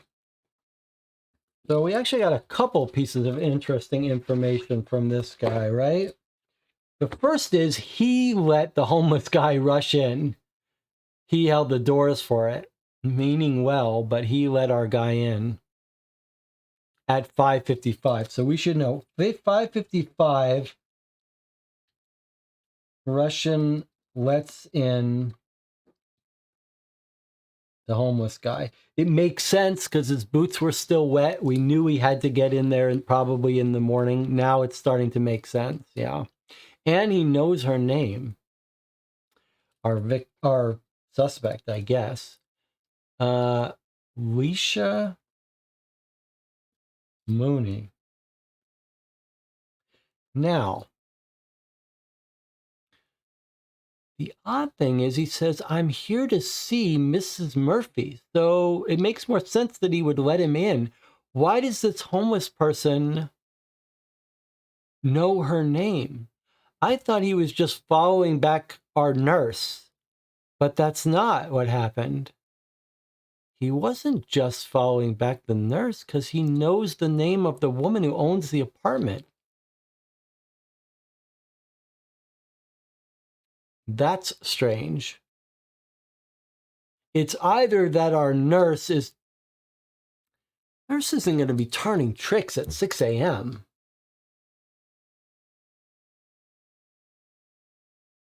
Now I'm thinking that the old woman, DJ Moneycut says, is he her son? Maybe. I'm thinking the old woman with dementia. Isara says, new theory, the homeless guy's war. So it sounds like the channel is starting to think that the homeless guy is really a war, is her relation or her husband or something coming back. But I'm starting to think that he's a homeless person, but he's convinced this old woman to let him come in when it's cold. Or maybe he's told her he's a war veteran.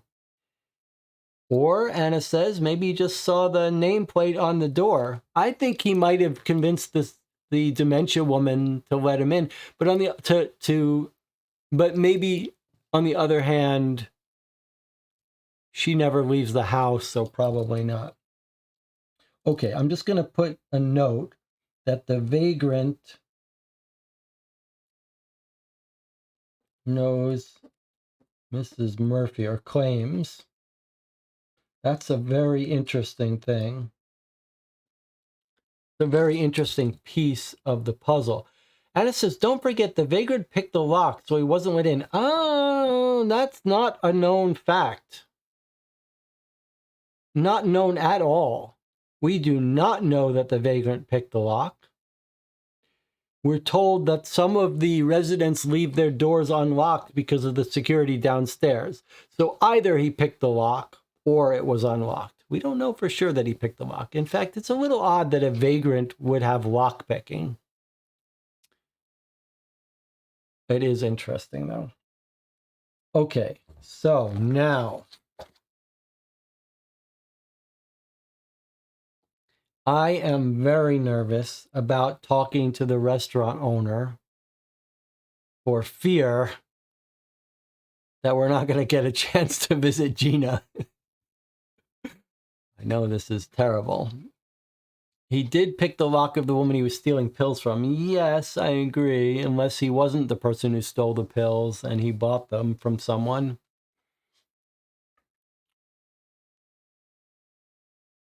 All right, now for real, we have to have a vote. Do you want to check with the restaurant owner who works all hours, could be anything, might not be anywhere near, have seen anything, who's very unlikely to have any information for us, or have coffee with Gina? I'm voting for coffee with Gina because I don't want to risk going to this guy and running out of energy. Vote both. Well, I'll do both. I'm just saying I want to go to Gina first, just in case. DJ Moneycut says, I don't care about the restaurant owner. I'm not saying don't go to the restaurant owner, but I'm saying let's go to Gina and have some coffee and just, you know, some cultural awareness. Isara says, I want to know about what jewelry was stolen. It'd be nice to get a description of the jewelry. The woman who's friends with the nurse isn't going to be available till day 2, so we can't do it. All right, we're going to visit Gina. We're going to visit Gina because I can't take a chance. We got to visit Gina. Okay, I still think it would be nice if we only got to do one of these, but okay, let's see. Page 51. I don't think we're going to get another choice after this.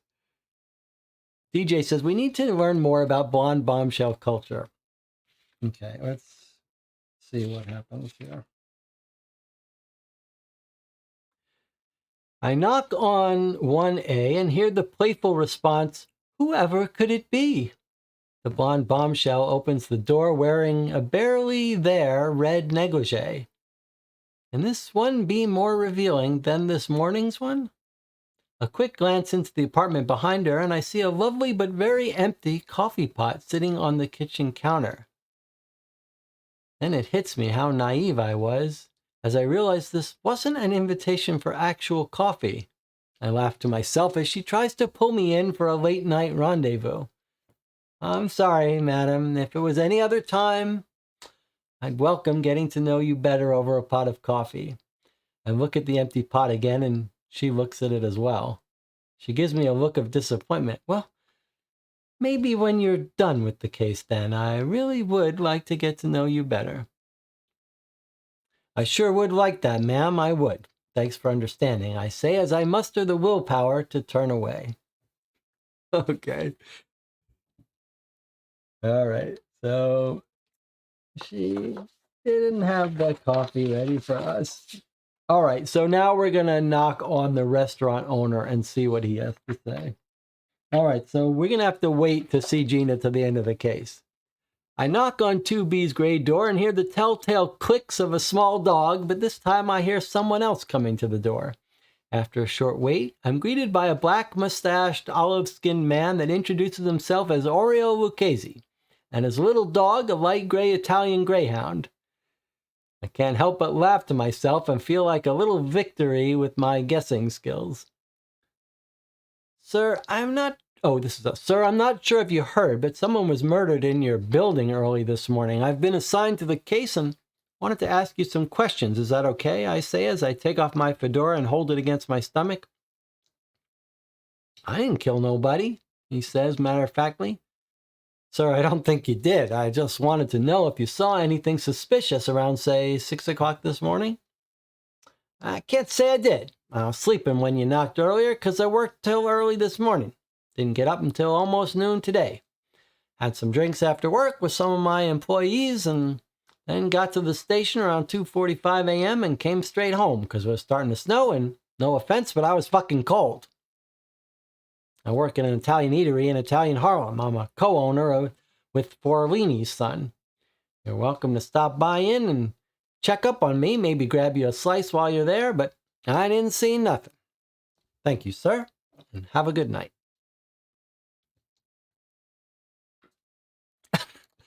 Rocky says, my wife made me rewrite that scene, because she thought you'd be embarrassed reading it on your channel. I would have read it.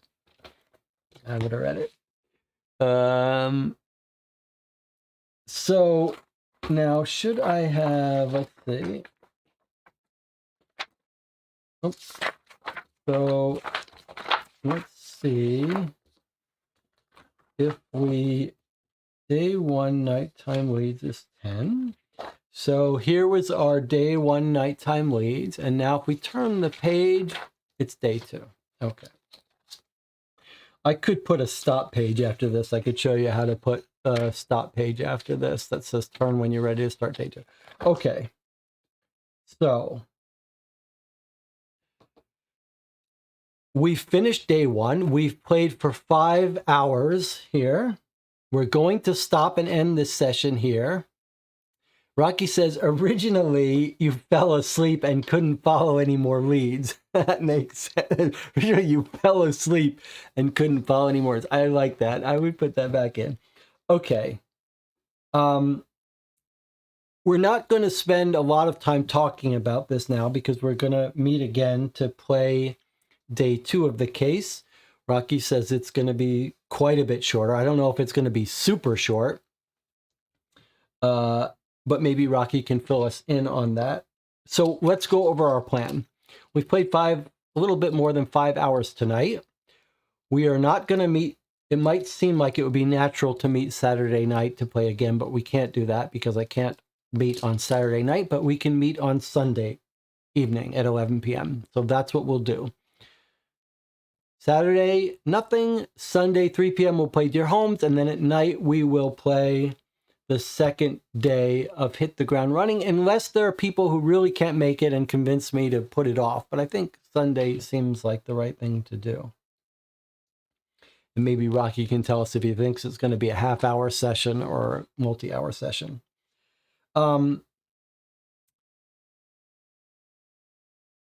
Rocky says, depending on how much longer you want to play, you can probably finish it in less than an hour. I really think we should stop here. The only thing is we could play it tomorrow if it's only going to take an hour. All right, before I get yelled at, let me just say, my plan is to play it Sunday. It's conceivable that if enough people can't play Sunday and want to play Saturday, that we could push it early to Saturday. But DJ Moneycut says the reason why we're not going to try to rush and finish it, because it's getting late and we want to have time to discuss it. That's right. John says Sunday works for me. Anna says Sunday works for her, so Sunday it is. So we'll discuss this and our thoughts on it on Sunday. Suffice it to say, I'm just completely blown away by this. And I'm sort of in shock. And it sort of made me reconsider the quality of my case that I'm writing. But boy, this is good. Okay, so thank you for joining me. If you watch this after the fact, I'd love to hear your comments posted as follow-up. We'll continue this Saturday or Sunday, probably Sunday. Just really extraordinary experience playing this case. I'm just exceeded. I didn't even have expectations, but I'm just blown away. All right. We'll see you, and we'll wrap this case up and talk about it. Make notes if you have suggestions. I've got a couple suggestions. One is that we spend a little bit more time with Gina, but we'll talk about that when we wrap up the case. I'll see you next time.